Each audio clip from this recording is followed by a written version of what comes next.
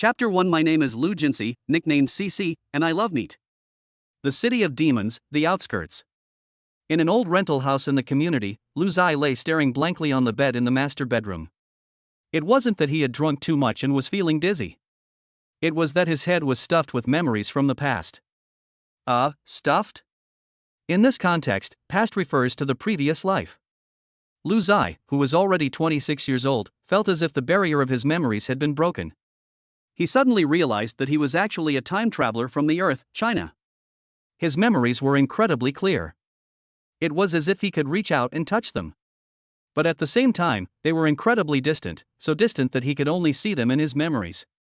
Imagine if you had lived for more than 20 years in a daze, and suddenly unlocked another set of memories. How would you feel? Either you would think you had masturbated too much, or you had masturbated too much, or you had masturbated too much, right?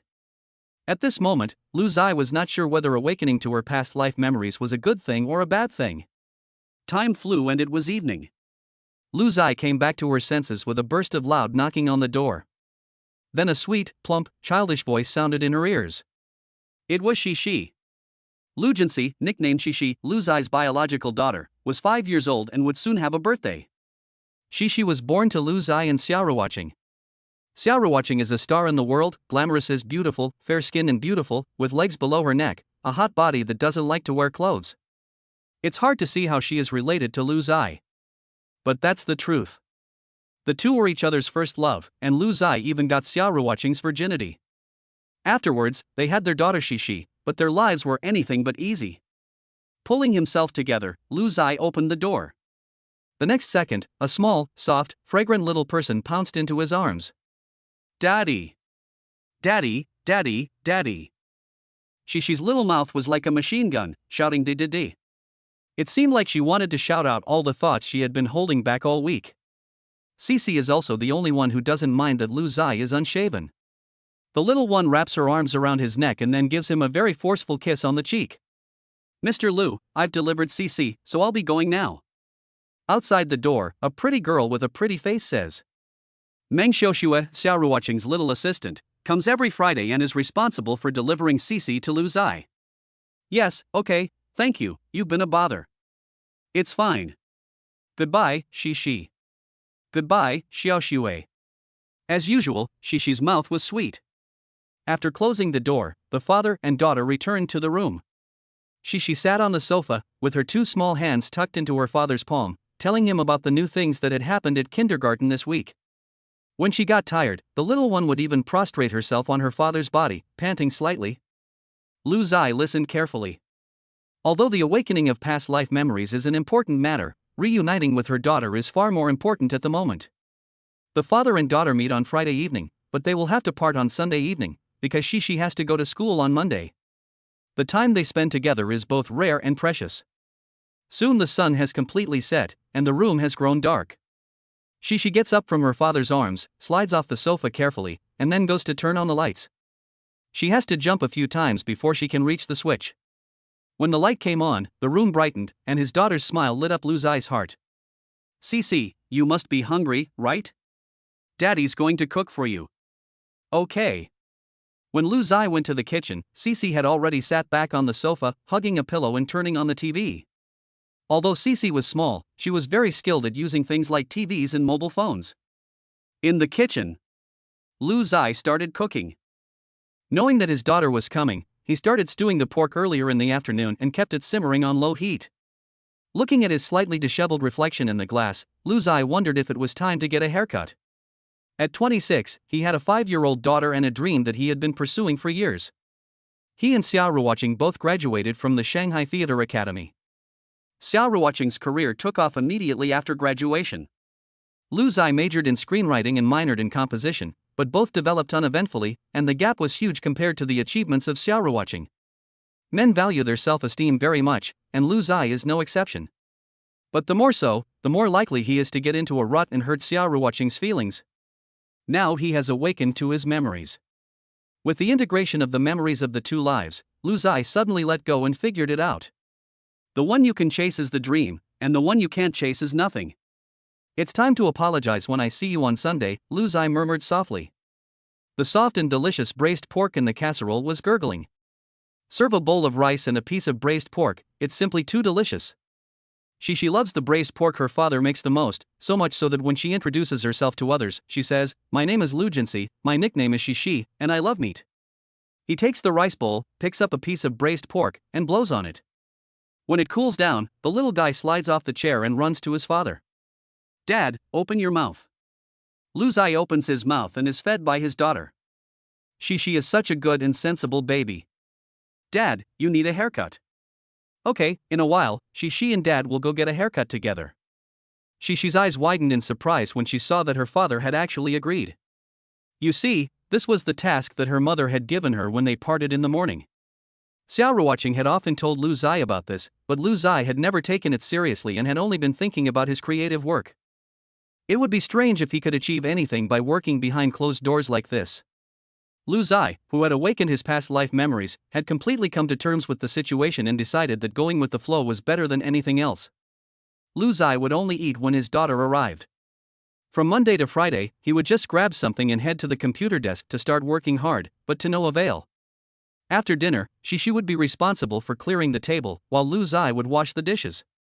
When he came out of the kitchen, Shishi was already waiting in front of the door, her shoes already on. The little girl, dressed in a little skirt, stood tall and elegant, like a little princess. Both her temperament and delicate features are very similar to her mother's. If you look closely, there is also a trace of Lu Zai and Shishi, commonly known as a striking resemblance. After locking the door, the father and daughter hold hands and go downstairs. Although the community is old, the surrounding facilities are complete. After all, it is the Magic City, and many young migrant workers come here to rent a place to live in order to relieve their stress. Soon the father and daughter arrive at a barber shop. The shop was not big, and the words Haircut 20 were written on the glass door. The hairdresser was a lady in her 30s with very good skills. Lu Zai was just lucky to get an appointment, otherwise he would have had to wait in line. As strand after strand of hair was cut, Lu Zai's handsome face was revealed once again. Before the haircut, he was non-mainstream. After the haircut, he was an idol trainee, not effeminate at all. No wonder even Xiaoruoqing, a big star, would occasionally sigh, her daughter has the charm of her father, and that charm is just right. Chapter 2, it's much more convenient to bring than to take. 20 yuan. After paying, Lu Zai took his daughter's soft little hand and left. It was completely dark. But the streets outside the community were still very lively. From the food stalls came the sound of boastful talk, accompanied by loud laughter that could be heard for miles. The smoke from the barbecues drifted in the wind, accompanied by the smell of cumin and salt, which was quite pleasant, but if you got any closer it was quite overpowering. Laughter, noise, smoke, all of these things combined to create a festive atmosphere. The smell of the world is the most soothing to the human heart, Lu Zai had read on the packet of ginger brown sugar. When Lu Zai returned from outside, she was holding an ice cream in her left hand and a kebab in her right. When Lu Zai opened the door, the little one was still pulling the meat down with her mouth, and she would tilt her head happily after eating, which was both playful and cute. This was also a promise between Shishi and her father. The promise was that at her father's place, she could eat things that her mother didn't let her eat, such as ice cream, once a week, and then not tell her mother. Lu Zai knows that Xiaoruoqing doesn't let her eat these things for her daughter's own good. But it's okay to eat them once in a while. After returning home, Shishi watched 2 episodes of an animated series. As it was approaching 9 o'clock, the little one took the initiative to turn off the TV.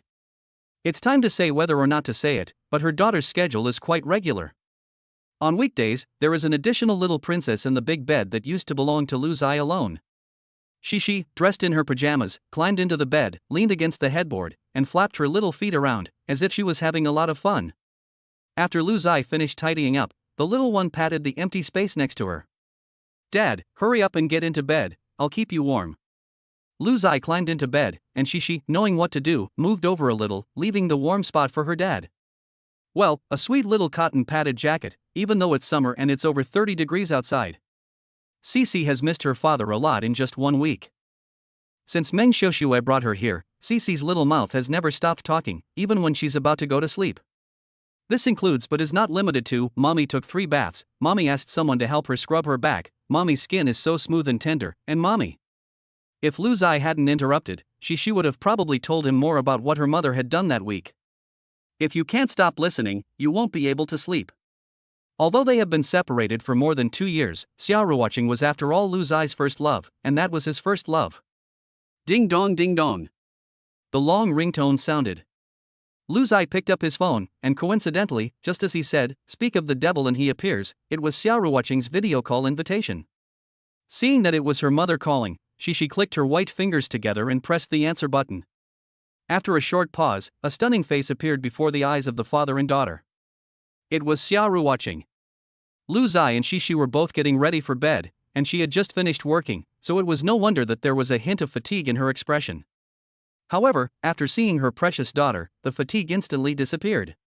Xixi is really the apple of her mother's eye, the treasure in her hands, and the antidote to fatigue. Lu Zai? Carrot. Lu Zai suddenly felt speechless. Girls can change their expressions really quickly.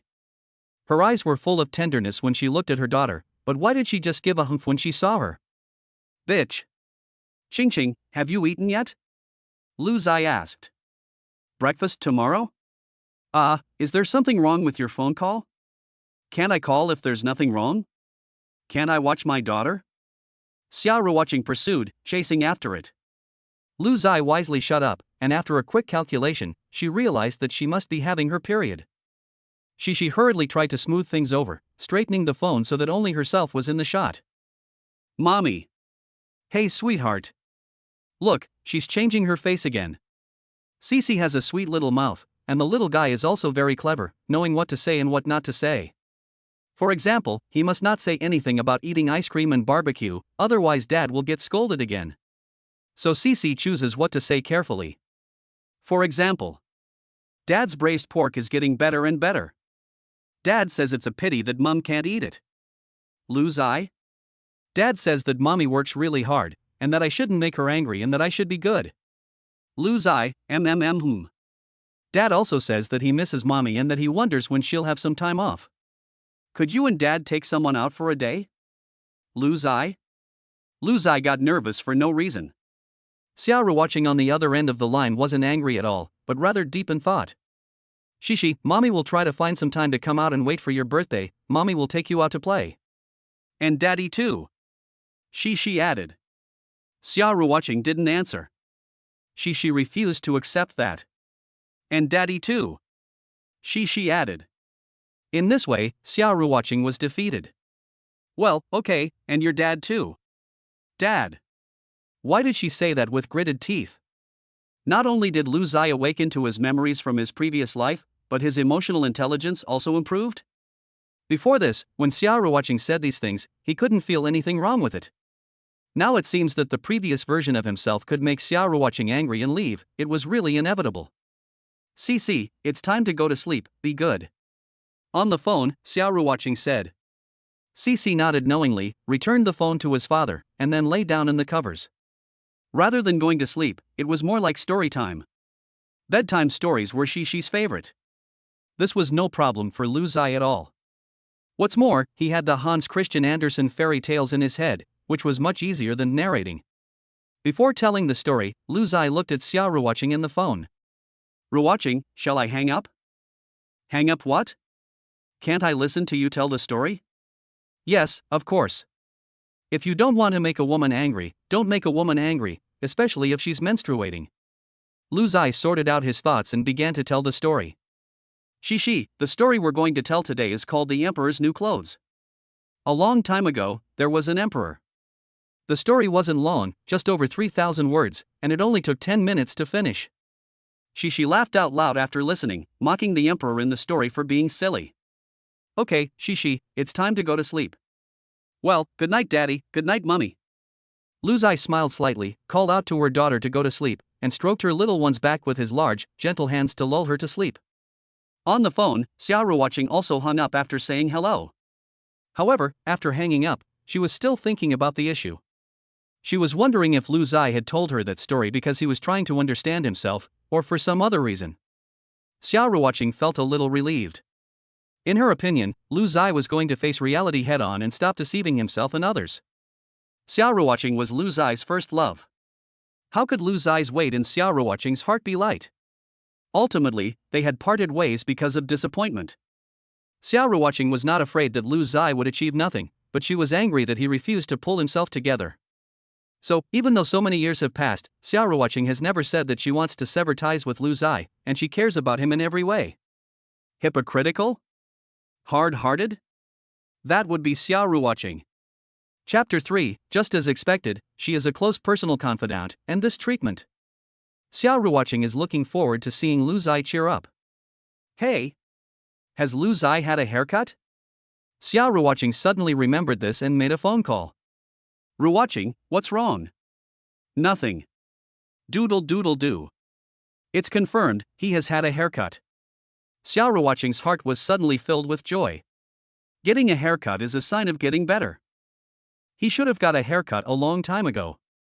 With a better appearance, he has regained his handsome look. Lying on her back on the large double bed, Xiaoruoqing, with her eyes closed, couldn't help but daydream. For no reason, she felt good. On the other side, Lu Zai was still at a loss. A phone call came, and after a sentence of "it's nothing," the call was hung up. She didn't think too much about it and rolled over to go to sleep. The next day, Lu Zai, with her eyes closed, felt her nose tickle. When he woke up, he found Shishi lying in front of him, her big, watery eyes blinking. The reason his nose was tickling was because when the little one breathed, her exhalation hit Lu Zai's face directly. "Little princess, why are you awake so early?" "Dad, it's not early, it's already 8 o'clock. "Oh? It's already 8 o'clock, okay, Dad will go cook for you." Although she was very sleepy, Lu Zai rolled over and got up, going to the kitchen to prepare breakfast. A man would rather sleep less and have his daughter eat well. When Lu Zai went to the kitchen, Shishi also rolled out of bed, stepping in beige cartoon slippers and following her with a tap, tap, tap. "Shishi, go wait for Daddy in the living room, it won't take long." Shishi shook her head, but instead brought a small stool and sat behind her father, to show her support. "Dad, I'll keep you company." "Well, how about cooking some noodles?" "Sure, Shishi doesn't have any food preferences." Lu Zai gave a small smile, and after stretching, she felt refreshed. Cooking was easy, not difficult at all. In a matter of moments, 2 bowls of Yangchun noodles were ready, along with a fried egg. Shishi loves noodles, compared to rice. At the table, the little one slurped up the noodles, eating them with gusto, and in no time at all, they were all gone. After learning that the noodles were called Yangchun noodles, Shishi remembered it, wondering when he would let his dad make a bowl for his mommy to eat. Weekends are lazy. Even if the sun outside is scorching, it's really comfortable inside with the air conditioning, holding half a watermelon and eating it with a spoon. The only bad thing, in Shishi's opinion, is that you're not allowed to eat too much watermelon. "Dad, I've only had a few bites." "That's plenty. You can have some more in the afternoon." Shishi had to give up. She knows that her father is very biased in her favor, but because of this, after being rejected, the little one just pouts and says nothing more. Every Monday, Shishi starts thinking about what delicious food she wants her father to make for her at the weekend. So at lunchtime, the table is full of the things Shishi wants to eat. There is sweet and sour pork, shredded pork in Beijing sauce, fried chicken, and a cold Coke. Ha! Shishi let out a happy sound as she took a sip of the cola. Little fairies don't burp in front of other people, except for their dads. So, Shishi burped. It feels so good. "Cheers, Dad." "Cheers." Lu Zai's face was beaming with a broad smile. Although cooking took quite a while, it was no problem as long as his daughter liked it, even if he had to eat leftovers for the next 2 or 3 days. After the father and daughter had finished their toast, the doorbell rang. Lu Zai couldn't help but raise an eyebrow, wondering who could be knocking. The property management? The water and electricity bill collector? Shishi, meanwhile, quickly picked up her father's phone and opened the screen to check. She let out a sigh of relief when she saw that it was Saturday. "You eat first, I'll get the door." Lu Zai went to the door, and without looking through the peephole, he pulled open the door. Then he saw a beautiful woman. To be precise, it was Xiaoruoqing. As a celebrity in urban beauty, her fashion sense was naturally impeccable. She could wear a simple dress and it would look like a designer item. In particular, Xiaoruoqing had very fair skin, which made her look good in anything. With a little bit of makeup, she looked fashionable.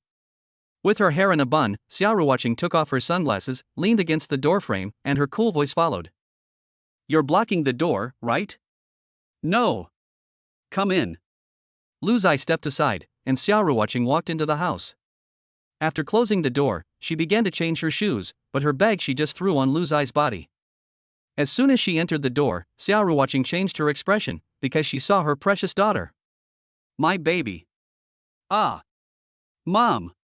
She exclaimed, but she did not jump into her mother's arms as usual, because the hand under the table was hiding something. Cici, what are you hiding? Xiaoru watching bent suspiciously down to take a look and immediately saw the large bottle of Coke that her daughter was struggling to hold onto. It was still delicious. Xiaoru watching suddenly understood. Ching ching. Lu Zai called out, trying to help her daughter out and take the blame for her actions. After all, Xiaoru watching normally wouldn't allow her daughter to drink carbonated drinks. However, Xiaoru watching didn't seem to be that unreasonable. When she saw that her daughter was about to lose her balance, she hurriedly ran up with small steps and caught the large bottle of Coke in her daughter's hand under the table. It's over. Xiaoru watching laughed out loud, and then unscrewed the cap of the Coke. Mommy is going to use your cup. It's so hot outside, and it's cold Coke. Xiaoru watching poured a glass, and after the bubbles had disappeared, it turned directly into a third of a glass, which she gulped down. Unlike Cici, she didn't burp, and when she felt the urge to burp, she just silently held it in without making a single extraneous sound. Cici was nervous, very nervous. The little guy blinked his eyes and asked carefully, Mommy, you don't blame me for drinking the cola, do you? Blame you? Why blame you? We don't drink it every day. It's fine to drink it occasionally, and it's so hot. Today Xiaoru watching was surprisingly easygoing. Lu Zai and Shishi both felt the same way. Not only that, Xiaoru watching sat down next to Shishi, legs slightly together, in an elegant posture.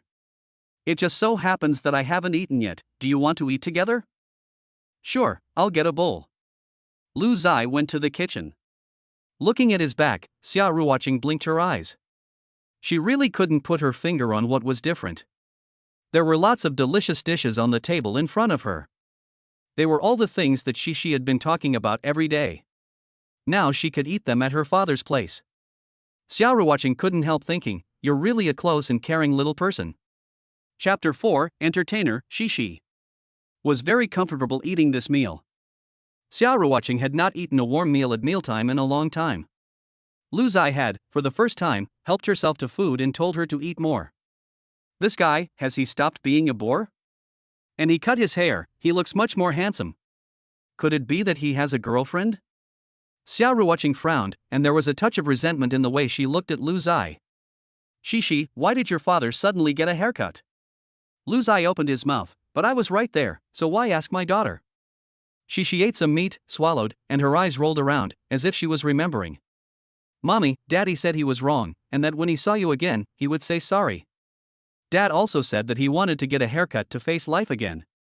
Dad said a lot, but I can't remember it all. Shishi was very helpful, a golden assist. There was nothing wrong with what he said, it was exactly what Lu Zai had been thinking. Sure enough, after hearing it, Xiaoru watching's cold and elegant face seemed to soften a little. Although she didn't say anything else. But after the three of them finished eating, Xiaoru watching took the initiative to get up and clean up the dishes. When Lu Zai arrived in the kitchen with the soup tureen, she was already washing the dishes. Ching, let me do it. No need. Xiaoru watching shook her head to refuse, so Lu Zai had to go and serve the rest. Cici, being understanding, did not go to the kitchen again, but went back to the living room to watch TV, deliberately turning up the volume so as not to hear her parents talking. In the kitchen, Lu Zai stood to one side, thinking about what she could do to help. Unfortunately, Xiaoru watching was very handy and was not someone who was completely useless with their hands. She quickly got the cleaning done. What are you doing here?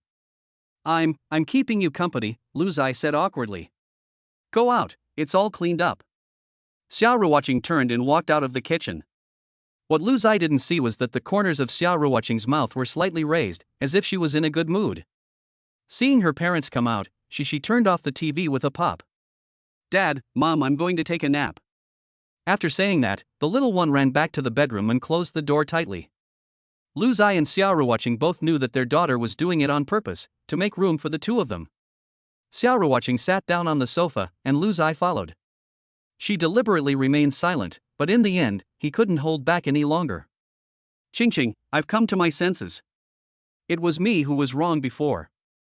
I shut myself away, I'm overambitious, I get stuck in a rut, Lu Zai blurted out what was on his mind. Xiao Ruoqing brought her right leg together and came over to his side. Her beautiful eyes were sparkling with light, and a faint smile seemed to be on the corner of her mouth. Just as Lu Zai thought Xiao Ruoqing was going to say something, she suddenly got up and went to the door, taking her bag into the living room. Xiao Ruoqing actually ignored what Lu Zai had just said and turned to talk about her own arrangements. These are Cece's clothes for washing and changing. Will you come back tomorrow afternoon to pick them up? Xiao Ruoqing shook her head and sighed. The company has suddenly sent me on a business trip to Lin City, and I don't think I'll be back for a week. This week, Shishi will have to rely on you to take her to and from kindergarten. Is that okay? Of course it's okay. Lu Zai replied hastily, and was very happy in his heart. After all, he could not ask for anything more than to be able to keep his daughter by his side for a few more days. Next, Xiao Ruoqing gave him some other instructions, many of which were about his daughter. It wasn't until the end that she mentioned Lu Zai.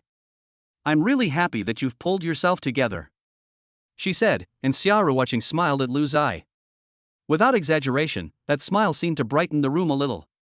Lu Zai felt a pang of sadness in her heart, remembering that it had been a long time since Xiao Ruoqing had smiled at her like that. Ever since she had awakened her past life memories and thought clearly about her decadence over the years, Lu Zai had wondered more than once what her life would have been like if she had let go sooner. With a wife and daughter by his side, even if he was busy, he could still hear words of comfort like "You worked hard, honey, and you worked hard, Dad." That would be nice. But right now, his good family has been ruined by his own obsession. The couple lives in separate places, and their daughter can't even fulfill her wish to see her mom and dad together. As Lu Zai's mind wandered, her facial expressions changed significantly, showing annoyance, remorse, loss, and sadness. Xiao Ruoqing saw it in her eyes and her heart followed suit, aching with pain. She believed that Lu Zai had really let go and was really going to face life again. This alone was enough. Zai, what are your plans for the future? First, make a living. How? You'll find out in time. Lu Zai played hard to get, but her smile was full of confidence. In an instant, Xiao Ruoqing was in a daze.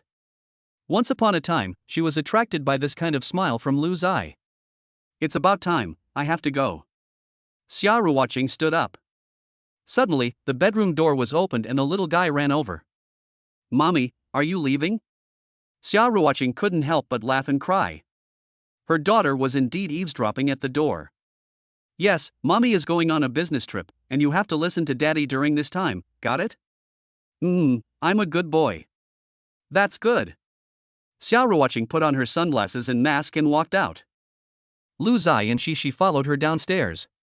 The little one was reluctant to let go of her mother's arm, with a pout on his lips, muttering about being reluctant. Mommy, you have to call me when you have time. Mommy knows. Mommy, I'm so reluctant to let you go. Mommy is too, don't worry, I'll come pick you up after the business trip. Okay, Mom, be careful on the road. Shishi saw Xiao Ruoqing into the car, and did not forget to say hello to Meng Xiuxue, and told them to be careful on the road. She is simply a little angel. Shishi, Mom is leaving. Zai, you have worked hard. Mom. The car drove off in the dust, and Lu Zai stroked his daughter's head. Just thinking about how to comfort her, the next second Shishi wrapped her arms around his arm. Daddy! Let's go home. That's great. I get to spend the next few days with Daddy. Yes. Cece's face was full of joy. Lu Zai couldn't help but laugh and cry at the same time. She thought her daughter had just been pretending. She wasn't pretending. She really didn't want to be apart from her mommy for so long. But fortunately, she had Daddy, and she was fine with him. Cece explained. Yes, Dad believes you. Lu Zai nodded vigorously. Dad definitely has to believe you. I'm not lying, and kids who lie are not good kids. I'm a good kid. Yes, Shishi is not only a good kid, but also a source of joy. Chapter 5, a 60-second audio square to warm the heart. What are you thinking about, Qingjie? Meng Xiuxue looked through the rearview mirror and saw Xiao Ruoqing deep in thought. She was so engrossed that it took several calls for her to wake up. Ha? Me? Nothing. Shishi's father has come to his senses, and I couldn't help but get lost in my thoughts.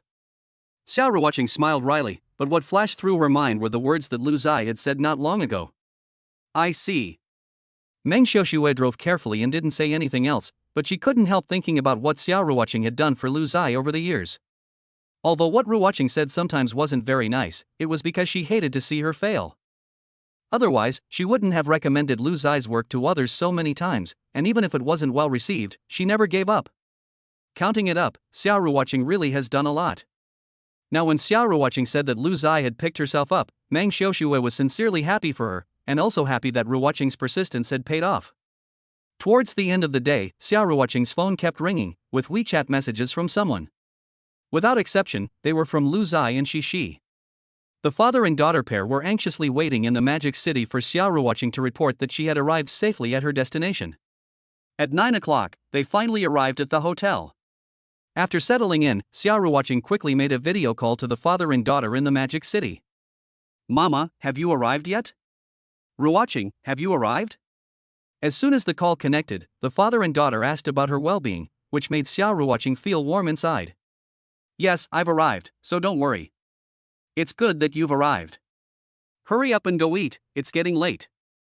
Lu Zai's gentle voice made Xiao Ruoqing feel very comfortable, but she didn't have an appetite because she was a little carsick.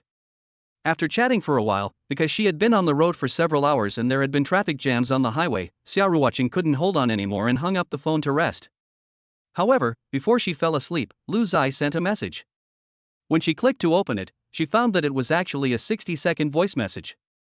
Xiao Ruoqing clicked suspiciously, and at first she didn't react to what it was. It wasn't until she listened for a while that she realized it was actually a bedtime story. She wanted to listen to a bedtime story before going to sleep. The idea of letting Lu Zai record it while telling it, and then sending it to Xiao Ruoqing, also came from Xixi. It can only be said that if this family didn't have Xixi, it might have long since fallen apart. Each story lasts more than 10 minutes. As many as 10 60-second audio files form a square array. Despite the interruptions, Xiao Ruoqing still manages to listen to the whole story of the ugly duckling. Paired with Lu Zai's gentle voice, Xiao Ruoqing, like Xixi, yawns and falls asleep with her head tilted. Xixi is very happy all day on Sunday. She doesn't have to worry about being picked up by her mother in the evening. She ate, slept, played, and had fun with her father, and was simply over the moon. Tomorrow is school, so she needs to take a bath tonight. After Lu Zai had filled the bathtub for her daughter, she was told to leave. Yes, the little girl had grown up without her noticing. She could bathe by herself, but she didn't want to blow dry her hair even by herself. After changing into her pajamas, she came to Lu Zai, covering her hair with a towel. Taking advantage of the fact that her father wasn't paying attention, the little one suddenly shook her hair, splashing Lu Zai with water droplets, and then laughing happily. Giggle. Dad, are you feeling better? I'm feeling better, but too much so, I'm not sleepy at all. Lu Zai's face was full of affection. Looking at his cute and playful daughter, he really hopes that the family of three can be reunited again. There is still a long way to go. But he will try his best. Xixi sits on the bed, Lu Zai stands in front of her, holding a hairdryer in her left hand and running her right hand through her daughter's hair. Her daughter has very good hair quality, having inherited her mother's fine genes. If only Xixi wasn't so naughty, they could have dried her hair 2 minutes earlier. Unfortunately, the little one wanted to play with her father, and always, when Lu Zai wasn't looking, she would pull a lock of hair and tickle her father's nose with it. After drying her hair, Lu Zai carried her daughter to bed, and her big hands tickled the little one's body, filling the room with the father and daughter's giggles. I almost didn't hear Xiao Ruoqing's video call. Tomorrow is Monday, and Lu Zai will have to send Xixi to kindergarten, so Xiao Ruoqing will call to ask how it went. From the background, Xiao Ruoqing is probably outside, finding some time to make the call. Zai, your place is a bit far from Xixi's kindergarten, so you might have to leave early, otherwise you'll be late if there's traffic. Okay, I'll set an alarm. Well, there's nothing else to do, so you two should get some rest early.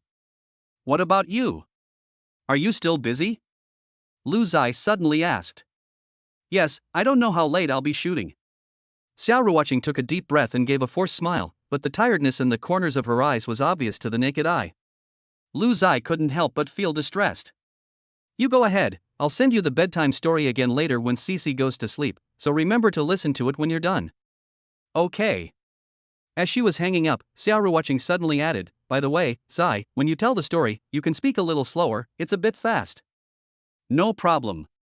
Lu Zai suddenly became very talkative, which made Xiaoruoqing flinch, and her tired body and mind seemed to have eased a little. She hung up the phone.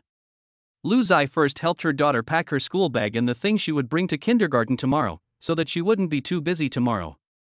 When it was all packed up and time to go to bed, she, just like the previous 2 days, warmed up the quilt for him. Well, it's summer, but I can't let her feelings go to waste. Dad, I'm ready, it's time to tell a story. Okay, today's story is Snow White. She interjected occasionally while listening to the story. So when Xiaoruoqing returned to the hotel, took a shower and rested, she heard her daughter's voice interrupting the story in a 60-second voice message. It was clear that the little girl hated the queen and was worried about Snow White. Although it was already the middle of the night, Xiaoruoqing couldn't sleep. Unable to sleep, she put on a silk jacket and went to the balcony of her room. She sat in a chair and looked up at the stars. Next to her was her mobile phone, which was playing the story sent by Lu Zai in a low voice. Over and over again. She didn't know if she was listening to the story or to Lu Zai's voice. But after listening to the story, Xiaoruoqing actually thought about it for a long time. She couldn't help but feel that Lu Zai's screenwriting skills had improved a lot, which was really a good thing. It really was a good thing. So good that Lu Zai even dreamed of Snow White. Except that in her dream, the Snow White was Xiaoruoqing, so much so that he almost didn't hear the alarm clock. Chapter 6 Xiaoruoqing, I don't think I was woken up by the alarm. Despite the alarm clock, the father and daughter still slept in for quite a while. When Lu Zai went to prepare breakfast, she went to wash her face and brush her teeth. When they left the house, both father and daughter looked very disheveled. Dad, your hair is flying. Ha! My hair is flying too. Ha, Dad, hurry up, the bus. Wait, Dad. Despite their disheveled appearance, they burst out laughing when they look at each other. As Xiaoruoqing said, Lu Zai's place is further away from Shishi's kindergarten, but they managed to catch the bus and subway. Although the father and daughter were running like crazy the whole way, they were just happy. Shishi was happy that her father was taking her to school. Lu Zai was happy to be able to take his daughter to school. The same reason, the same feeling. However, although the father and daughter did not stop the whole way, Shishi was almost late. The little one almost stepped into the kindergarten as the bell rang for class to start. After waving goodbye to Shishi, Lu Zai contemplated for a moment, looked at the map navigation, and then turned and left. But he didn't go home, instead he wanted to go and look at cars, and buy one if it suited him. It would be convenient for picking up and dropping off his daughter at school in the future, and also for getting around. In the afternoon, Shishi got out of school. When she saw a car parked at the agreed meeting place with her father, she was very unhappy, pouting and muttering her dissatisfaction, blocking people from finding her father. But when she saw her father actually get out of the car, the little one's eyes lit up. Dad? She shouted in surprise and trotted over, circling the car. Dad, you bought a car?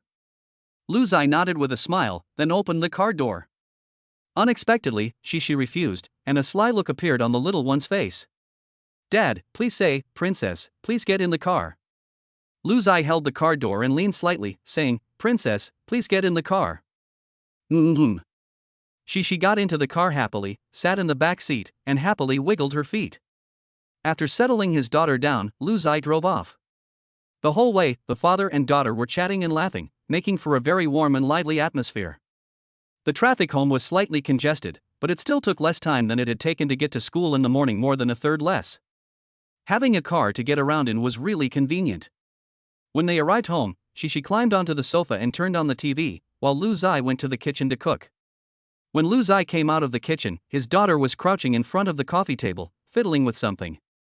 When he looked closer, he saw that it was a lot of small change, small denominations. When she saw her father coming, she got up, took Lu Zai to the coffee table, and pushed all the money towards him. Dad, I saved all this pocket money, you take it. Ha? Lu Zai was puzzled. What was he doing for his father? Mom said that Dad didn't have a stable job and had no source of income, so she shouldn't buy this and buy that. Today Dad bought a car again, so I guess Dad doesn't have much money, Cece guessed in a low voice. Although Cece was still young, she was smart and knew that Dad bought the car to make it easier to pick her up and drop her off. This made the little one feel even sadder, so she gave all the pocket money she had saved to help support the family. Regardless of whether it could help with the family finances, this gesture alone filled Lu Zai with tears. Her daughter's money was something he could never accept. and there was no time to waste in earning money. Cece, Daddy has money, and Daddy will make money, Lu Zai said with a smile, and quickly gathered up Cece's pocket money. Really? When has Daddy ever told a lie? Okay. Shishi nodded and stopped insisting, thinking that if one day her father really ran out of money, it would not be too late to take it out. Be good, go wash your hands, dinner is ready soon. Okay. Shishi ran to the bathroom in small steps. Lu Zai put away her adoring gaze and came to the kitchen. While cooking, she couldn't help but think of ways to make money. Although she had a lot of good ideas in her head, such as songs, screenplays, novels, only those that could be turned into cash counted. After much thought, songs are the easiest, and novels are next. As for how quickly money can be made, it's hard to say. With songs, you can put a demo on the Tauga Music Network and sell it at a set price. This method requires that a singer or music producer take a liking to it in order to talk about follow-up cooperation. With novels, it's much simpler. Submit it on the website, and once the word count is reached, it can be put on the shelves and wait for readers to pay to subscribe. Whether or not Huaxia's novels can become popular here is really hard to say. In that case, try both methods. At the dinner table, Shishi muttered about interesting things that happened at kindergarten during the day. Children find things interesting, but adults may not, but Lu Zai still listened carefully. He treasures the time he spends with his daughter, so even if Shishi describes things in a haphazard manner, he still listens with interest. After dinner, Lu Zai went to the second bedroom and started earning money. First, he uploaded 3 songs to Tauga Music, along with demo recordings and lyrics. The 3 songs were priced at 300,000, 500,000, and 600,000 respectively. A very fair price. Because these songs had all been verified by demo recordings, they would be a hit as long as he didn't mess around. Lu Zai's idea was simple. Since he had copied them, he could not let them gather dust. Besides, he had set the price himself, but whether or not to buy them was up to the buyer. After a short break, Lu Zai opened the novel website. With his memory and embellishments, he created that classic novel, 30 Years of River East, 30 Years of River West. Man makes, heaven sees. Now that he has done it, the result depends on heaven's will. Before going to bed that night, Xiaoruoqing called. The mother and daughter chatted for a long time, but they had to hang up when Xiaoruoqing's assistant came to hurry them. Is it that hard? Lu Zai's brows furrowed slightly, and her fingers tapped out a line of text, take care and get some rest. A few moments later, Xiaoruoqing sent a message back, an emoticon that said As he had done the previous night, Lu Zai recorded a bedtime story for his daughter and sent it to Xiaoruoqing. It was already the middle of the night when Xiaoruoqing listened to it. Looking at Lu Zai's caring words in the chat box, her heart felt very warm. In a daze, Xiaoruoqing sent a punctuation mark, and when she glanced at the time, it was already 1 a.m. When she withdrew the punctuation mark, she realized that she had sent it twice. I'm so annoying. It's late at night, and I'm not letting someone sleep. Xiaoruoqing tightly bit her lips, her jade hands clenched into fists, her feelings of annoyance floating in her heart. Suddenly, Lu Zai sent a message. Ruoqing, what's wrong? Oh. You're still awake? Delicate fingers danced across the screen, and another line of text was sent. Did I wake you up again? Chapter 7 #shocked. Actress Xia Qing has a late-night private meeting with a man with a baby. Looking at the message Xiaoruoqing sent, Lu Zai's mouth curled up. Even through the screen of the phone, thousands of miles apart, she could feel her embarrassment and apology. In fact, Lu Zai hadn't gone to bed yet. No, it's none of your business, I'm writing something and I haven't gone to bed yet. This was the truth. But Xiaoruoqing didn't believe it. She must have been trying to comfort me by reassuring me that it wasn't a problem. Thinking this, Xiaoruoqing pursed her red lips and typed a line, "What are you writing?" Before she could click send, Xiaoruoqing deleted it. She felt that if she sent it, Lu Zai would have to make excuses. Well, I'm going to sleep first. You should write less and go to bed earlier. After sending the message, Xiaoruoqing added, I have to take my daughter to school tomorrow morning. Okay.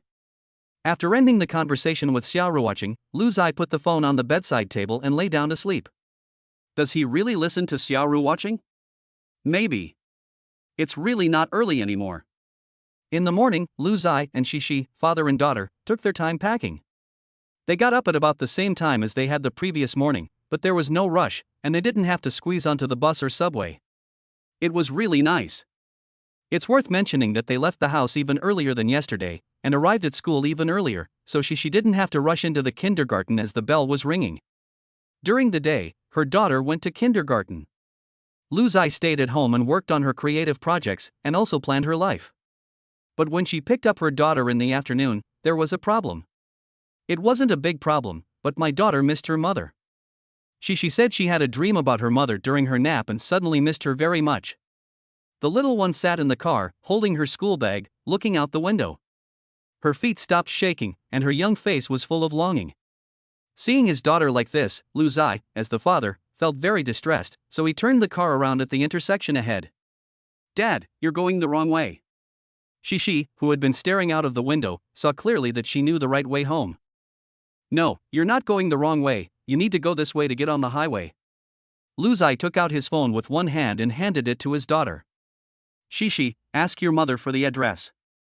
If your mother asks why, don't tell her, we want to surprise her."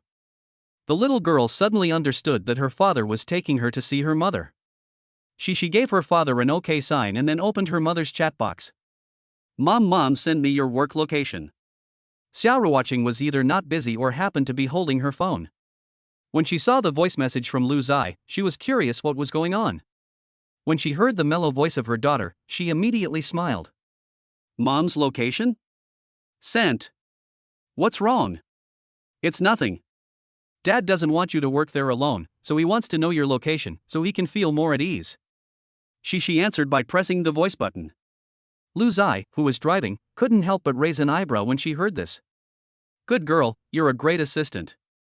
Sure enough, Xiaoruoqing's mood did improve on the other end of the phone.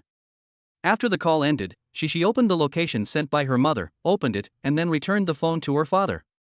Once the navigation started, they increased the throttle and the father and daughter got closer and closer to Xiaoruoqing. She is a little chatterbox. Along the way, her mouth never stopped talking, the complete opposite of the low mood she was in when she first left kindergarten. The little one also rehearsed for a long time, thinking about how to surprise her mother when they met. Should she jump out? Or cover her mother's eyes and let her guess? No, I'm not tall enough to reach her. Okay, I'll just cover her eyes. Dad, how should the two of us appear to surprise Mom? Well, falling from the sky? Dad, that's terrifying. I don't know, Dad, I'll listen to Shishi. Shishi frowned slightly dissatisfied that Dad wasn't helping to think of an idea. In the end, Shishi decided that she wanted to be unexpected. Cloudtop Hotel. In the private room, Xiaoruoqing was huddled on the sofa, fiddling with her phone. She was distracted, so she casually opened an app and then closed it again. A few days ago at this time, she was still in the studio. But today, she was taking a break, a complete break. Because the company had given her a hard time. Suddenly, a message from Luzai arrived. When she saw it was a voice message, Xiaoruoqing knew it was her daughter, because Luzai usually sent text messages. Sure enough, when she clicked on the voice message, her daughter's soft voice rang in her ears. Mommy, I bought you 2 desserts, so go downstairs and pick them up. Bah. The location is, oh yes, outdoor parking lot, section C, hurry up and go. Mommy. Although Xiaoruoqing really didn't want to move, after all, it was her daughter's wish, so after changing her clothes, she put on her sunglasses and went out. Following her daughter's instructions, Xiaoruoqing arrived in Zone C. But looking left and right, she didn't see any delivery staff. Could it be that she had gone to the wrong place?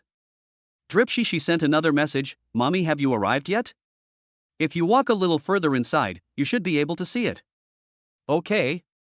Xiaoruoqing just wanted to find it as soon as possible, and she didn't think deeply about her daughter's words. Just as she looked left and right looking for the takeaway boy, suddenly a pair of hands wrapped around her thighs, and then she heard. Hey, I told you, I can only hold on to Mommy's long legs. Hey.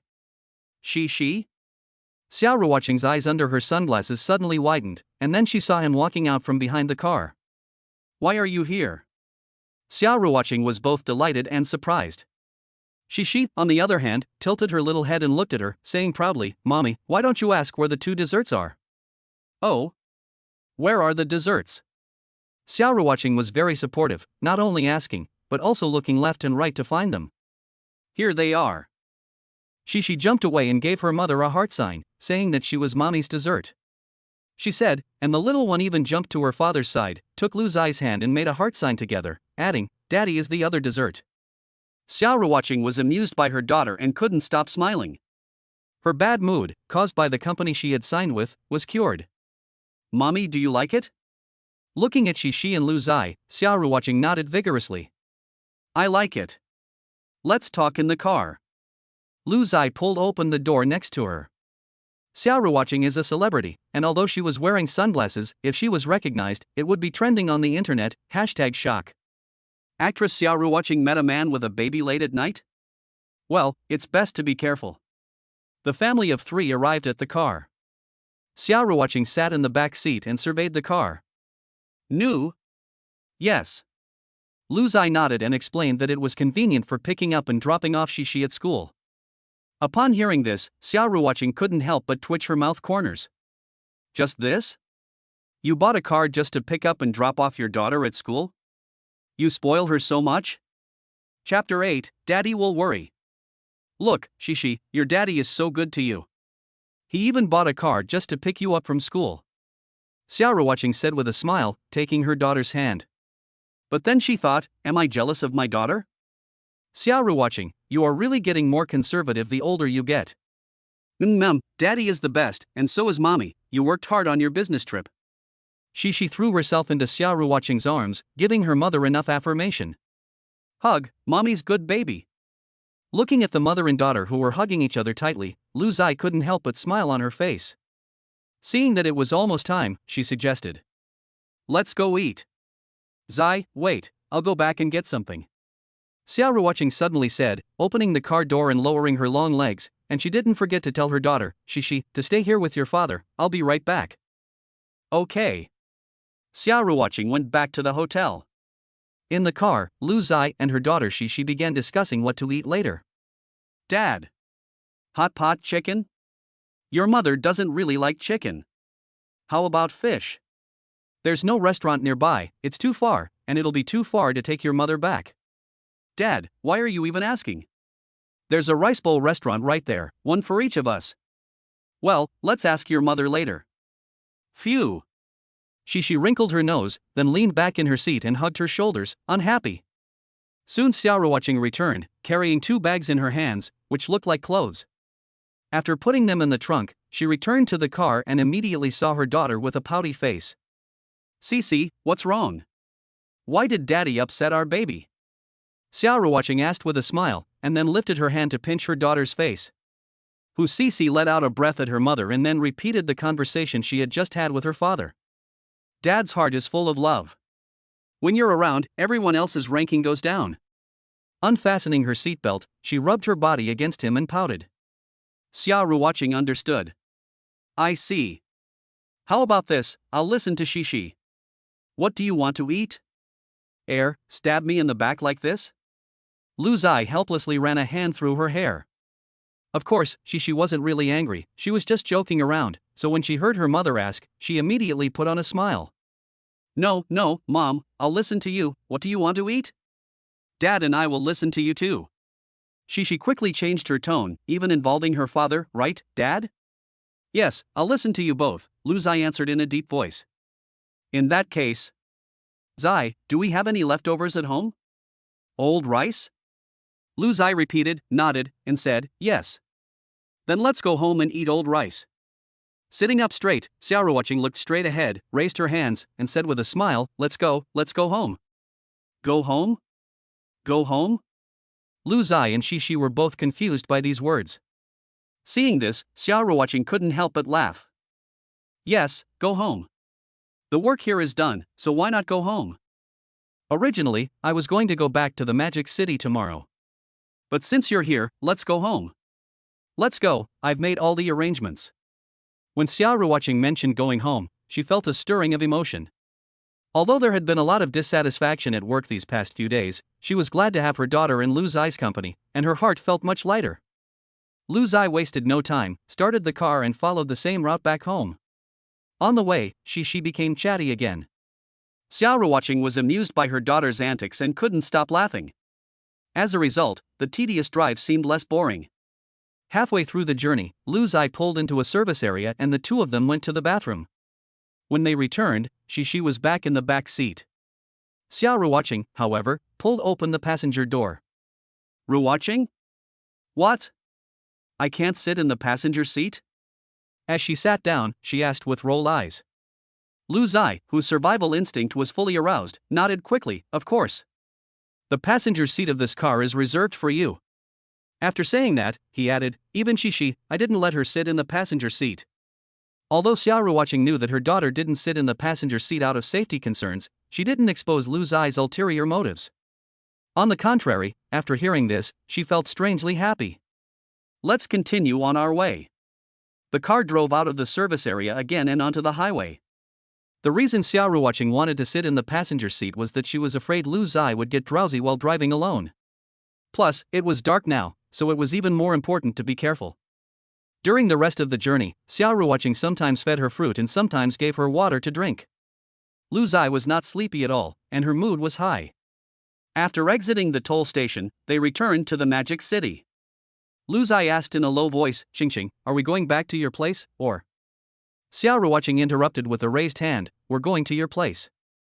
Okay. It was already 10:30 when they got home. She trotted ahead to open the door. Xia Ruoqing followed closely behind. Lu Zai brought up the rear, carrying things. I'll go cook dinner.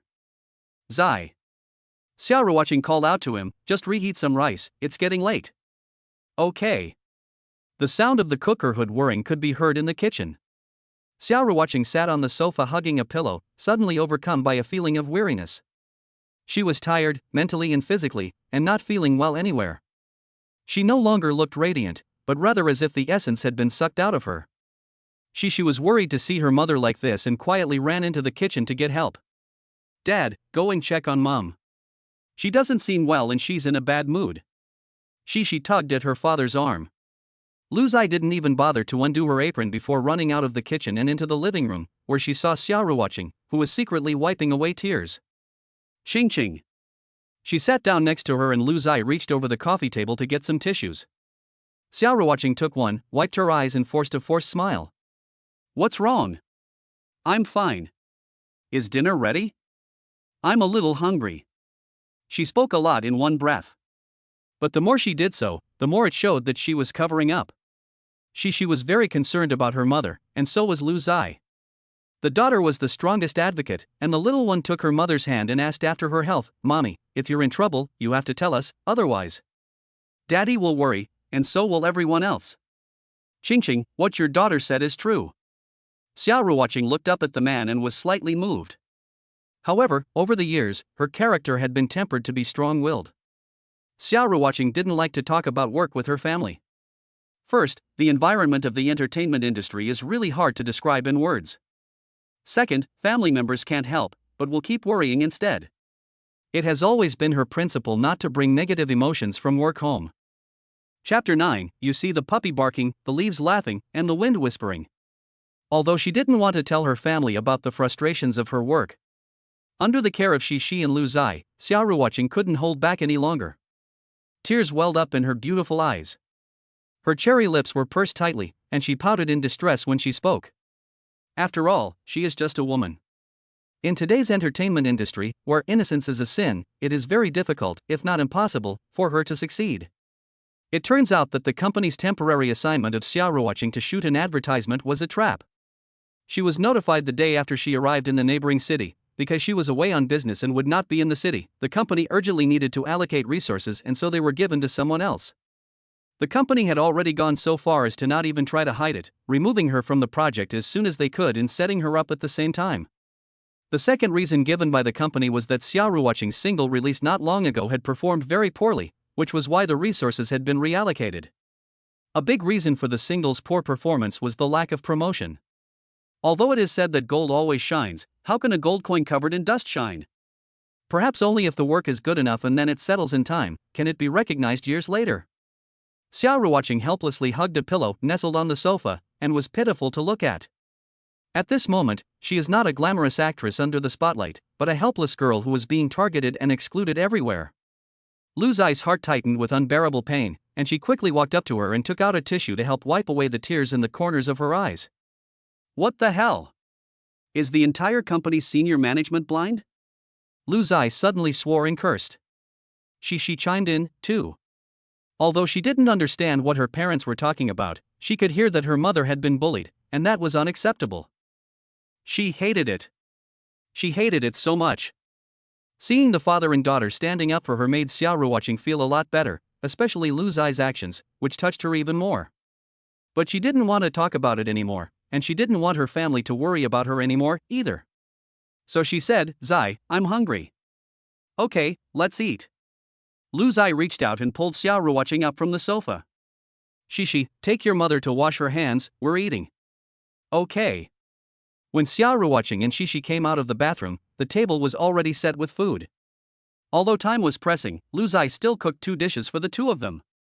Together with the leftovers, the table was also filled halfway. Xiao watching was really hungry. She had hardly eaten anything in the past few days in the neighboring city and had no appetite. She had just poured out her heart to Lu Zai's daughter Shishi and felt much better, so her appetite naturally returned. After a bowl of rice, Xiao watching looked much better and said with a bite of chopsticks in her mouth. Zai, a friend of mine is going to release an album next year, and I've already contacted you for her. If there's a suitable song, you can send it to her.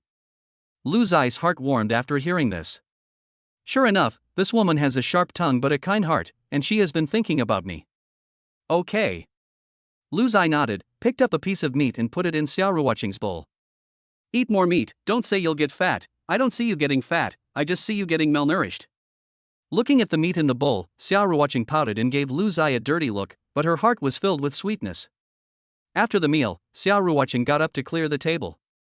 Lu Zai refused, telling her to take her daughter to wash up and then go to bed. Cici still had to go to school tomorrow, so she should go to bed early, and she still had to go to the second bedroom to write something. It was indeed getting late. Cici fell asleep in no time, and didn't even bother to listen to a bedtime story. But Xiao watching couldn't sleep, tossing and turning. It wasn't that she wasn't used to sleeping in Lu Zai's bed, but her mind was racing with all sorts of thoughts. Women are prone to depression at night. Unable to sleep and afraid of waking her daughter, Xiao watching got out of bed quietly and went to check on Lu Zai. The door to the second bedroom didn't close properly, leaving a gap no matter how hard she tried to close it. Through the gap, Xiao watching saw Lu Zai sitting at the computer desk, typing away. Lu Zai's serious appearance was very attractive. But what made Xiao watching feel most complicated was his deliberate act of keeping his typing sound down. He did this not to disturb the 2 of them. Zai. Outside the door, Xiao watching called softly. Lu Zai turned his head and a smile immediately appeared on his face when he saw her. Can't sleep? Lu Zai asked softly, then patted the edge of the bed next to him and came over to sit down. Xiao watching came over to Lu Zai's side, but instead of sitting down, she gently reclined, in a position that allowed her to see his face directly. Lu Zai pulled a blanket over Xiao watching's slender and graceful body. Although her daughter was already 5 years old, Xiao watching still had the same girlish charm as before, and had even gained a touch of mature charm. For Lu Zai, this was undoubtedly very attractive. Zai, what are you writing? You'll find out later.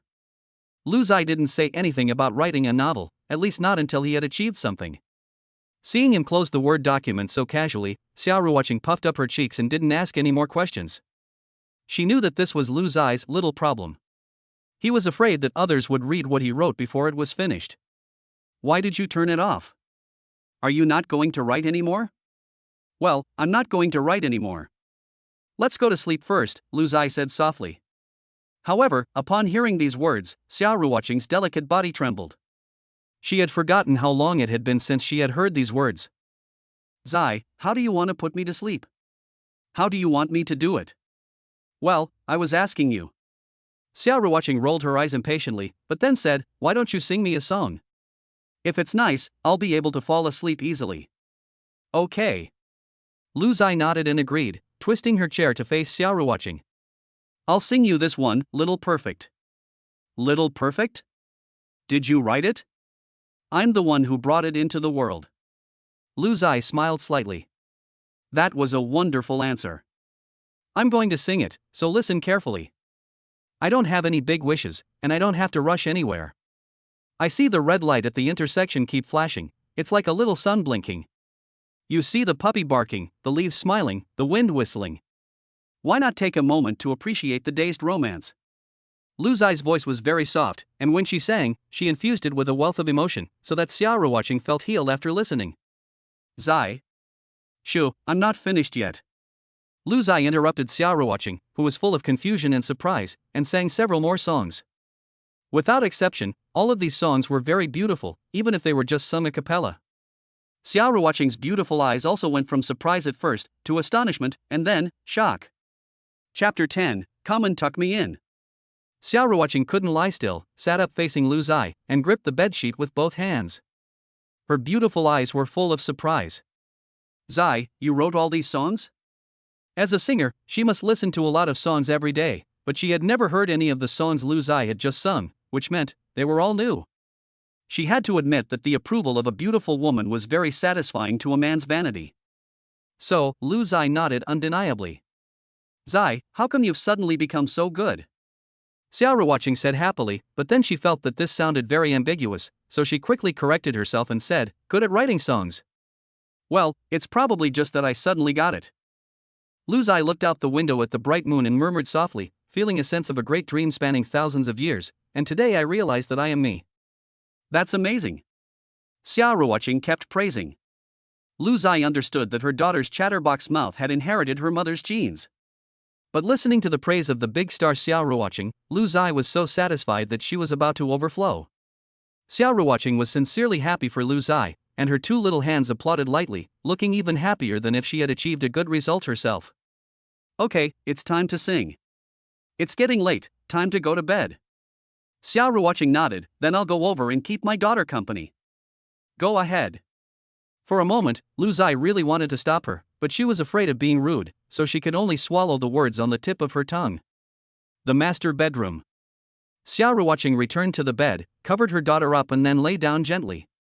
But with her eyes closed, she could not sleep at all, and Lu Zai's singing voice kept flashing through her mind. She tossed and turned, but just could not sleep. Seeing her daughter sleeping soundly, Xiao watching suddenly had a thought. She took out her mobile phone and sent a message to Lu Zai. Zai, are you asleep? Not yet.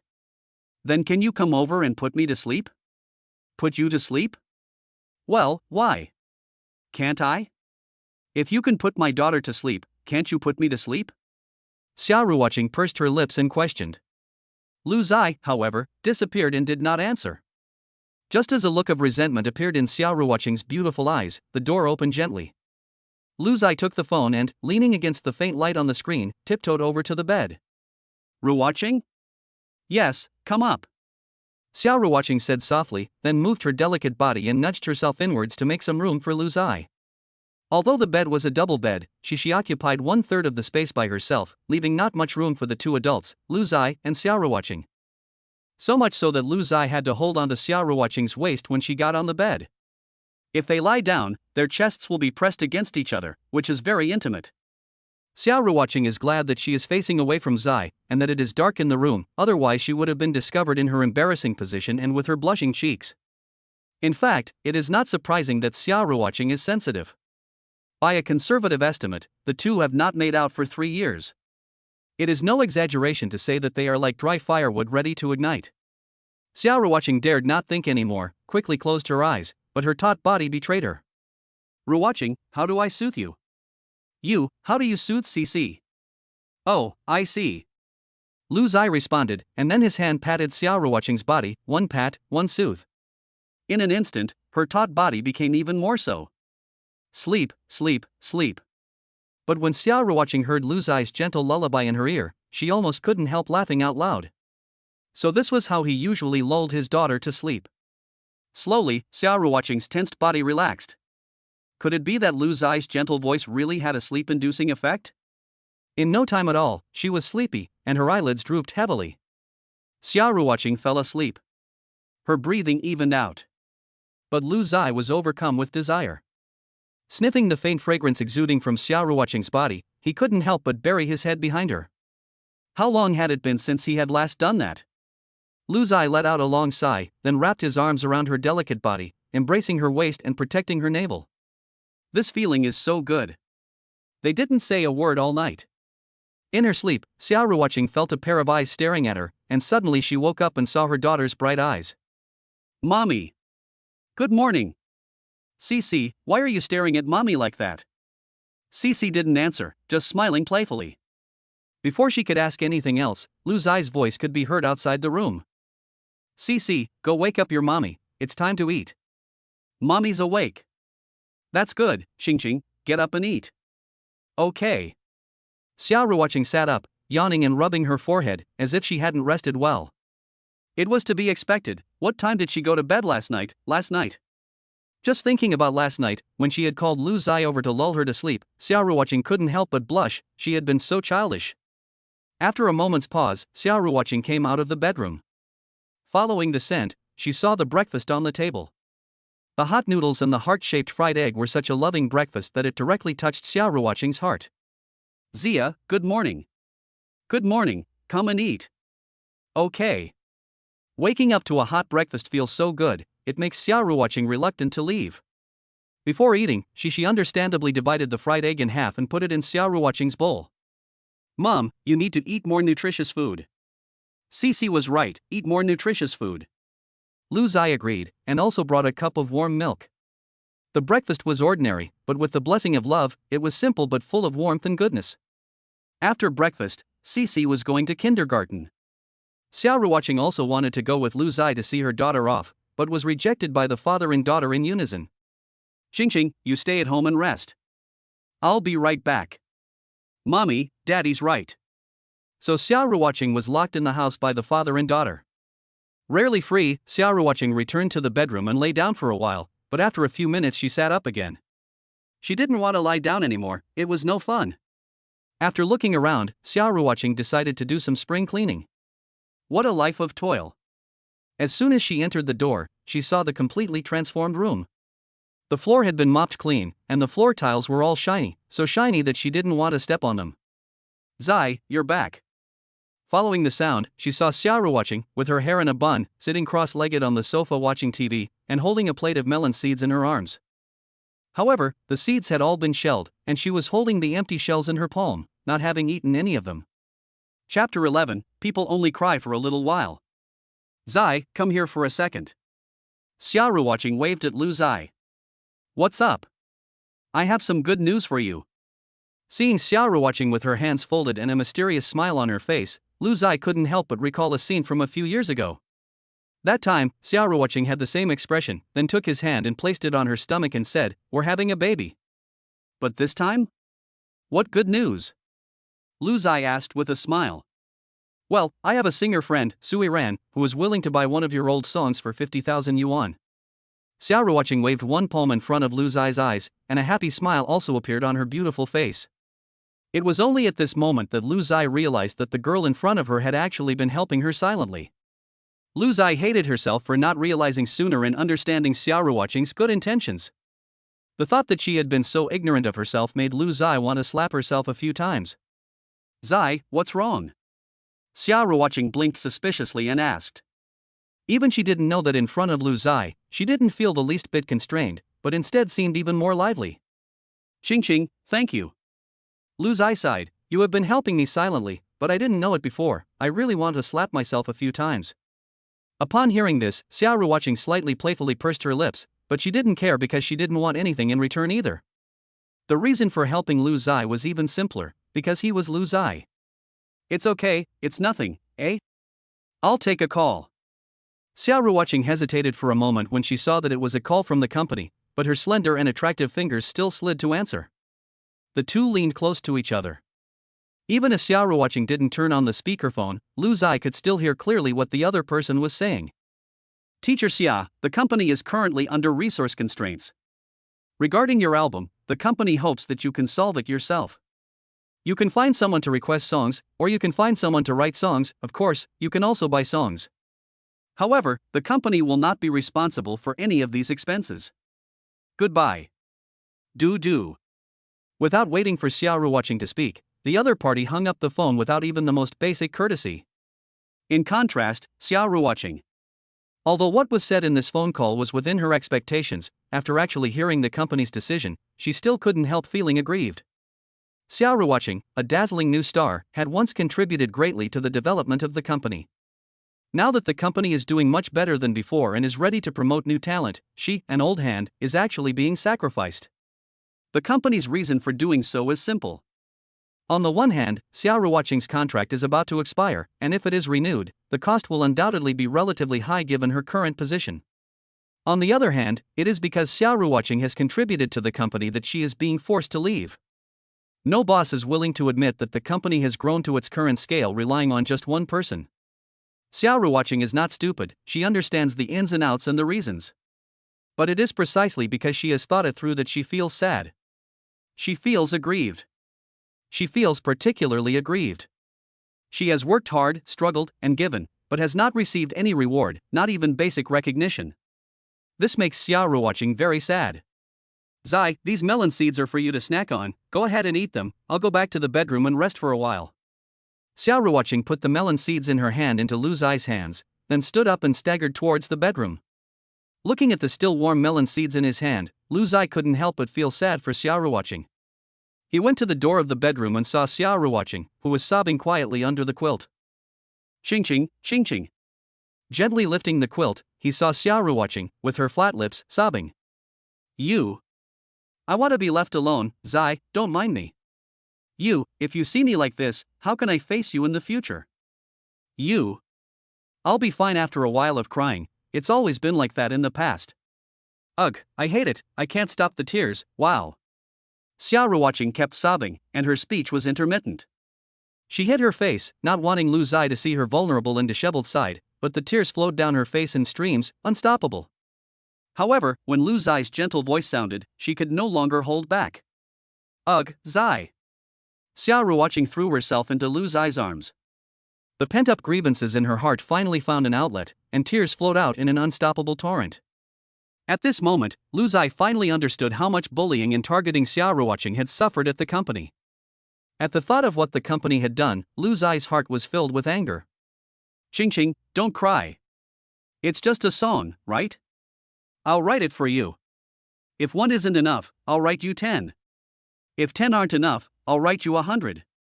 Lu Zai said softly, stroking Xiao Ruoqing's shoulder. Xiao Ruoqing had poured out all her grievances and her emotions had stabilized a lot. When she heard Lu Zai's domineering and heroic words, she couldn't help but feel warm in her heart. Zai, you think original songs are radishes, one after the other. Thank you, I feel so much better. As she spoke, Xiao Ruoqing wiped away her tears with the back of her hand and forced a smile.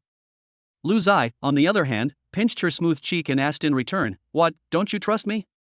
I do believe you. You said you've opened up, right? Xiao Ruoqing nodded, pondering, but I don't want to release an album right now, I want to wait and see. What's there to wait for? I think you're already very good, and you should be promoted in the music industry. It's just a song, let me write it for you. With that, Lu Zai picked Xiao Ruoqing up in a princess carry and went to the second bedroom.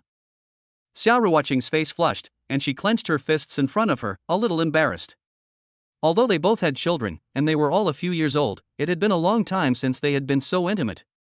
Now, suddenly, she couldn't even think about being aggrieved, only a deep sense of shyness filled her heart. Lu Zai gently laid Xiao Ruoqing on the bed. She turned on the computer and created a new Word document. Ching ching, I remember when you released your single, the company took a high percentage, but when you released your album, the company's percentage was very low, right? Yes, that's right. Xiao Ruoqing nodded and added, singles are more profitable, but albums have a long production and payback cycle, so the company doesn't want to invest too much in them. It needs to be funded by both the individual and the company, so the company's percentage is less. But I still have high hopes for the album, because the ability of an album to strengthen an LP is unparalleled. Xiao Ruoqing said seriously, while also showing her vision and talent in this area. In that case, let's release an album, so that your company can take more than $1. I feel bad for you. Lu Zai made the decision with a clap of her hands, and her fingers began to pound on the keyboard. Song after song appeared, fresh and lively. Chapter 12, Idiot, why didn't you say so earlier? Wan Jiang. Ru Yuan. Xiaomei Man. Kai Fengel. Xingchen Daha. Yinxing Daingji. After careful consideration, Lu Zai typed out these 6 songs on the computer. Xiao Ruoqing's eyes widened, and for a moment she felt incredulous. Zai, how did you manage to do that? You wrote all of them yourself?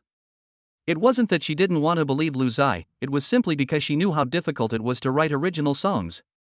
It took time and effort to polish an original song, but right now, Lu Zai had come up with 6 in one go. Let's not talk about the quality for now.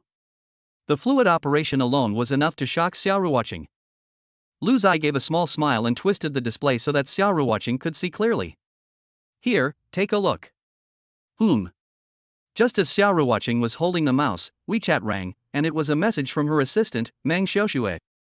The words were full of grievances on her behalf, and it was obvious that she had also learned about what the company had done. After some cursing, Meng Xiaoxue sent 3 screenshots. Sister Ching, I found these 3 songs on Tauga Music, and I think they're pretty good, and they might be useful for your album. Xiaoruoqing was slightly moved. But before she could reply, she froze, as if she had seen something unbelievable. Lao Lu?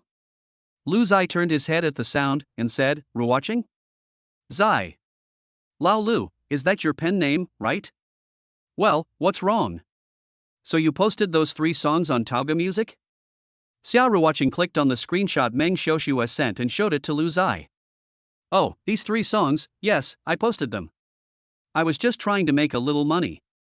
Lu Zai admitted it without any hesitation. Besides, there was nothing to hide, and it was actually Xiaoruoqing who reminded him. These 6 songs, together with the other 3, make a total of 9 songs, just enough for an album. You want me to use all 9 songs? Of course, if it can help you, I don't mind writing 9 more songs. Lu Zai said with a smile, as if writing songs was as easy as drinking water. In Xiaoruoqing's eyes, Lu Zai was simply a genius. Oh no, a genius. What if I become a little fangirl? Zai, thank you. Xiaoruoqing slid off the bed and onto the floor, then embraced Lu Zai. There were 1,000 things she wanted to say, but when they came to her lips, she couldn't find the words. Okay, let's see if these songs are suitable. Lu Zai brought her shoes and put them on Xiaoruoqing's pretty ankles. Xiaoruoqing saw what he did with her eyes and remembered it in her heart. She couldn't help but wonder if what she had said before was too much, too harsh, even though she wanted Lu Zai to become better. Zia, in the past I. Shu, watch the song. Lu Zai raised her hand and pinched her lips, interrupting the spell. If you don't want me to say it, I won't. Xiaoruoqing pouted playfully before looking carefully at the songs on the computer desktop. She was shocked when she saw them. This was Xiaoruoqing's mood at that moment. You have to know that albums have main songs and non-main songs, which represent the difference in song quality. But any one of the songs written by Lu Zai could be the title song, and they are all of superb quality. Zai, you really surprised me. What are you eating? Ahem, really? I'm glad you like it. Lu Zai blurted out, but luckily she quickly corrected herself. Don't ask, just forget it. I was just daydreaming, looking at Xiaoruoqing's profile, and got lost in it. Xiaoruoqing is a professional. She knows the truth of you can't make a silk purse out of a sow's ear. If there was no other way, she wouldn't want to take away all the songs that Lu Zai had worked so hard to write. After thinking for a moment, she made a decision. Zai, let's just keep these 6 songs. I plan to release a mini album.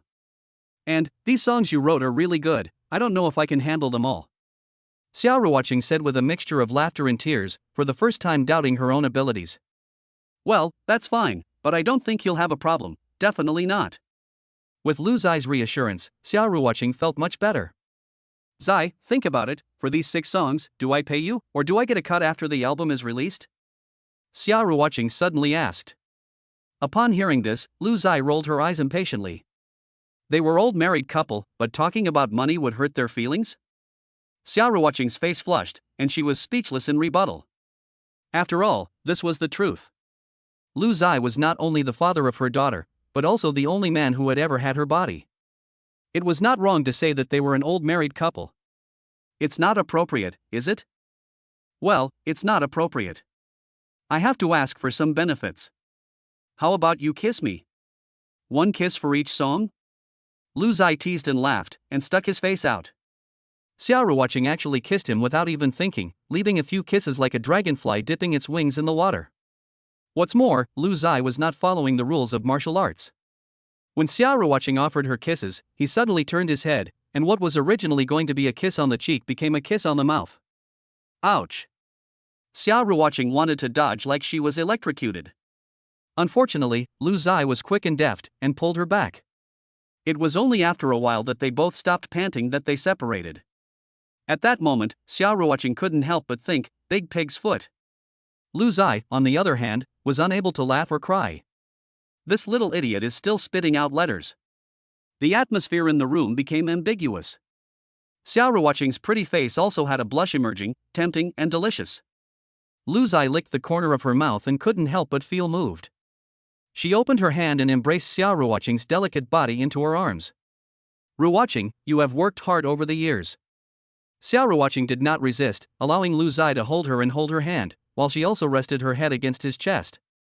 Listening to his accelerated heartbeat and smelling the scent on his body, she felt more and more at ease. It's okay, we've come through it all, and it's good that you've pulled yourself together. Xiao Ruoqing murmured softly. Feeling the temperature of his beloved in his arms, Lu Zai's heart trembled, and he asked softly, Xingxing, don't go, stay by my side, I swear, I will take good care of you, and our daughter. Xiao Ruoqing looked up and saw Lu Zai's eyes filled with tenderness, and then nodded. Idiot, why didn't you say so earlier? Yes, Xiao Ruoqing had waited for too long. Although they had been living apart for many years, if Xiao Ruoqing had no feelings for Lu Zai, why would she have been bringing their daughter over every Friday and picking her up every Sunday? Apart from keeping the father-daughter pair close, wasn't it because she wanted to see him more often? But Lu Zai had been stubborn as a bull in the past and had never cared about a woman's feelings. Idiot, why didn't you say so earlier? These words made Lu Zai's nose tingle. The urge to slap himself grew stronger and stronger. Chapter 13 301 Time to pay the water bill. The two were each other's first loves, and first loves are sweet. When love is deep, it is naturally strong. After the two had shared their feelings, everything fell into place. The atmosphere in the room grew more and more amorous. Lu Zai wrapped one arm around the girl in his arms, holding her waist, which was a perfect size, and the other hand was not idle either. Xiao Ruoqing did not resist, but put her arms around Lu Zai's neck. The moment their eyes met, a subtle feeling surged between them. Although their daughter was 5 years old, Xiao Ruoqing was like a young bird at this moment, her eyes shifting, her shyness growing. However, just as the mood was right and the emotions were running high, and the two were about to do something, the door rang. 301, it's time to pay the water bill. It's the property management company. Damn it. Lu Zai couldn't help but swear. It's only natural, and in this situation, anyone would be unable to hold back. The point is that the property management knocked on the door, put up a notice, and then wouldn't leave, just waiting outside the door. With no choice, Lu Zai had to go open the door. When she got the payment slip back to the bedroom, Xiao Ruoqing was leaning against the bed with a smile on her face. Seeing this, Lu Zai understood that it was impossible to continue, and it was hard. Xingxing. Lu Zai pretended to be aggrieved, which made Xiao Ruoqing giggle, but in the end she comforted him, it's okay, Zai, we can do it tonight. This short sentence rekindled Lu Zai's hope. But since they couldn't get physical in broad daylight, would a heart-to-heart talk be okay? So without saying a word, Lu Zai went over to Xiao Ruoqing and put his arms around her. Xingxing, why don't you move in with us? Cici sometimes talks in her sleep and wants us to live together. Lu Zai used her daughter as an excuse, and Xiao Ruoqing really thought about it. Zai, you rent here too, why don't you move to my place? Although I also rent there, it's much closer to Cici's kindergarten. That's good. Hearing Lu Zai's agreement, Xiao Ruoqing couldn't help but feel elated, and quickly sat up. So when are you moving? Now. Great. Lu Zai was just joking, but Xiao Ruoqing took it seriously and without another word, she jumped over him and went to the ground, rolled up her imaginary sleeves and got ready to get started. Seeing this, Lu Zai couldn't say it was a joke, so he got up and helped with the packing. The two had a clear division of labor. Xiao Ruoqing folded the laundry, and Lu Zai packed. While tidying up the living room, Lu Zai couldn't help but sigh, Xingxing, you messed it all up in no time, and you cleaned for nothing. It's fine. Xiao Ruoqing was in high spirits. She was clearly a slim young girl, but she didn't know how to be lazy when it came to work. She was quick and dexterous, and she quickly folded Lu Zai's things neatly, and marked the packed bags so that they wouldn't get lost later. Both of them were very efficient.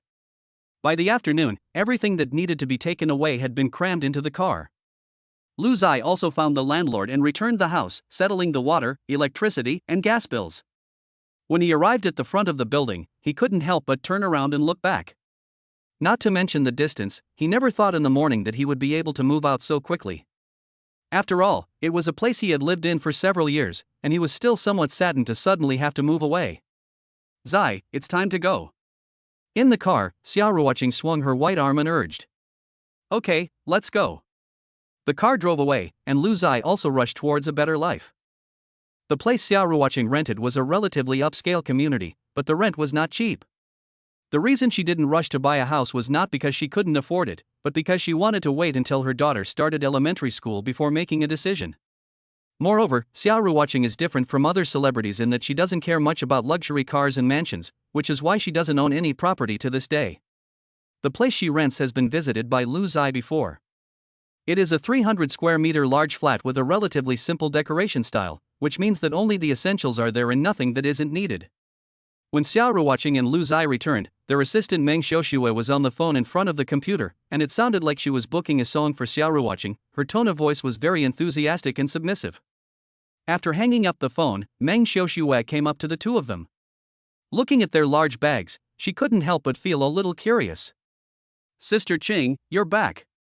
Well, Xiuxue, Zai will be moving in with me from now on. Xiaoruoqing said with a smile, as if telling Meng Xiuxue what was going on. Meng Xiuxue's eyes widened slightly after hearing this. She knew more about Xiaoruoqing and Lu Zai's relationship than outsiders did. In her opinion, Lu Zai moving in meant that the conflicts and problems between the two had been resolved, which was a good thing. At the very least, she wouldn't be crying and missing her father anymore. That's great. Meng Xiuxue grinned, and there was a faint look of CP crush in her eyes. Oh, right. Qing, I'm trying to get a song for you. It's Old Lu on Tauga Music Online. I can't get in touch with him. Old Lu? I got in touch with him. Xiaoruoqing suddenly said, then looked at Lu Zai. Meng Xiuxue followed suit, and couldn't help but murmur, Old Lu, Mr. Lu. Mr. Lu? Mr. Lu is Old Lu on Tauga Music Online? Yes, he is. Xiaoruoqing patted Lu Zai on the shoulder, while Meng Xiuxue's reaction was within her expectations. After all, when she saw Lu Zai write a song on the spot, she was also shocked for a while. Ah, this. You girl, why are you stuttering? Don't worry, Zai has already helped me prepare all the songs to be included in the album. Meng Xiuxue, who had originally only stuttered a little, was now directly silenced. Because she didn't know what to say either. Xiaoruoqing didn't seem like the type of woman who would joke about work, and when she said ready, she must have really meant it. But there were several songs on an album, so how did Mr. Lu manage to do it? Meng Xiuxue had no idea, but she was deeply impressed. Xiaoruoqing helped Lu Zai pack. The two of them were laughing and chatting, and Meng Xiuxue felt like she was really just getting in the way. So she took advantage of a gap in the action and found Xiaoruoqing. Xingjia, why don't I move out? It's not appropriate for me to be here when Mr. Lu comes back. Although Meng Xiuxue is an assistant, the two have been partners for many years, and Xiaoruoqing has long been accustomed to having her around. Whether to say it or not, Meng Xiuxue is really a good girl, and Xiaoruoqing really treats her like a sister. Now that she suddenly wants to move out, Xiaoruoqing naturally knows what she is thinking. Xiaoxue, there is nothing inappropriate about it, so don't waste that money. But, if I don't go, will it really cause any problems? Chapter 14, Hey, maybe she just remembered it wrong. After persuading Meng Xiuxue to stay, Xiaoruoqing went to help Lu Zai pack. Lu Zai's arrival meant that she would need to sleep in a separate room. Without even asking, Xiaoruoqing hung his clothes in the closet and folded and tidied up his underwear. What a good wife and mother. Lu Zai was moved. After tidying up, they waited for a while before going to pick up Shishi from school. They wondered how happy the little girl would be to see both her parents come to pick her up. They also wondered how happy Shishi would be to see her father move in with her and her mother. The couple drove to the kindergarten and arrived quickly. Half an hour before the end of the school day, the roadsides outside the kindergarten were already full of all kinds of food stalls, waiting to take advantage of the parents' wallets. Xiaoruoqing put on a pair of sunglasses that covered half her face, then called Lu Zai out of the car and went to a sausage stand. Auntie, I'll have 2 ham sausages, with lots of cumin. Okay. 3 yuan for 1, and 5 yuan for 2. Xiaoruoqing's favorite is the baked starch sausage. If she has time to pick up her daughter from school on weekdays, she will definitely buy some to share with Meng Xiuxue. Today, Lu Zai is here to pick up her daughter with her, so the other sausage is naturally on the house. Zai, hurry up and eat. Xiaoruoqing urged, and promptly opened her cherry lips and took a bite. SSSSS. It's a little hot, so be careful you don't burn yourself. While eating, she blew air through it in small bites, and only took a big bite when it wasn't hot anymore. Following this method, Xiaoruoqing quickly finished eating the ham sausage. After taking the bamboo skewer from Lu Zai's hand and throwing it in the trash can, Xiaoruoqing explained, I love eating this ham sausage, but I didn't want Shishi to eat it, so I had to eat it all before she came out. While talking, Xiaoruoqing even lifted her hand to wipe the residue stuck at the corner of Lu Zai's mouth. Lu Zai suddenly understood, so that's it, she was stealing food. After that, Xiaoruoqing took Lu Zai to snack stalls on both sides of the road, eating odon and roasted sweet potatoes. For the roasted sweet potatoes, Xiaoruoqing bought her daughter one, which was edible. Watching Xiaoruoqing steadily leading her daughter to eat snacks, Lu Zai couldn't help but smile. The thought of her daughter coming out in a moment and wanting to eat this and that without her mother's permission made her laugh even more. It's almost time, let's go over there. Xiaoruoqing took Lu Zai's hand and led her to a telegraph pole. This is the place where I met up with Shishi. In the future, if you come to pick Shishi up from school, you can wait for her here, so that you don't get lost in the crowd. Yes, Shishi told me that she was waiting for her here the past 2 days. While waiting for her daughter to come out, Xiaoruoqing patted her tummy, which had slightly bulged from all the snacks she had eaten. Her face, visible through her sunglasses, was also full of a contented expression. It is hard to imagine that this woman wearing sunglasses and enjoying street food is the celebrity Xiaoruoqing. After all, it is rare to find such a down-to-earth celebrity. More celebrities would boast of being superior and would laugh at ordinary people for putting bowls in the refrigerator. Soon after, the school bell rang, and the melody was light, as were the children's running steps. All of a sudden, the sounds of goodbye, teacher, Dad, Mom, and other shouts filled the air. Just as Lu Zai and Xiaoruoqing looked for their daughter, a small figure came through the crowd, smiling and running over to them, wrapping both of them in a hug. Dad! Mom! Why are you both here to pick me up? As Xiaoruoqing said, Shishi was very happy to see her parents come to pick her up from school together, and she couldn't help but jump up and down. Shall we go together? Xiaoruoqing crouched down so that she could talk to her daughter more easily. Shishi nodded vigorously, expressing her happiness. Yes. Of course it's good.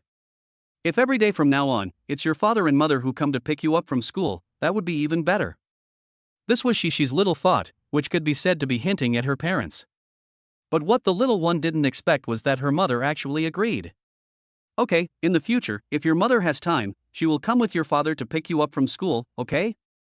Upon hearing this, Shishi froze for a moment, blinked her eyes, and couldn't believe it as she scratched her ears. Mom, did I hear that right? Of course not, do you want me to say it again? No. Yes. Shishi was very happy and jumped 3 feet high. Xiaoruoqing, however, felt a little self-reproach in her heart. Her daughter's wish was so simple, but she had taken so long to fulfill it. Let's go home, said Lu Zai softly. Shishi nodded, came between her parents, took her father's hand in one hand and her mother's hand in the other, unable to contain her joy. It was inevitable that there would be temporary traffic jams after kindergarten let out. Parents were anxious to pick up their children, and once they had picked them up, they were anxious to go home. Lu Zai and the others were also stuck in the traffic jam, but fortunately it only lasted a few minutes. Hey!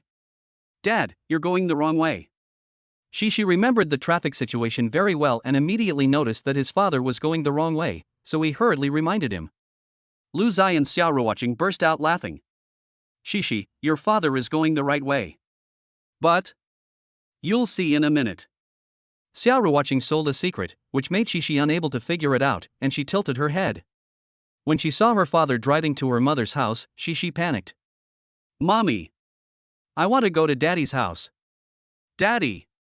Why did you bring me and Mommy home? The little girl was so anxious. Daddy! I left my books at home.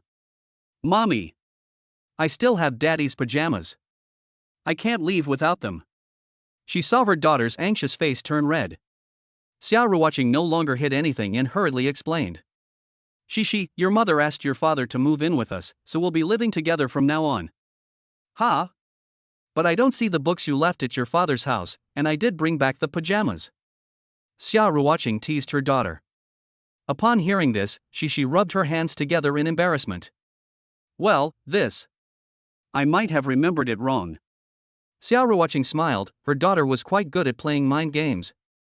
When they arrived downstairs, Shishi refused to get out of the car. She didn't jump down until Lu Zai had gone down first. It was obvious that she was afraid that her father would suddenly run away. Chapter 15, It's most beautiful when it's hazy. Cici didn't let go of her father's hand until they reached the front door. Seeing this, Xia Ruoqing pretended to be angry. Cici, your father is home, so you can't sleep with your mother anymore. Really? Yes, you have to sleep in your own room. Mommy, I'm asking if mommy and daddy really have to sleep together? Well. Xia Ruoqing suddenly realized what was going on, her face flushing, and she glared at the smiling Lu Zai. She had actually been tricked by the father and daughter. But then again, what's wrong with sleeping together? What's wrong? What Xia Ruoqing didn't expect was that her daughter was actually very happy. If dad and mom sleep in the same room, of course I have to make room for myself and sleep in a separate room. I'm moving. Dad, you play with mommy. With that, she trotted away and quickly moved her pillow and quilt from Xia Ruoqing's bedroom to the other bedroom. Seeing this, Xia Ruoqing couldn't help but run a hand through her hair. I originally thought that Shishi would refuse to sleep on her own, but now it seems that I was worried for nothing. Lu Zai nodded in agreement. What can I say, my daughter is really a sweetheart. After tidying up her room, Shishi came out, still holding her tummy. Mommy, Daddy, I'm hungry. What are we going to eat tonight? I want to eat meat. Lu Zai laughed, picked up her daughter in her arms, and asked, What kind of meat do you want to eat? Daddy will make you noodles tonight, okay? Noodles. How about fried noodles? Of course, we'll have fried noodles. Xia Ruoqing, however, smiled and reminded him, Cici, haven't you forgotten that tomorrow is your birthday? Of course you have to eat noodles the day before your birthday. Oh, that's right, it's longevity noodles. Correct. Cici slid out of his father's arms, rubbed his forehead and pretended to be helpless. Oh, Mom, why did you remind me? If Dad and Mom suddenly said happy birthday to me tomorrow, that would be a surprise. The little one blinked his eyes, looking playful and cute. Well, since Shishi likes surprises, I have a surprise for you. What? Shishi came over with a shake of his head. The surprise is that, Mommy didn't get Shishi a birthday present. Puff. Ahem. Hearing this, Lu Zai couldn't help but cough violently. This is the surprise, it's really surprising. In theory, shouldn't a child be upset and sad when they find out they don't have a birthday present? But Shishi wasn't. Instead of being upset, the little guy waved his hands generously. Mommy, it's okay. Mommy's been so busy lately, and it would be really inconsiderate of people to ask her to prepare a birthday present. Upon hearing this, Xia Ruoqing turned around and embraced Shishi in her arms. What a little treasure, this is the one. Lu Zai got up and went to the kitchen, and Xia Ruoqing followed her. The two of them could cook, and they used to go into the kitchen together, cook together, and eat together. Shishi loved hand-pulled noodles. So Lu Zai is responsible for the hard work of kneading the dough, while Xia Ruoqing is the best at the delicate task of cutting the noodles. When Meng Xiuxue returned from outside, she smelled the fragrance as soon as she entered the door. Listening to the cheerful laughter in the kitchen, a smile could not help but appear on her face. After placing the purchased roast chicken and roast duck on the table, she could wait for dinner to begin. Sister Chang. Xiuxue is back, just in time, we should eat. Meng Xiuxue went over to help, and her joining in didn't feel out of place at all, because neither Xia Ruoqing nor Shishi treated her like an outsider. And Lu Zai was even less of a problem. If it wasn't for Meng Xiuxue dropping off Shishi every Friday, it would have been really hard for the two of them to meet. The three adults and one child sat around the table. Shishi and Meng Xiuxue carried the juice, while Lu Zai and Xia Ruoqing picked up the wine glasses. The happiest person should be Shishi. With both parents by her side, the little one was over the moon. Her appetite had grown, and she devoured 2 bowls of noodles. Meng Xiuxue was not far behind. Who could resist the chewy noodles and delicious bean paste?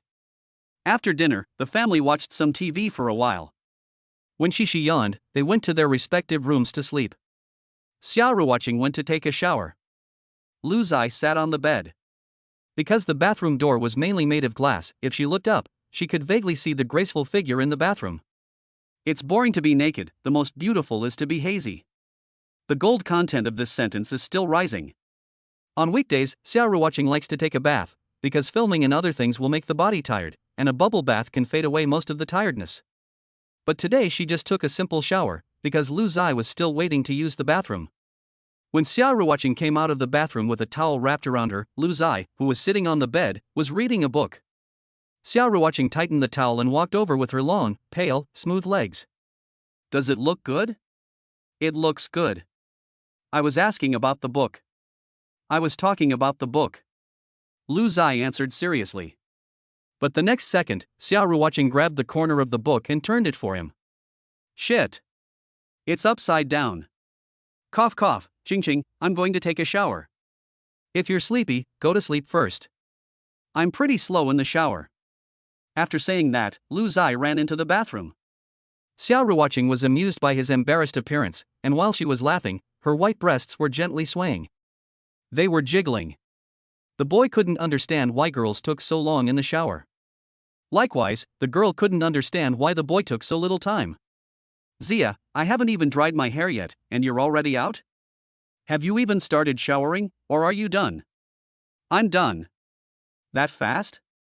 Lu Zai's forehead darkened. It's just a shower, there's no need to take an hour or two, you'll lose a layer of skin. Well, Zia, come here, I'll blow dry your hair. Xiaoruwatching sat down in front of the dressing table after pushing Lu Zai down, and her slender fingers began to run through his hair. It tickled, but it was quite comfortable. I wonder if it's because the hairdryer is blowing hot air that the temperature in the room has quietly risen. In the mirror, Lu Zai noticed that Xiaoruwatching really looked good. The mirror asked, and Xiaoruwatching stared at Lu Zai's handsome face in a daze. So much so that the hairdryer kept blowing a piece of hair, and she could vaguely smell the burnt smell. Sigh, Ching Ching, you're trying to murder your husband. Oh my. I'm sorry. Xiaoruwatching apologized quickly. But the next second, she was picked up, and her pink slippers flew to the east and west, revealing her pair of jade feet. P.S. Someone didn't. Chapter 16, Relishing the Taste of Something Sweet. Stop it, I haven't even dried your hair yet. Xiaoruwatching held the hairdryer in one hand while wrapping her arms around Lu Zai's neck. However, no matter how she shouted, it was useless, and she was still carried to the bed. You don't need to blow it too dry, just about right is fine. Now it's time to get down to business. With that, Lu Zai rolled onto the bed and lay down facing Xiaoruwatching. It's been a long time since we laid like this. No, we did before the move. Xiaoruwatching giggled, pretending not to understand even though she knew exactly what Lu Zai was talking about. Lu Zai didn't bother to explain, but opened his mouth and blocked it. The two people, like dry firewood, immediately embraced. With a small hand turning off the bedside lamp, a towel was thrown off the bed, followed by the few remaining clothes. The bright moonlight outside the house was gentle and quiet. The beautiful spring scene inside the house was infinitely beautiful. Two silhouettes. Hey! Even though Xiaoruwatching had given birth, her figure and skin were as good as any young girl's, if not better. Moreover, with the passage of time, Xiaoruwatching's temperament has also taken on a hint of mature charm. It would have been two contradictory temperaments, but they have blended just right in her. What is natural beauty? Xiaoruwatching is. So much so that Lu Zai can't get enough of her. Late at night. Under the faint warm light, Xiaoruwatching, with her hair spread out, is lying on top of Lu Zai, breathing heavily in little gasps. Every time she exhaled, she playfully blew in Lu Zai's face, very mischievous and cute. Lu Zai, are you a cow? Yes, born in 1997, just like you. Ba ba ba. I didn't say the Chinese zodiac sign. I said you're like a stubborn cow. Ouch. I'm going to fall apart. Xiaoruwatching pouted with her cherry lips and muttered, but she was also feeling a little guilty. But why did she feel so sweet? Well, she was undoubtedly a bad woman, and she actually liked doing this. What was going on? Lu Zai was amused and laughed. He played with Xiaoruwatching's fragrant shoulders, sometimes lightly grasping them, sometimes lightly pinching them. He was addicted to this, and after a short break, he wanted to do it again. Although Xiaoruwatching refused. But she cooperated with whatever he asked her to do, even though she was inexperienced and a little awkward. Xiao watching was exhausted and couldn't hold on any longer, so she fell asleep. Like a little kitten, she curled up on Lu Zai's body and slept soundly and steadily. Time flew and it was the next day. When Lu Zai opened her eyes, Xiao watching seemed to have already woken up and was staring at her. Her beautiful eyes were full of tenderness, and could melt steel. Ching, good morning. Morning. Zai, can you stop calling me by my name? We're old married couple, you don't think it's awkward to keep calling each other by our names? Xiao watching suddenly said. Then what should I call you? Well, something else. What should I call you? Lu Zai asked deliberately, thinking that she would be embarrassed and let him figure it out for himself. But she had already prepared an answer. Of course I'll call you husband and you can call me wife. Husband. Xiao watching demonstrated. Even though their daughter Shi is already 5 years old, and it's her birthday today, it just so happens to be her 5th birthday. But when Xiao watching called out husband, she felt a little strange, a little awkward, and a little shy. But after all, it was her own proposal, so she had to get over it. Lu Zai's heart trembled when she shouted husband. Xiao watching couldn't wait any longer and hurriedly urged, husband, it's your turn to call me. Honey. It was just a change of address, but it made Xiao watching's heart blossom, and a smile could not be helped. Yes, honey. Honey. After trying a few more times, both of them got the hang of it. If it wasn't late, they might have stayed in bed for a while. Xiao watching helped Lu Zai get dressed. When Lu Zai turned to help, she was refused. Humph. I'll put it on myself, you'll definitely try to get your hands on me. Right. Seeing Lu Zai not even pretending, Xiao watching helplessly tilted her head. Big pig's trotters. Want to eat pig's trotters? Want to eat you. Ah. Xiao watching threw herself into Lu Zai's arms, sucked on his neck, and successfully planted a strawberry. Lu Zai smiled fondly, and holding Xiao watching, he walked towards the bedroom. Xiao watching was the one who loved to play around. She was also the one with the thin skin. Before going out, she got off Lu Zai's body after all. After all, there were still Shi and Meng Xiaoshui at home, and it would be inappropriate if they were seen. Xiao watching was a workaholic, and what she called "it's getting late" was actually only 7 o'clock. Today is Saturday, and Shi doesn't need to go to kindergarten, so she hasn't even woken up yet. When the little one wakes up and rubs her eyes as she comes out of the bedroom, she sees her parents flirting at a glance. Shi is suddenly not sleepy anymore. Oops. Xiao watching's face turns red when she hears the noise, and she waves at her daughter with a fake calm expression. Baby, come here. Mommy, if I go over there, will I disturb you and Daddy? Cough. Mommy and Daddy aren't doing anything, it's fine, you won't disturb them. Oh, Daddy, then I'll go over there, right? Lu Zai glanced at her daughter and laughed. Come on, birthday girl, let's see the birthday presents that Mommy and Daddy have prepared for you.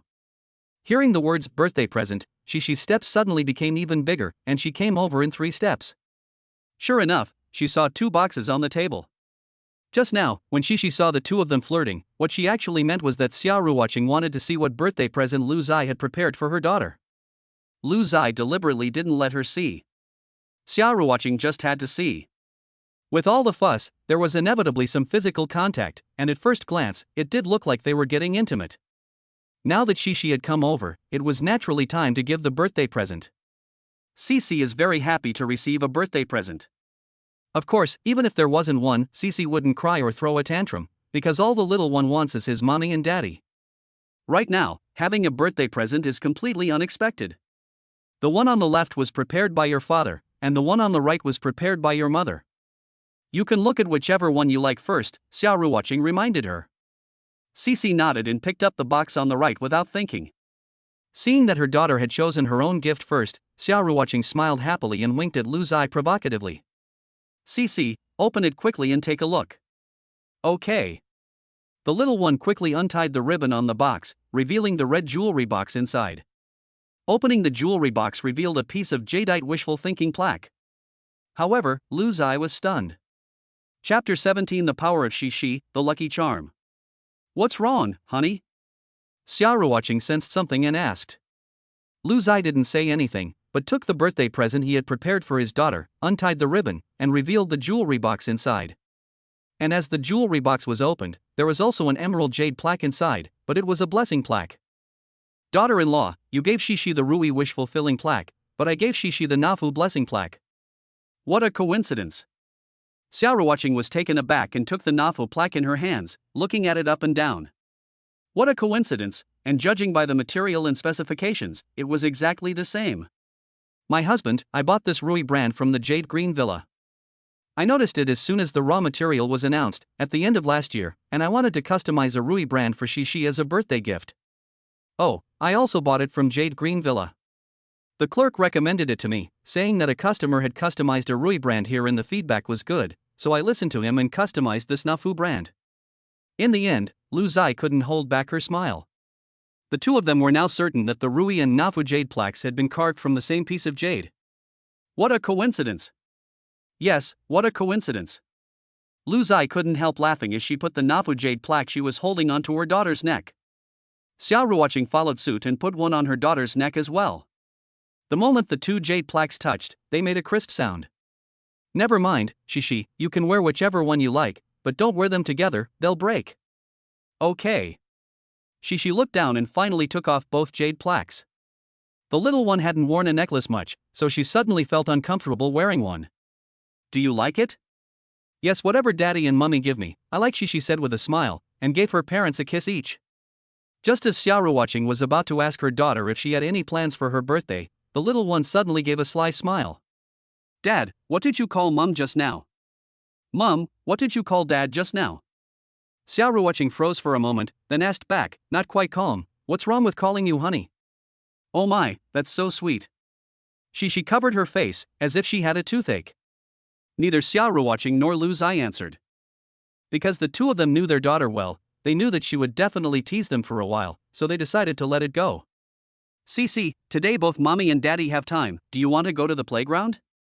Cici was a little tempted. But she shook her head.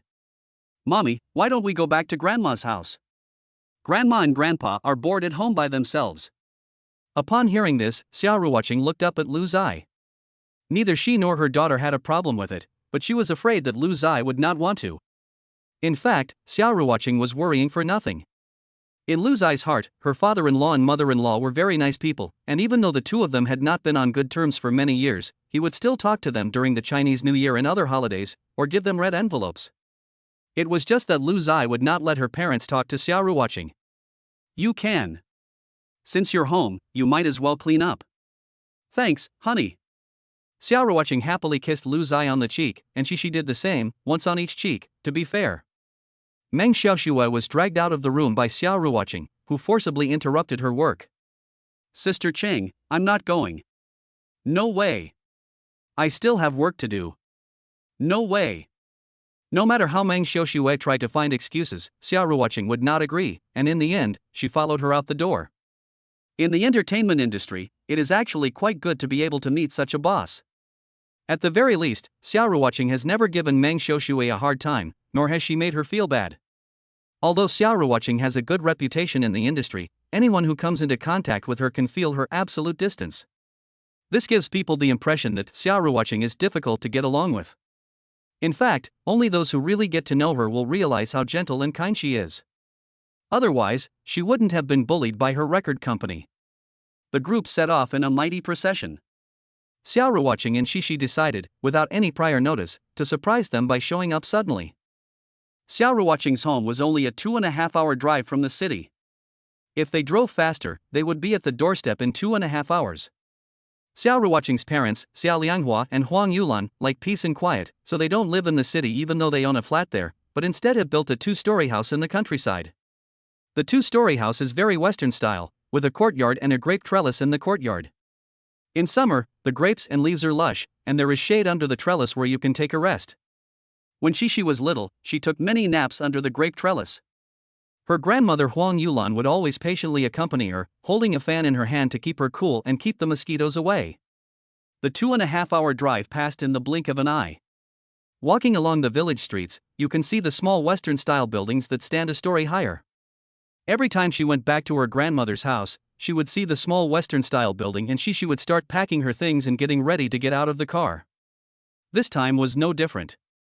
Shishi picked up her school bag, sat on a chair, and swung her feet gently. Creak. the car stopped by the curb. The next second, she pushed open the car door and jumped out. The little guy was so lively and active, more so than some little boys. As soon as he entered the courtyard, she started calling out, his sweet and mellow cries making people feel happy just listening to them. Grandma! Grandpa! Come out and see who's back. Inside the house, Xiao Lianghua was urging Huang Yulan to call their daughter Xiao Ruoqing and wish their precious granddaughter a happy birthday. Suddenly, they heard shouting. Did they get through? Not yet. Then how did I hear she shouting grandpa? And I heard she shouting grandma. The next second, the door was pushed open and the little one they had been longing to see appeared before them, fresh and lively. See? Huang Yulan put down her phone and hurried over, picking up her precious granddaughter in her arms. Grandma, am I heavy? No, not at all. Grandma can still carry you for years to come. Hey, Grandpa, did you miss me? Cici beamed at her grandpa from her grandmother's arms. Xiao Lianghua didn't even bother taking off his reading glasses, how could he not miss her? He nodded quickly. Of course I do. I've missed you so much. Come on, let Grandpa give you a hug. I'll get you something delicious. Xiao Ruoqing and the other two walked in from outside. From afar, they could hear the love and affection the old couple had for Shishi. They knew that Shishi could easily make her grandparents do whatever she wanted. Chapter 18 Phone Book? It's the book of life. Mom! Xiao Ruoqing opened her arms and hugged her mother Huang Yulan. However, Huang Yulan pulled her away and walked straight to Lu Zai. My son-in-law is here. Driving must be tiring, right? I'm fine, Mom. Hurry, go inside and sit down. Seeing how enthusiastic Huang Yulan was towards Lu Zai, Xiao Ruoqing couldn't help but feel incredulous as she blinked. I didn't blink either, so why did I miss something? Xiao Lianghua, who was also very enthusiastic, greeted Lu Zai while hugging Shishi, and then told his wife to go make tea. Well, she was superfluous. However, Xiao Ruoqing was very happy that both parents treasured and welcomed Lu Zai so much. However, she was not happy for long, as Huang Yulan called her away. Zai, Xiaoxue, you two stay here and eat fruit and melon seeds. Qingqing, you and I will go shopping for groceries, it's time to cook. Okay. Xiao Ruoqing agreed and followed her. Meng Xiaoxue saw this and hurriedly got up to help, but was stopped by Xiao Lianghua. The reason was simple, Meng Xiaoxue was a guest, and there was no way to let a guest do the work. It can only be said that Xiao Lianghua and Huang Yulan have a very positive outlook on life and were brought up well. You have to know that the assistants of some celebrities are no better than servants, and serving tea is comparable to being a servant. When compared like this, the artists that Meng Xiaoxue encounters are simply angels. No wonder Meng Xiaoxue is so devoted to Xiao Ruoqing. Who wouldn't love such a boss? In the past, if she had to go shopping, she would definitely go with her grandmother and mother. But this time, she didn't go with them because she was afraid that her grandfather would be mean to her father. So the little girl stayed close to her father and grandfather, ready to act according to the situation. However, she was worrying for nothing. From beginning to end, Xiao Lianghua was very polite to his son-in-law. The two of them were very close, laughing and chatting like family. Huang Yulan, who had gone to the market on the other side, also told her daughter Xiao Ruoqing everything. Xiao Ruoqing then learned how Lu Zai had treated her parents over the years, and that he had even traveled all the way from the Devil City during the Chinese New Year holidays just to bring them some groceries. After learning what Lu Zai had done, Xiao Ruoqing felt her heart fill with emotion, and she was annoyed that she had only just found out. Zai is a good boy. Qingqing, you're a mother now, you need to control your temper. I see that you two have made up now, right? That's good. You should be good from now on, live a down-to-earth life, and try to let your father and I hold a grandson or granddaughter as soon as possible. Hearing this, Xiao Ruoqing's face flushed slightly, and she suddenly thought of the happy scene with Lu Zai last night. Mom, you also said that pregnancy depends on fate, and the more you force it, the less likely it is to happen. Just go with the flow. Yes, just go with the flow. Huang Yulan nodded in agreement, then added, but we also have to hurry, because the older you get, the higher the risk. I know, Mom. Xiao Ruoqing took her mother's hand, acting like a child when she was being cute. The two of them talked a lot on the way, and Xiao Ruoqing felt more and more that the saying a family with an elderly member is like having a treasure was true. Even though she was already a mother herself, in many things and in many ways, she was still quite a long way from being a mother. Suddenly, Xiaoruoqing took out a small notebook from nowhere and opened it up. It turned out to be a phone book. The front had names and the back had phone numbers. What confused Xiaoruoqing was that some names had crosses drawn through them. Mom, what do the crosses mean? This notebook is a record of the contributions that Mom has made over the years, for weddings, funerals, baby showers, graduation parties, etc. She has given a lot of money. The people with the crosses are some of the elders, all of whom have passed away. What I want to say is that you and Zai only got a marriage certificate, you haven't held a wedding banquet yet. When we have time, we need to make it up, otherwise you'll see that there aren't many people left, and the money I gave out won't be returned. Huang Yulan said with a hint of helplessness. It's really a fixation for the older generation to say what should be said and get the money back. But, Mom, it's fine to hold a second wedding banquet, but you've drawn so many crosses in this notebook, it feels more like a book of life and death. Upon hearing this, Huang Yulan rolled her eyes in exasperation and then put the notebook away. It's not my business if people die, and I didn't draw the crosses in the first place. If that's really the case, it's even more terrifying. Go, buy some more ribbon fish, Zai loves my stewed ribbon fish the most. Huang Yulan walked straight into a seafood store, Xiaoruoqing behind her shrugged helplessly. Stewed ribbon fish was something Lu Zai had casually mentioned before, and she never thought her mother would remember it. When the mother and daughter returned from shopping, the three adults, Lu Zai, were playing poker with Shishi. Don't look at Shishi, she is small, but she learned to play poker during the Chinese New Year last year, and not only does she like to play, she is also very good at it. As she was idle, Shishi took out the poker cards from the drawer of the coffee table and dragged her grandfather, father, and Meng Xiaoxue to play together. Shishi's laughter is very beautiful, crisp, and like a silver bell. She is also a happy person, and always makes the three adults smile. When Xiaoruoqing returned from the market, Meng Xiaoxue couldn't sit still and wanted to help. Lu Zai also stood up. But once again, Xia Lianghua stopped them, and instead he went to the kitchen to help his wife. Even Xiaoruoqing was driven out of the kitchen. Hubby, did my father say anything? Xiaoruoqing asked in a low voice. She had been worried along the way, but she couldn't say what she was worried about. Lu Zai shook his head, then leaned over to Xiaoruoqing's ear and whispered, Dad said for the two of us to have another child. Shishi is lonely on his own. Puff. Sure enough. Xiaoruoqing suddenly felt like crying or laughing. Why did Dad sound like Mom, urging the two of them to have a child? Lu Zai saw this and deliberately said, I think that makes sense. Ruoqing, we should work hard. Xiaoruoqing felt a little embarrassed, and her earlobes were tingling. But before she could say anything, Meng Xiaoxue stood up with a loud wow. Xiaoxue? What's wrong? Ruoqing. Look at this. Meng Xiaoxue walked over with her phone in her hand.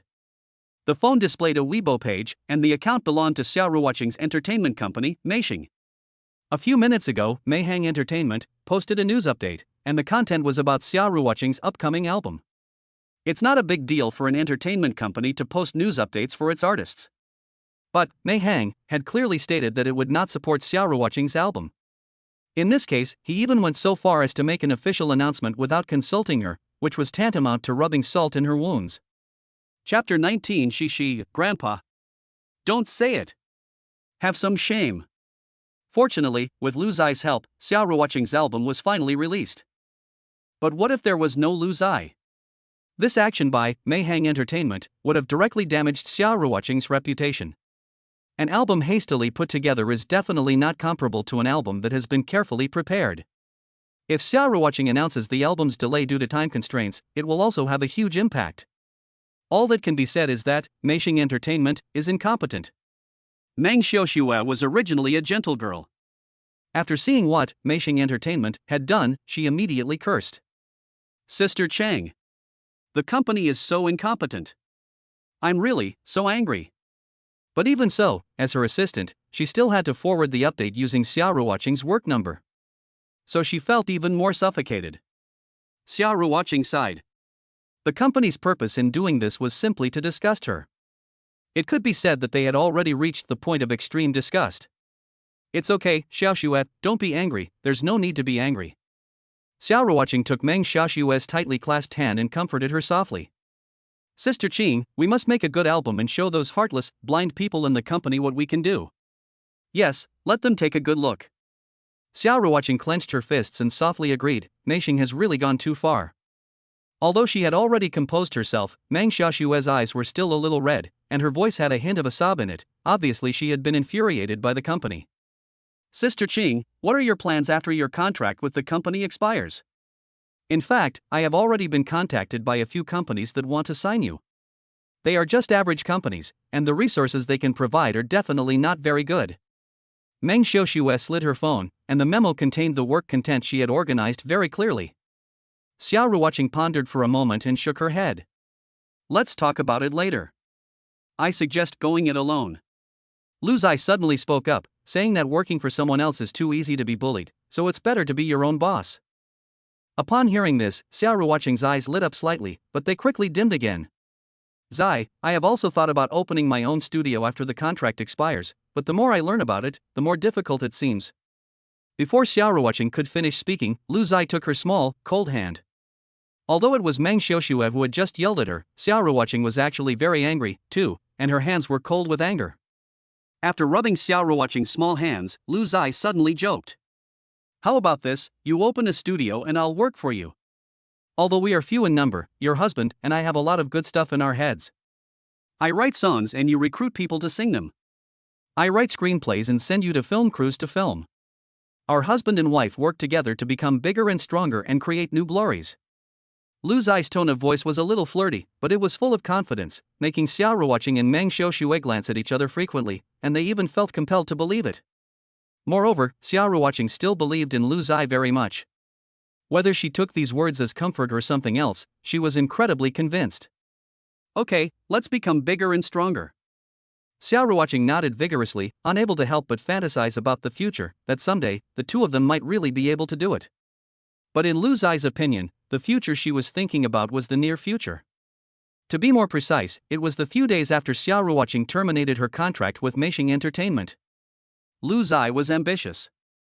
He not only wanted to be the man behind Xiaoruoqing. He also wanted to be the big boss behind the scenes in the entertainment industry. Of course, the main thing was to do some business and try what it felt like to be a capitalist. Meng Xiaoshue listened to every word in the conversation between Lu Zai and Xiaoruoqing and took notes in silence. In her opinion, she would follow Ruoqing no matter what.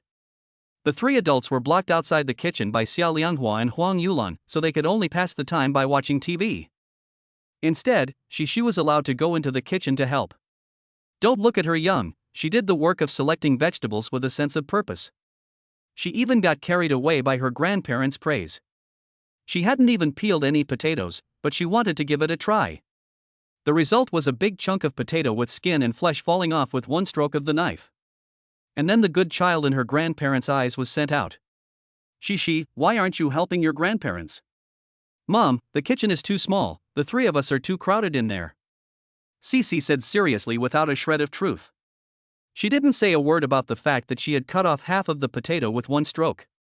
It's better not to mention embarrassing things. Despite being disliked, when Huang Yulan came out with the rice cooker to say dinner is ready, Cici still ran over to the kitchen. Ever since he could understand things, the little guy has liked to help with things he can do, such as fetching bowls and chopsticks. Xi is growing up little by little in the eyes of Xia Lianghua and Huang Yulan. From the beginning, he was unsteady and trembling, but now he is quick on his feet, changing day by day. Otherwise, Xia Lianghua and Huang Yulan's gaze at Xi is nothing but affection and love. I can't go into the kitchen to cook. But they can't stop themselves from carrying the food out.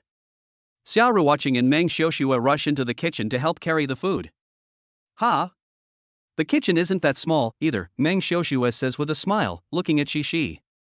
The little one's face suddenly turns red, and she looks up and to the left and to the right, tilting her neck. It's just too small. That's why people go outside. After saying that, Xi flees. But her teasing and provocation were not over yet. At the dinner table, Xiaoruoqing picked up a piece of potato and looked left and right, feeling that something was not quite right. Was it a potato cube or a potato stick? This was peeled by Xi. Grandpa! Xi interrupted Grandpa, shouting anxiously. Then she pouted her lips and pleaded, Grandpa, don't tell anyone, okay, I'll pour you some wine. Xia Lianghua laughed. The child was trying to save face for her. Okay, come on, pour some wine for Grandpa. Xi slid off her chair and, holding the bottle steadily, pour 2 liang of white wine for Grandpa. Pour some for your father too. Xia Lianhua held up Lu Zai's wine glass. But she hesitated. Dad, you want some too? Well, have some with your grandpa. Okay, but don't drink too much. It has to be said, Xiaomianao is very strict. Whether she can control it is another matter. She couldn't understand why the adults were eating so slowly. She had already finished watching several episodes of her cartoon, but her father and grandfather still hadn't finished eating. The little girl came over puzzled, and then noticed that there were wine bottles under the table. If you walk carelessly, they will kick around and fly everywhere. She frowned as she watched her father and grandfather clink glasses again and again. Her father was being disobedient. Chapter 20. After returning home, the big star became a girl. At his in-laws' house, Lu Zai didn't have to do anything. To be precise, whatever he did, his in-laws would push him back into his seat. The saying, "the son-in-law is a precious guest at the door," is especially clear in the case of Xia Lianhua and Huang Yulan. On the contrary, Xia Ruoqing, who is obviously a glamorous star in front of the camera, becomes the busy girl who runs around at home. Xia Ruoqing doesn't care, after all, she is very happy to see her parents being nice to Lu Zai. Xia Lianhua and Lu Zai both had a lot to drink at noon. As a result, when it was time for dinner, neither of them had an appetite and they just had a small bowl of congee to warm their stomachs. In the countryside, when it gets dark, it gets quiet outside. Occasionally someone will go to visit, but they will go home by 8 or 9 o'clock, because staying any longer would disturb the people's rest. There are many rooms in the house. Meng Xiuxue is alone in one room. She originally wanted to sleep with his parents, but was picked up by his grandmother Huang Yulan and taken outside. This made the little guy mutter for a long time. Xia Ruoqing was at a loss for words when she saw Shi running back, holding 2 rolls of toilet paper in her arms. When she heard her daughter say that her mother had prepared the toilet paper for her and Lu Zai, Xia Ruoqing's face immediately turned red. After she went out, Lu Zai deliberately rubbed up against Xia Ruoqing, causing the latter's face to turn even redder. Zai, don't come tonight, okay? Are you an Iron Man? If you make me limp again, I won't get out of bed tomorrow, and I won't be able to face our mother. Xia Ruoqing muttered under her breath, holding a tissue. Although she said that, if Lu Zai really wanted to come, she felt that she wouldn't be able to refuse. When she thought about this, Xia Ruoqing quickly covered her head with the quilt, she was so embarrassed. In contrast, Lu Zai pretended to be confused, lay down next to Xia Ruoqing, gently lifted the quilt, and asked in return. Xingqing, what are you talking about? I don't understand. But it feels like something sinister. Why don't you explain? Explain, your big head ghost.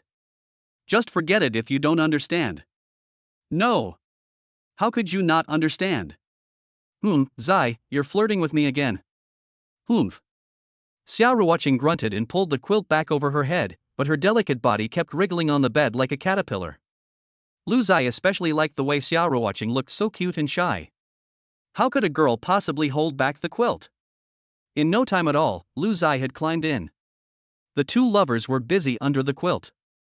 You pinch me, I bite you, and the laughter never stopped. Later, Lu Zai went to sleep very early. He rushed back from the Magic City to Xia Ruoqing's hometown, and drank a lot at noon.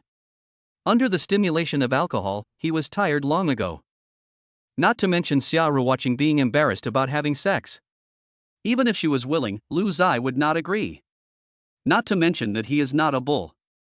There is a cooling-off period for that kind of thing. During the cooling-off period, he is comparable to a saint. Looking at Lu Zai, who had already fallen asleep, Xia Ruoqing's face had a faint smile on it.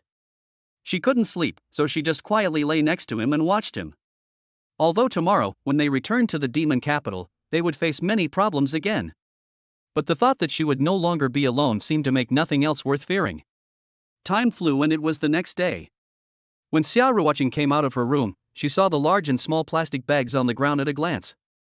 Mom? Dad? What are these? Your mom has prepared things for you, including our home-grounded wheat flour, home-pressed peanut oil, and home-raised chicken. After Xia Lianghua finished speaking, Huang Yulan walked over with a few more plastic bags containing meat. When you go back to the city, you and Zai will be busy again, and I don't know when I'll be back next time. Take all this with you, and let your father and I know when you've finished eating it, and we'll send it to you. There's meat in here, you and Shishi both like meat, take it all. Your father and I can't eat much. If you don't take it with you, it'll go bad sooner or later. It'd be a waste to throw it away. How could a mother not know what her daughter would say? So before Xiao Watching could speak, Huang Yulan cut her off. Oh yes, there's also the cutlass fish that Zi likes. I put it in a can. Go back and eat it as soon as possible. You can't refuse your parents' love. Xiao Watching could only laugh and cry as she took everything with her. The urea pockets were very roomy. When she went to university, they could hold her bedding, and now that she was working, they could also hold a lot of the things her parents had prepared for her. A mother worries 1,000 miles away from her child. Xia Lianghua and Huang Yulan moved back to the countryside to hide in order not to cause trouble for their daughter. This way, there were far fewer friends and relatives looking for Xiao Watching to do things for them.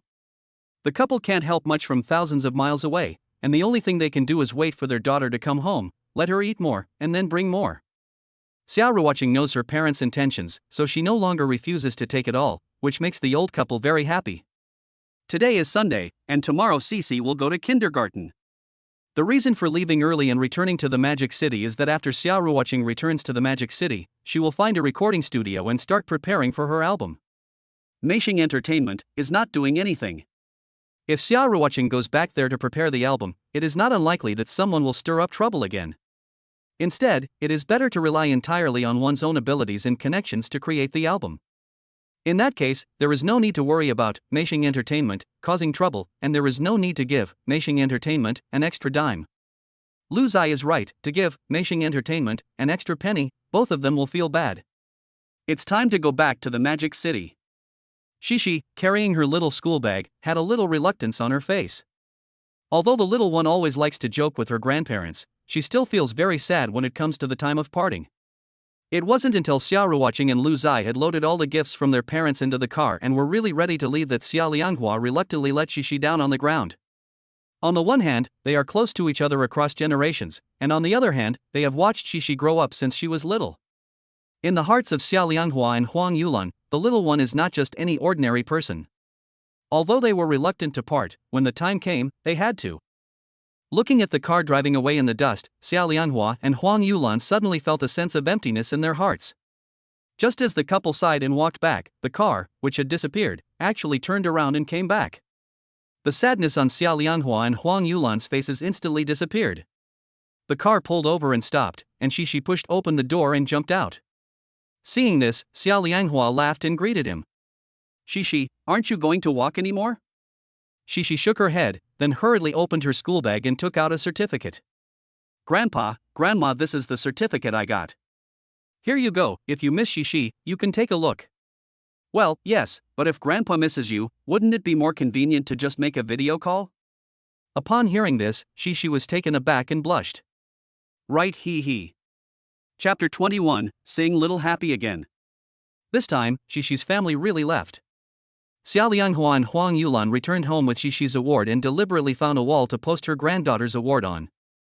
Although Shishi is only 5 years old, the old couple are already imagining her award filling up the entire wall. On the other side, 3 hours later, Lu Zai's family returned to the Magic City. Even before they got off the highway, they felt like they were back in the hustle and bustle of the city, and it seemed like the pace of life had doubled.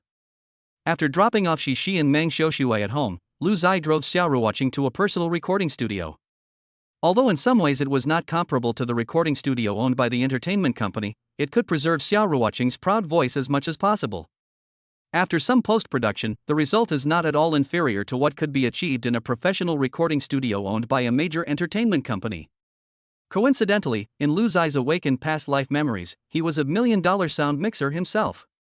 And Xiao Watching's voice is beautiful to begin with, so all he needs to do is tweak it a little. He takes the key and goes to the recording studio. Over the next week, only Lu Zai and Xiao Watching will be entering and leaving the studio. Xiao Watching's upcoming album will have 6 songs in total, and she plans to record 1 song per day. The workload is average, or you could say it's relatively heavy. But since Xiao Watching's contract with Meishing Entertainment is about to expire, she doesn't have much else to do and is taking a rare break. After finishing her preparations, Xiao Watching enters the recording studio, separated from Lu Zai by a window. Today she'll be recording Little Perfect. Xiao Watching really likes this song. She fell in love with it the first time she heard it. The song starts with a strong narrative harmonica sound. As the prelude ends, Xiaoruoqing's unhurried voice quietly begins. The song is melodious, and listening to it makes people feel at ease and comfortable. Add to that the beauty of Xiaoruoqing's voice, and the whole song is full of infectious power. For a singer, having a good voice is a gift from God. But for Xiaoruoqing, it's like God is chasing after her to feed her. No wonder she made the plan to record a song a day. It turns out to be a result of her confidence. For other singers, recording a song is often a huge workload, because it needs to be recorded over and over again until it is satisfactory. As a result, they may eat, drink and defecate in the recording studio, and it is very possible that they will not go out for 10 or 15 days in a row. However, at the moment, Xiaoruoqing has achieved the standard after only one take. After singing a song, Xiaoruoqing quietly pushed open the door and poked her head out. "Honey, is it okay?" Lu Zai did not look up and responded with a soft "hm." When Xiaoruoqing came over, she discovered that he was actually adjusting the sound. "When did he learn to tune?" "Honey, when did you learn to do this?" "I taught myself." "Here, listen." So that Xiaoruoqing would stop asking questions, Lu Zai played the tuned version of Xiaomei Man. The warm, light tune captured the hearts of the listeners. Even if Xiaoruoqing were the singer of the song, she couldn't help but hum along. The reason Xiaoruoqing was in such a good mood was because while singing, beautiful images were floating through her mind. As a result, her singing became light and sunny. When the playback finished, Lu Zai put his arms around Xiaoruoqing's waist. "How did it feel?" "Very good." "Husband, is your tuning standard really that high?" "Idiot, it's obvious that your singing standard is high." Lu Zai didn't dare to take the credit and said honestly. Xiaoruoqing shook her head in disbelief, until Lu Zai played back the recording before the editing. "Hey! She sang quite well." "Of course she did." Xiaoruoqing was very happy and gave Lu Zai a kiss as a reward, putting her arms around his neck. "Honey, the song you wrote is really good. You wrote and composed it yourself, you're a genius." "It's good to write, but someone has to sing it." Lu Zai smiled, then pinched Xiaoruoqing's face and said, "Looks like I've found a gem." Giggle, I should be the one saying that. Neither of them expected that the work for the day would be finished so quickly. After copying the recorded Little Perfect, the two of them started chatting and laughing in front of the recording studio, and they didn't leave until they had prepared everything they would need for tomorrow. In the next few days, Meng Xiuxue was fully responsible for picking up and dropping off Shishi to and from school. Lu Zai and Xiaoruoqing stayed in the recording studio for long periods. Although Xiaoruoqing had a great talent and a beautiful voice, there were still occasional problems that required re-recording. What's more, the 6 songs she had chosen were all in different styles, which was undoubtedly a challenge. Xiaoruoqing dared not relax or slacken off in the slightest, and she was even more afraid of failing Lu Zai, so she could only give 100% of her best. Time flew and it was another Saturday. After recording the last song, Xiaoruoqing had to go to the Meishing Entertainment Company. The phone rang and she was told to go and remove her personal belongings. The attitude was such that it gave the impression that she had been fired. Xiaoruoqing went willingly, feeling physically and mentally relaxed. She had thought that Meishing Entertainment would not let her get through this last week of the contract period so easily. Unexpectedly, Meishing Entertainment actually didn't have any problems at all, which is really something to celebrate. Lu Zai was waiting in the car, and Xiaoruoqing walked alone into Meishing Entertainment. Looking generous, and very sunny and cheerful. Along the way, she met several contracted artists and staff members of Meishing Entertainment, and they all couldn't understand why Xiaoruoqing could still smile. Everyone in the company knew that Xiaoruoqing's album was about to be released soon. But no one has heard her make any preparations. The thought that this star, who has bled and sweated for the company, is going to throw in the towel, evokes mixed emotions in everyone's heart. Some are just watching the fun with a cold heart. Some are deeply saddened. And some are openly mocking. For example, that little punk Bai Ling, who had Meishing Entertainment play mind games to distract Xiaoruoqing and then remove all her resources. "Are you here to help with the move, Sister Cheng? Why did you come yourself? Why not just call your assistant? You know, we at Meishing Entertainment have clear rules, no one is allowed in unless they are related to the job." Bai Ling didn't lower her voice when she spoke, deliberately letting everyone around hear. Such undisguised mockery is enough to show that she is a narrow-minded woman. The snake-like and vicious Bai Ling kept on rubbing salt into Xiaoruoqing's wounds. However, Xiaoruoqing had no intention of indulging her. Pop. The sound of a crisp slap resounded, and Bai Ling, who had been slapped, froze. The pain was not unbearable. But slapping her in front of so many people was undoubtedly extremely insulting. Chapter 22, The Emperor is in no hurry, but the eunuch is. Bai Ling's face turned pale. The stares of the people around her made her feel uncomfortable. She was used to being on top, so she couldn't tolerate this, and immediately wanted to fight back. However, Xiaoru watching stopped her, preventing her from moving.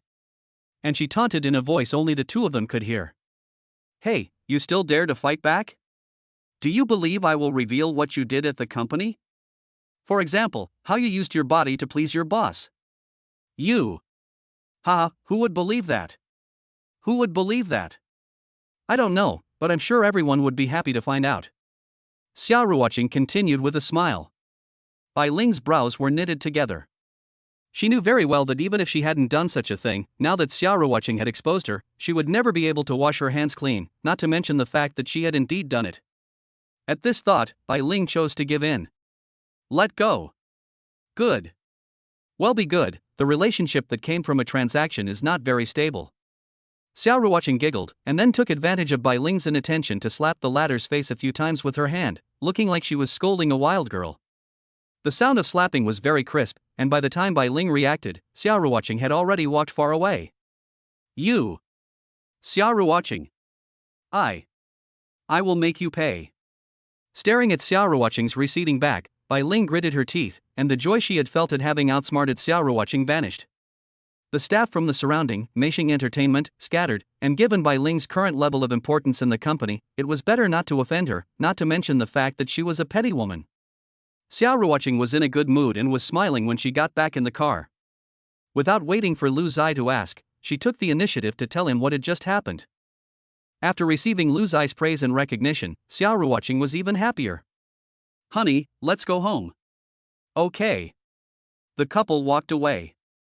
Xiaoru watching didn't even turn her head.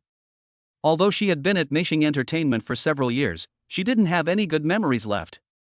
It was quite sad to say. When she got home, she was playing the piano.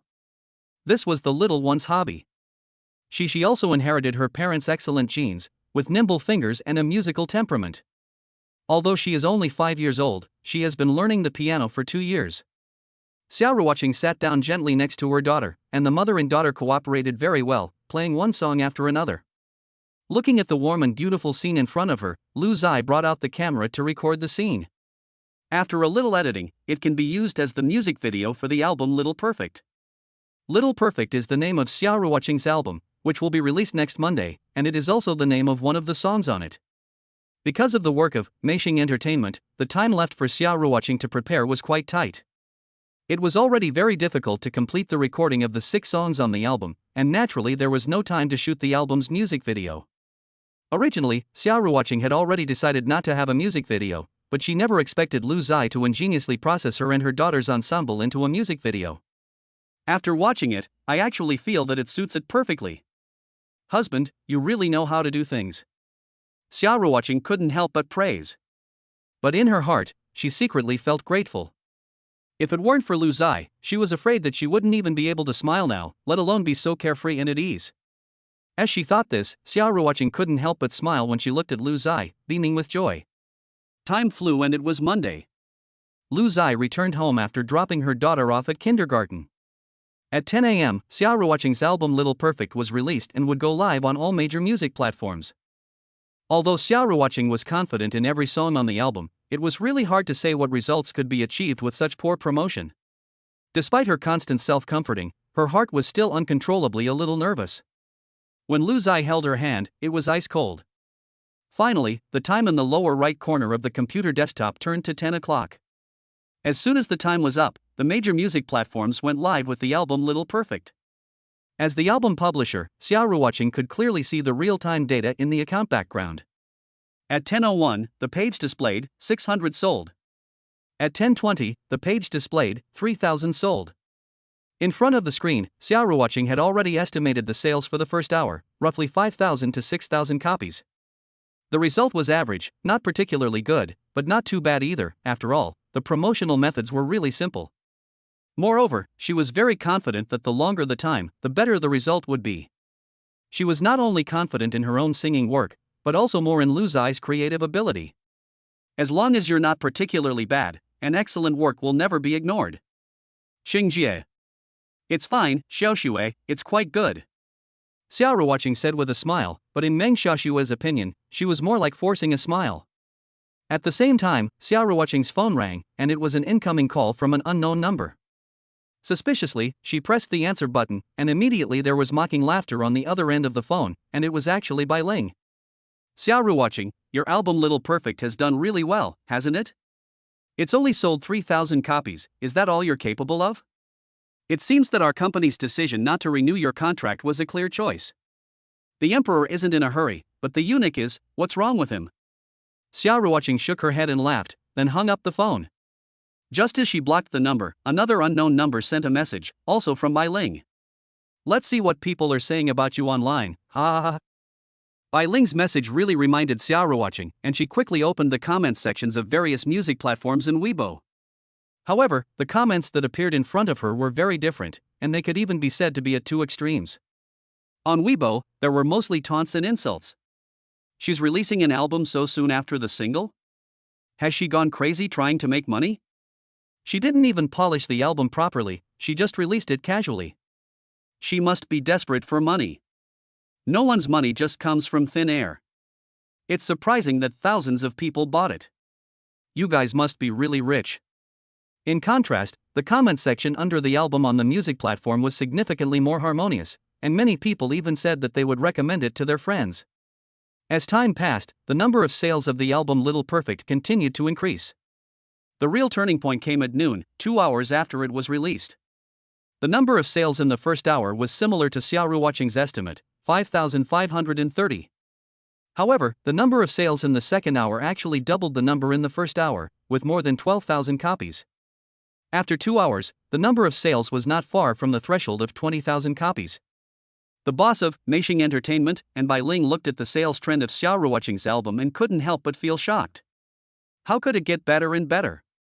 Chapter 23, Sacking the Little Punk to Show Sincerity. Sister Chang. Meng Xiaoxue shouted in a broken voice. She looked as if she had seen something incredible. Xiao Ruoqing came walking over at the sound, still holding her rice bowl in her hand. What's wrong, Xiaoxue? Sister Ching, I don't think there's a bug on the Penguin music platform, is there? Meng Xiaoxue asked excitedly. I don't think so. Then it's exploded. Look, Xingjie, more than 100,000 albums have been sold in the first minute at 12:30. Meng Xiaoxue refreshed the page, and the number more than 100,000 had already changed to 110,000. Xiao Ruoqing's heart skipped a beat when she saw this, and after setting down her rice bowl, she sat down at the computer desk to check it out. Sure enough, it had exploded. Looking at the comments section, there were no more negative comments on Weibo or the music platform. Instead, there were rave reviews. The number of likes on the top comment reached 300,000, as if it were a confession and apology. Before listening, where's the leak? After listening, Teacher Xia, I'm sorry, the album is full of sincerity, you shouldn't be wronged. More and more netizens are leaving comments under the reviews. Most of them felt Xiao Ruoqing's sincerity after listening to the songs on the album Little Perfect. According to netizens, the 6 songs on the album are all at the level of a title song. The lyrics, the music, and the singer all fit together perfectly, and any one of the 6 songs could be a hit if released as a single. Under the guidance and recommendation of Xiao Ruoqing's fans, the spread of Little Perfect happiness has become faster and faster. If at the beginning it was like a stone dropping into a lake, sending ripples outwards, then now, the album Little Perfect Happiness can be said to have caused a tidal wave in the music world. Both the people listening to the songs and the musicians and singers have been shocked by this album called Xiao Mei Fu. She gets out of school at 4 p.m. Lu Zai and Xiao Ruoqing leave home at 3 p.m. to go to kindergarten. It's only been 5 hours since 10 a.m., and the album Xiao Mei Fu has already sold over 600,000 copies. The 24 yuan album has sold a whopping 15 million copies. On the way to the kindergarten, Xiao Ruoqing felt dizzy. At first, she believed that the album would not do too badly, but she never dared to think that it would be such a hit. There were still a few hours to go before 24 hours, so what would the sales be? Are you happy? Lu Zai asked with a smile. Xiao watching nodded eagerly. If Lu Zai wasn't driving, she would have leaned over and kissed him. Honey, it's all you're doing. It's our credit. There's no need for couples to be arrogant about their achievements, and Lu Zai fully believed that this was just the beginning. The 6 songs on the album Little Perfect were indeed excellent and had been proven by the market, but what no one expected was that the speed of dissemination was also ridiculously fast. When Lu Zai and Xiao Watching arrived at the entrance to their daughter's kindergarten, the sound system in front of the small supermarket not far away was already playing the song Little Perfect from the album. The relaxed and cheerful melody, with its catchy lyrics, made anyone passing by the supermarket door unable to help but listen more. Some children even ran up to the small supermarket to ask the owners and what song it was. Music and singing can very easily influence emotions. It happened to coincide with the end of work and school hours, and when the multitudes of people heard the cheerful song Little Happy, they couldn't help but be moved a little. Word spread quickly, and more people became familiar with Xiao Watching's songs. Her album sold more and more copies.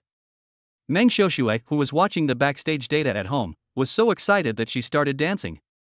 She was sincerely happy for Xiao Watching. Cici was the same. On the way home, she listened to her mother sing the song over and over again, and even hummed along. The more people who liked it, the more the album sold. The next day came quickly, and the sun was shining brightly. It was 10 o'clock, and it had been 24 hours since the album Little Perfect was released. According to the Penguin Music backstage display, the number of copies sold had already exceeded 2 million, with cumulative sales of nearly 50 million. This was still just the data from one platform, Penguin Music. The other music platforms were not as good as Penguin Music, but they were definitely not too much worse. After the integration, the cumulative sales in 24 hours had already reached a small target. The platform will take a 15% cut. Xiao Watching will also get tens of millions. This is just the revenue from 24 hours, and there will be more to come. It can be said that Xiao Watching's album has completely sold out, and the results have been very good. It can be considered an extraordinary performance in the college entrance examination. The album's success also made everyone aware of Xiao Watching's strength. The ability to turn the tide against the odds and rare publicity shows how strong she is. Many companies have already thrown their hats in the ring, wanting to sign Xiao Watching, and it can be said that they are scrambling to do so. Even her old boss from Meishing Entertainment called. A few days ago, when Xiao Watching was told to go to the company to pick up something, the tone of voice was so dismissive, and she was so hurriedly told to go. But now when they called to request a renewal, it's such a compliment. It's obvious that less than an hour after the album was released, Bai Ling called to sneer. Now, 24 hours have passed, and seeing that Xiao Watching's album has sold out, she has started to flatter, much like a pug dog. The inconsistent attitude of Meishing Entertainment clearly explains what it means to change faces like a flipbook. Xiao Watching doesn't have the slightest favorable impression of this kind of company that only cares about the present and not the past. Hanging up the phone directly was her reply, and she didn't want to say anything more to Meishing Entertainment. The album has been a huge success. Xiao Watching gained millions of followers across all platforms, and her status in the entertainment industry rose accordingly. If she were to sign a contract with a company, she would definitely be able to get very good terms. But there was no need. Xiao Watching clearly understood the truth: if you work for someone else, you have to take their orders. If you want to survive in the entertainment industry, you have to be your own boss. Meihang Entertainment. Because Xiao Watching's album sold out, the company held a high-level meeting overnight. Bai Ling, the lover of the boss of Meishing Entertainment, also attended the meeting, but when she saw the achievements that Xiao Watching had made, she almost burst with envy. The only thing discussed at the meeting was to try to get Xiao Watching to re-sign with the company. Because of Xiao Watching's current fame, if she returned to Meishing Entertainment, it would definitely be of great benefit to the company. But everyone there knew how difficult the task was.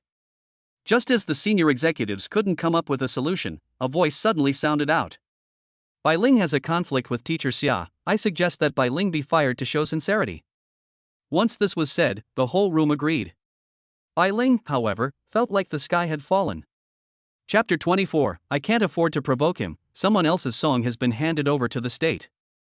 Zhuang Wenba, the owner of Meishing Entertainment, is in his 30s.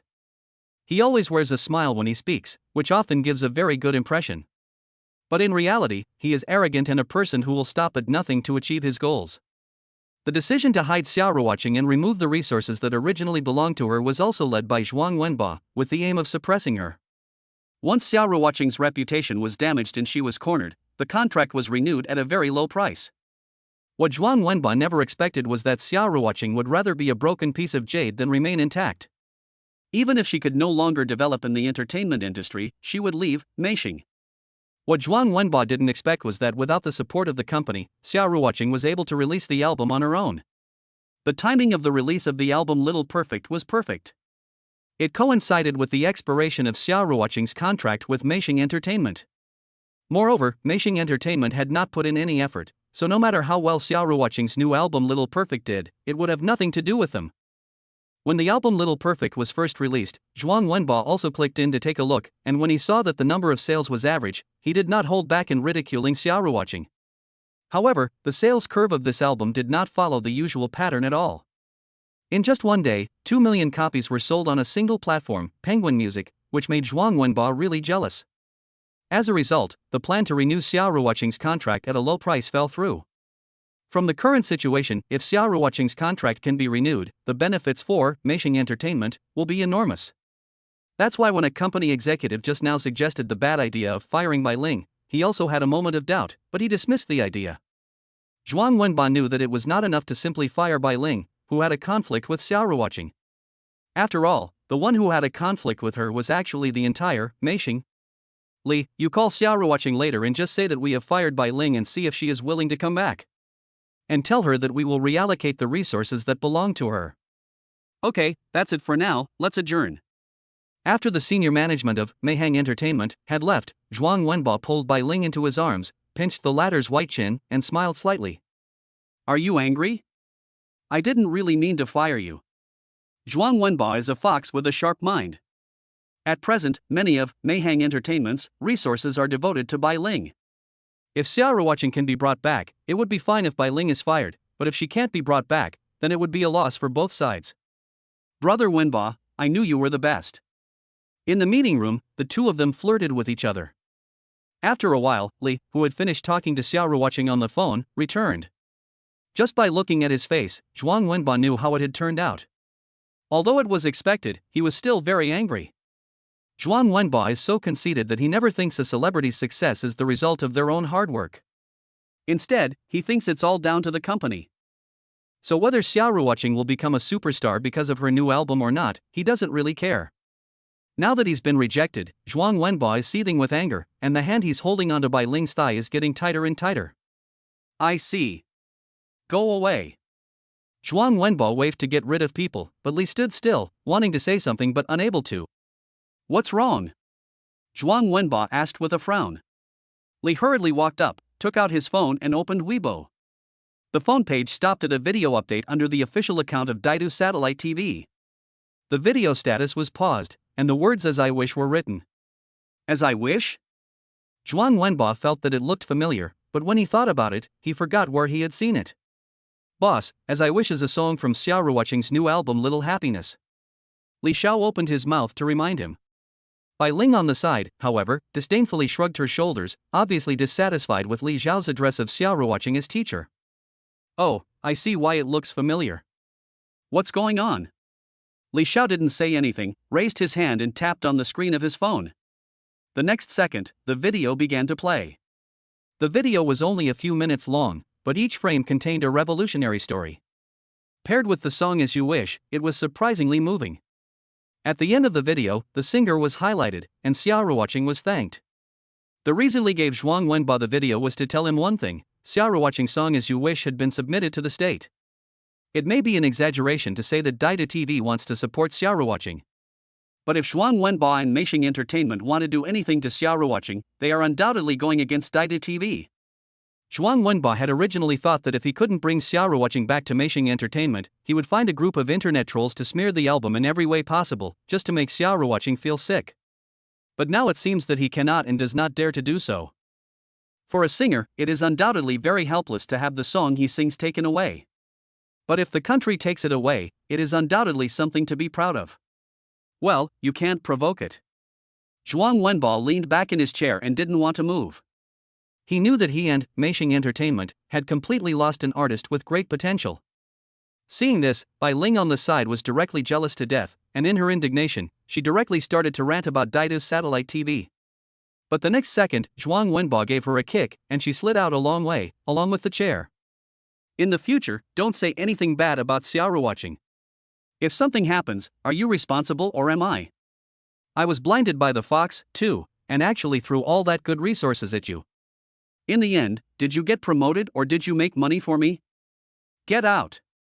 Zhuang Wenbo, who had nowhere to vent his anger, poured his frustration and resentment directly onto Bai Ling. Not long ago, Bai Ling was smug and arrogant.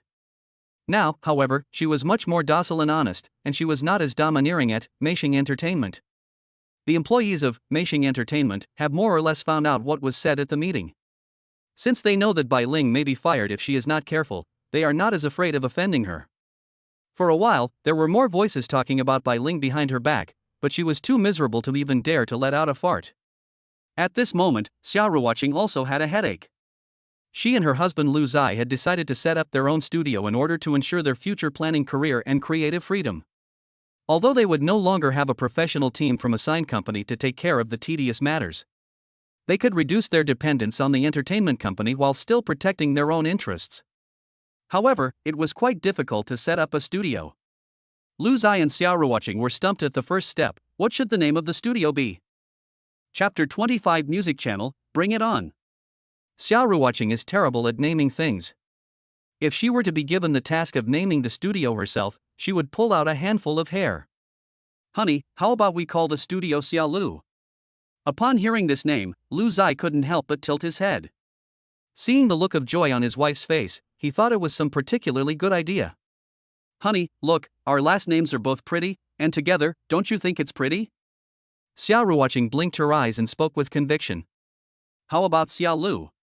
He thought Xiaoru watching would nod her head in agreement, but she actually refused. No, how about the studio is ours, and it should be named after both our last names? Lu Zai was slightly moved to learn that there was another meaning to the name. The homophony is fine too. Okay, listen to me, it's going to be Xiaolu. Xiaoru watching could not argue with Lu Zai, so she had to give up. But the girl was thinking to herself, when the studio becomes famous in the future, she will make a point of explaining in public that Xiaolu actually means Xiaolu. Meng Xiaoxue came over. Xiaoru watching waved happily. Xiaoxue, we've decided on the name of our studio. How does Xiaolu sound? Meng Xiaoxue smiled. Qingjie, you've been discussing it for 2 hours and you've finally decided on a name. Xiaoru watching blushed slightly when she heard this and felt a little embarrassed.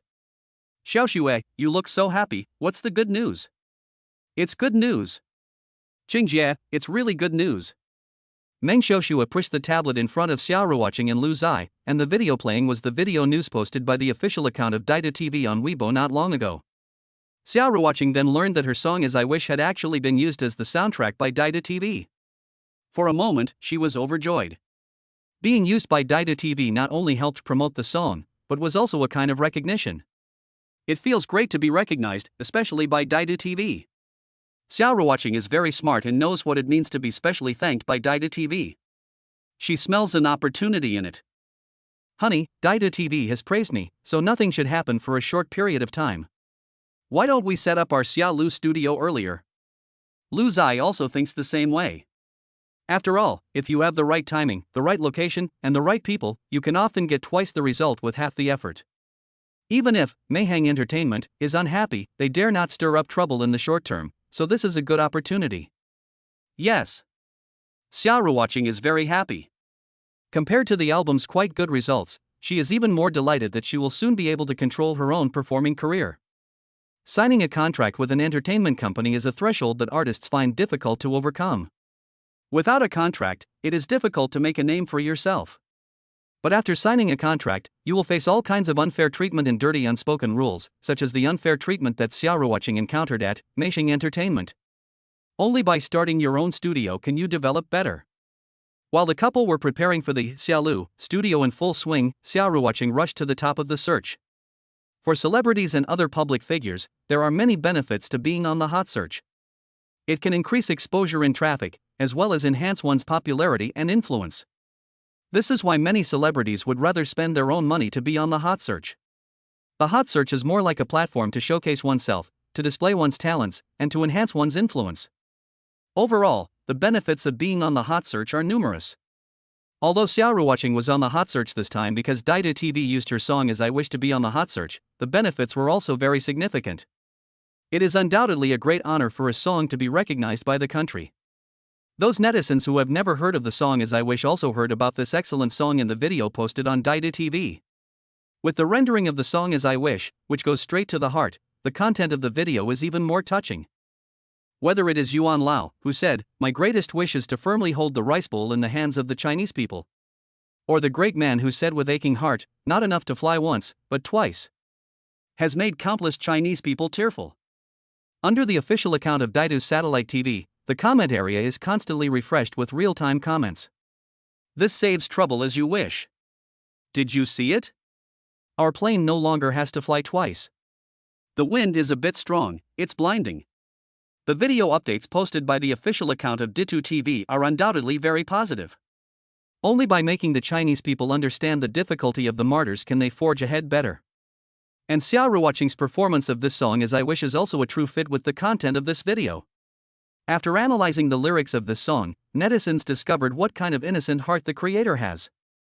As a singer, Xiaoruwatching also relies on her ethereal voice to inject emotion into this excellent work. With the song As I Wish, Xiaoruwatching has won countless fans. Many passers-by have come to know Xiaoruwatching better after hearing this song. For a time, it even boosted album sales. In this way, fans who have already purchased the album highly recommend it. And those new netizens who heard that the songs on the album Little Perfect are actually so good have also turned from passers-by to fans. Xiaoruwatching's personal account on Weibo has seen a surge in the number of followers. The music platforms that have put her music album on the shelves have also tacitly put Xiaoruwatching at the top, hanging her high. Entertainment companies of all sizes are also impressed by Xiaoruwatching. They all want to sign her. The treatment and conditions they offer are also very generous, enough to make a group of stars jealous. However, no matter how hard these entertainment companies try to sell themselves, Xiaoruwatching politely rejects them, which makes these entertainment companies feel puzzled. Even rumors spread in the industry that Xiaoruwatching was going to join the national team. The boss of Meishing Entertainment, Zhuang Wenba, didn't believe that Xiaoruwatching had such abilities, but there were so many rumors in the industry that he couldn't help but start to believe them a little. Zhuang Wenba knew that if that was really the case, he and Meishing Entertainment would have to cry themselves to death. Meishing Entertainment would hate to see that happen the most. Other entertainment companies waited quietly, guessing. Until another channel in the imperial capital used Xiaoruwatching's song as the soundtrack for a video, and half of the entertainment industry boiled over. Previously, Daidu's satellite TV channel 1 had used As I Wish as the soundtrack for a video. And this time, Daidu's satellite TV channel 15, the music channel, used Wanjiang as the soundtrack for a video of the great rivers and mountains of the motherland. Another song was submitted? Chapter 26, an invitation from Blueberry TV, with special guest. 2 songs in a row have been used by the state for soundtracks, and they have received very good feedback. It is not difficult to see the gold content of the album Little Perfect. Xiaoruwatching's fame has also risen with the tide, and the number of fans in the background increases by hundreds of thousands every day. It is said that people who are popular have a lot of troubles, especially celebrities, after suddenly becoming popular. Digging up dirt on celebrities seems to be something that netizens are happy to do. But Xiaoruwatching's sudden comeback has not resulted in any dirt being dug up. After all, the prerequisite for digging up dirt is that there must be dirt. Xiaoruwatching has been in the industry for many years and has always been down to earth, flaunting her hard work and diligence, so naturally there is no negative news about her. The only dirt is that some people say she is unapproachable and cold-hearted. But if you take a little time to get to know her better, you'll see that it's not true. Meng Xiaoshui is Xiaoruwatching's assistant. Before her, there was actually an agent, but Xiaoruwatching unilaterally fired him, and even offended her old boss, Meishing Entertainment, because of it. The reason for the falling out was that the agent secretly used Xiaoruwatching's name to ask fans for money, cheating many people. Xiaoruwatching was extremely disappointed and broke off the relationship. After the partnership was dissolved, there were more voices on the internet trying to put negative labels on Xiaoruwatching. But fortunately, netizens and fans have discerning eyes. In that incident, Xiaoruwatching even paid out of her own pocket to compensate the fans who had been cheated. Such character is quite rare in the entire entertainment industry. Not only is she beautiful, her singing is also good, and there is no black material about her. Naturally, Xiaoruwatching is likable because there is nothing negative to say about her. The main thing is that channels 1 and 15 in the imperial capital both like Xiaoruoqing's song, which is undoubtedly a kind of recognition. Since the album was released, Xiaoruoqing has been unstoppable in the past few days. She is not conceited because of this, but instead continues to treat her fans and netizens with sincerity as always. Just as Xiaoruoqing and Lu Zai were busy with the affairs of the Xiaolu studio, Zhejiang Satellite TV, also known as Blueberry TV, contacted her about a program called Singer. Singer is a music idol development entertainment talent show, the main purpose of which is to discover potential music talent through auditions.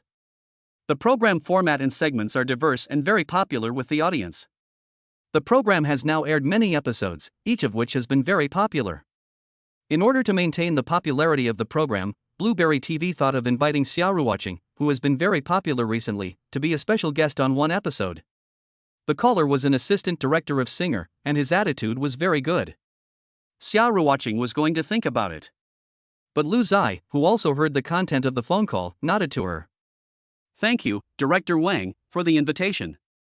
I will be there before the program is recorded." "Teacher Xia, you agreed?" "Thank you. The compensation will definitely satisfy you." Deputy Director Wang on the other end of the line couldn't help but want to burst into tears. He had originally thought he would come back empty-handed, but he never expected Xiaoruoqing to agree. No wonder so many people like her. Counselor Wang quickly thanked her, and was just about to bow to Xiaoruoqing over the phone line to express his gratitude. He hung up the phone and put it down. Xiaoruoqing looked at Lu Zai suspiciously. "Honey, didn't we say we needed to hurry and get things done at the studio? How could you agree to let me go to Singer as a special guest?" "Silly, our studio needs you to hold up the front. Only when your reputation is high will it be easier for the studio to do things in the future. And you're only going as a special guest, so you'll only be gone for 2 or 3 days, which won't cause any delays. The main thing is that this time, it was Blueberry TV that invited you, and if you say yes, Blueberry TV will owe you a favor, and the favor of a local TV station can be used in the future." Lu Zai talked eloquently, and in a few words, he dispelled Xiaoruoqing's doubts. There was also a sparkle in her beautiful eyes, and she felt enlightened. "Since you're going to appear on the show, we have to prepare well. Special guests are there to enrich the content of the program. So these 2 days I'll prepare the songs you're going to sing, and we'll blow the roof off the place." Looking at Lu Zai's serious expression, Xiaoruoqing smiled. She sincerely felt the benefits of having Lu Zai by her side. With these thoughts in her heart, Xiaoruoqing raised her long, slender arm and put it around Lu Zai's neck, then gave the latter a soft kiss on the corner of his mouth. "Honey, you're so good, I'm so lucky to have you." These were the most sincere thoughts in Xiaoruoqing's heart at that moment. She didn't even dare to think about what would have happened to her if Lu Zai hadn't helped her after she had fallen out with Mei Xing Entertainment. At best, her acting career would have ended. At worst, she didn't dare to think about it. After all, Xiaoruoqing was just a delicate woman, and she was simply too weak to fight against an entertainment company. However, Lu Zai single-handedly helped Xiaoruoqing turn the situation around. The album sold well. Even Mei Xing Entertainment didn't dare to do anything wrong. After her comeback, she was even favored by the main program on Blueberry TV. Thinking about it now, Xiaoruoqing still feels incredible. Time flew, and it was the day to go to Blueberry TV to record the program. Lu Zai and Shishi both followed. Meng Xiaoxue needed to follow Xiaoruoqing around as an assistant, so she followed her into the TV station. Lu Zai and Shishi, father and daughter, found a nearby hotel and watched the live broadcast of the show from inside their room. Backstage at the Singer program, the staff responsible for monitoring the data were all stunned. As soon as this episode was broadcast, the ratings broke past the previous peak. It goes without saying that it was Xiaoruoqing's doing. Since the assistant director Wang invited Xiaoruoqing, the TV station has been working overtime to produce new promotional footage. Xiaoruoqing is enjoying great popularity. After it was announced that she would be a special guest on Singer, her fans went into a frenzy. The influence of a celebrity is such that the fans' support for their favorite star can directly affect the ratings of the show. In the hotel, Lu Zai and Shishi, father and daughter, leaned against the bed and watched the TV intently. Although the program was full of talented musicians, the father and daughter were only thinking about Xiaoruoqing. As long as Xiaoruoqing didn't appear, the two of them, one big and one small, could either snack on melon seeds or nibble on chicken feet, leisurely and carefree. In the studio, Xiaoruoqing led Meng Xiaoxue out of the lounge and walked backstage, where they arrived at the side of the music teacher. As a special guest, she only needed to make an appearance for the program to benefit greatly. But the music teacher of the program never expected that the special guest Xiaoruoqing would actually sing a new song, a new original song. Since when have original songs become as common as Chinese cabbage? Chapter 27, The Wind Rises. The Singer program has been broadcast for many episodes. All the people who come to participate in the program are quite promising musical talents. After a round of competition, the popularity of the program has reached a fever pitch, and the atmosphere at the scene has been heightened. Finally, it was time for the special guest to appear. Xiaoruoqing, long awaited, and as soon as the host announced her name, the audience and those watching at home were already excited. On stage. As the host stepped back, the lights dimmed, and then gentle music began to play. The audience couldn't see it, but those watching at home saw the name of the song and related details as Xiaoruoqing appeared. Do you know? Lyrics by Li Qingzhao, composed by Lao Lu. Composed by Lao Lu. Arranged by Lao Lu. Performed by Xiaoruoqing. Just as some audience members thought the name of the lyricist, Li Qingzhao, sounded familiar, the gentle song began to play. It didn't start with a bang as expected. But Xiaoruoqing's poignant performance immediately moved the audience inside and outside the TV. The gentle melody and the singing voice touched the hearts of everyone. Xiaoruoqing is extremely talented and expresses her emotions just right when she sings. Listening to this song, one's mood will be touched by inexplicable emotions. Last night it rained lightly and the wind suddenly picked up. I couldn't finish the remaining wine despite being sound asleep. I asked the person behind the screen, but he said the begonias are still the same. Do you know? It should be green and fat, red and thin. Do you know? It should be green and fat, red and thin. A song is very short, so short that it ends before you've had enough. But a song can also be very long, so long that the audience in the front row and the back row can both experience its beauty through this song. Do you know me? After the song was over, Xiaoruoqing humbly bowed to the camera and the audience below to express her gratitude. The lights came on, and the host came up. Teacher Xia, I want to say something on behalf of the audience. We haven't had enough. Xiaoruoqing smiled gently, and she immediately raised the microphone as she held it. You haven't had enough? Then I'll sing 2 more songs. As soon as these words came out, the audience applauded enthusiastically, and the applause was as loud as thunder. If the host hadn't raised his hand to silence the crowd, the applause would have continued for a long time. Thank you, Miss Xia, for the beautiful song. Thank you, everyone. The host expressed his gratitude once again. Xiaoruoqing is also very down to earth and speaks in such a gentle manner.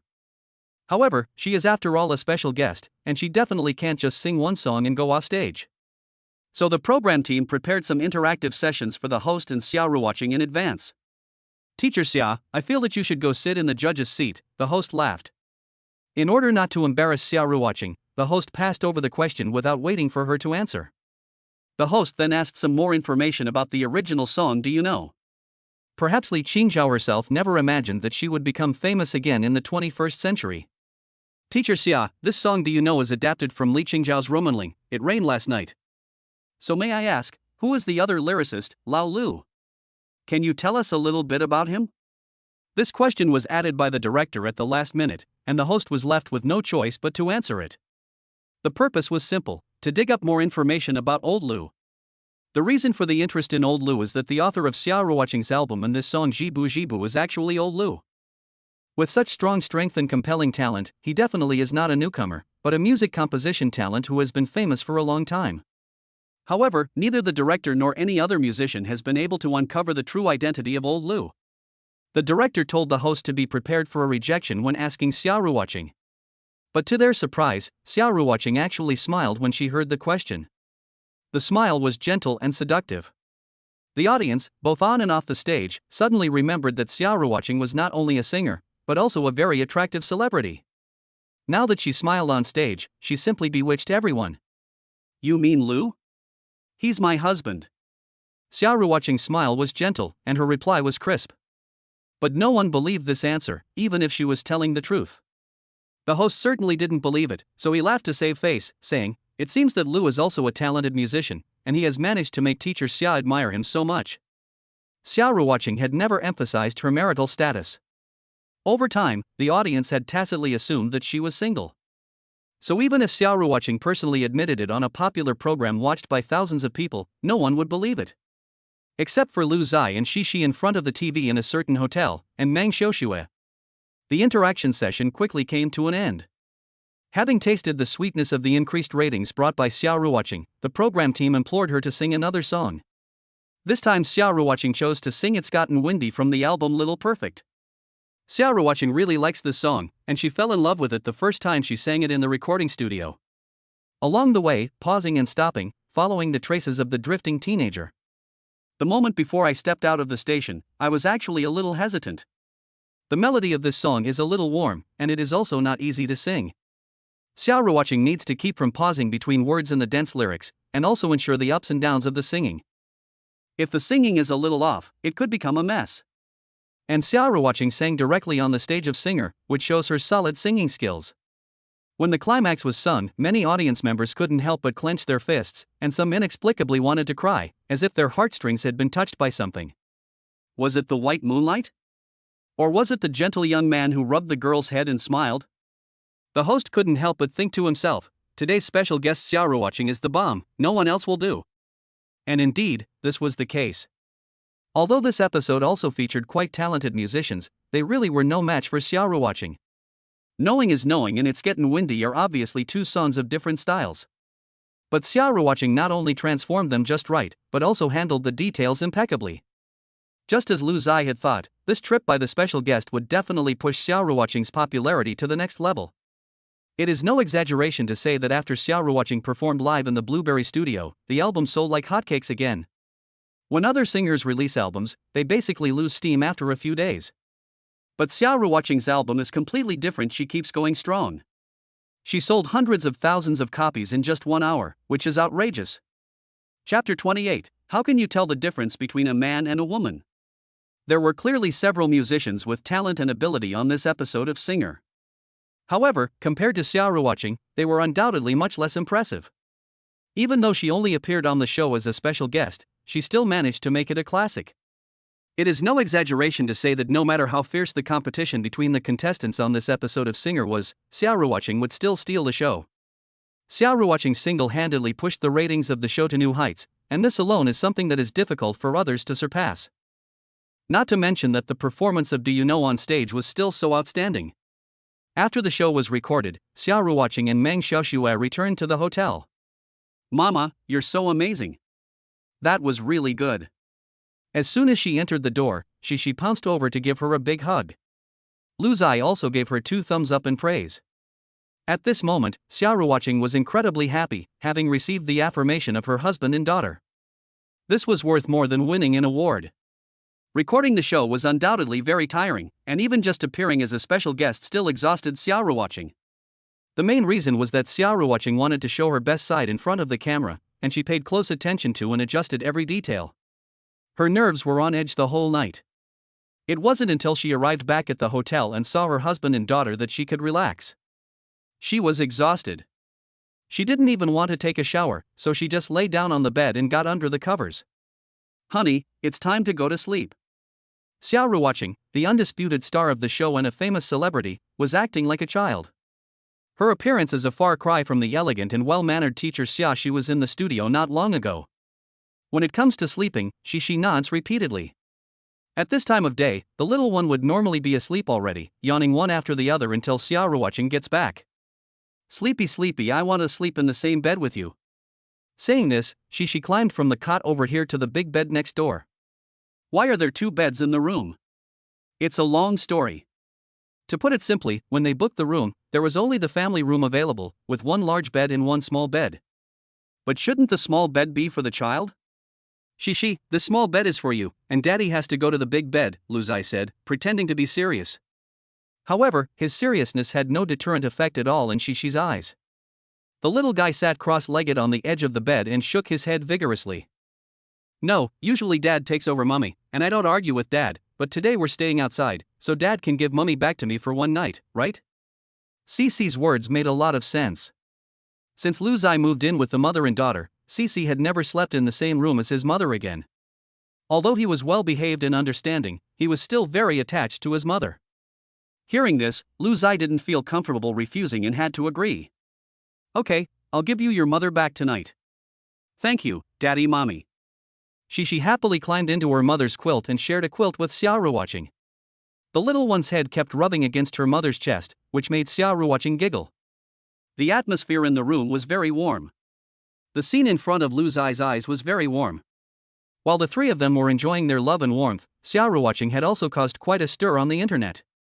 What surprised the crew of the Singer program the most was that just because they had invited Xiaoruoqing as a special guest, their program had suddenly become a trending topic. Although it was listed as a trending topic with the suffix Xiaoruoqing, just tell me if it's not a trending topic. The show Singer has been broadcast for several episodes, but before that, neither the intense publicity at the beginning nor the impact after it became slightly famous had ever hit the hot search. It's a complete surprise to be on the hot search now.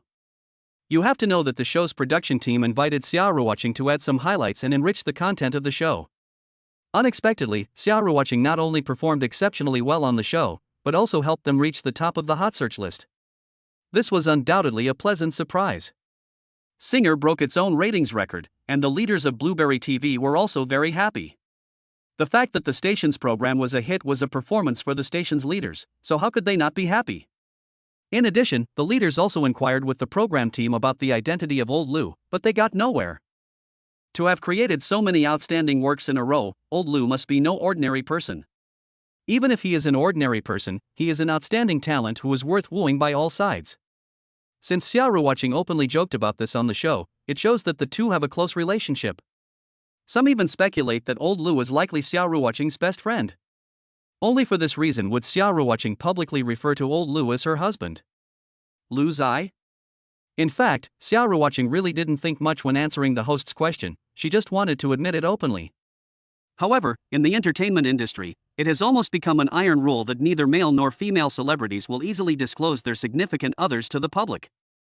So even if Xiaoruoqing admitted it herself, no one believed it. It's just so frustrating. After treating Old Lu as Xiaoruoqing's best friend or good friend, it all makes sense. As a result, the station's leaders directly instructed that the compensation for special guest Xiaoruoqing be doubled, and they also specifically instructed all parties within the station to befriend her. For entertainers, befriending a TV station is definitely not a bad thing, not to mention when the station is paying you back. Blueberry TV and the Singer production team have both tasted the sweetness, and so have the viewers. Hearing good songs is undoubtedly a very important thing for people who love music. Even though Xiaoruoqing's song Do You Know? Caused some viewers to spend an extra 20-odd yuan on the album Little Perfect. It was definitely not a loss. Do You Know? Is very good, and the songs on the album Little Perfect are just as good. People who bought the album felt that they got their money's worth, and then recommended it to their friends. Those who didn't buy the album and had no intention of buying it were moved after hearing Xiaoruoqing sing Jibu Jibu and became willing to buy it. 20 yuan can't buy you a loss or fool you, but you can get 6 great songs for it, which is really worth it. However, netizens' ambitions don't stop there.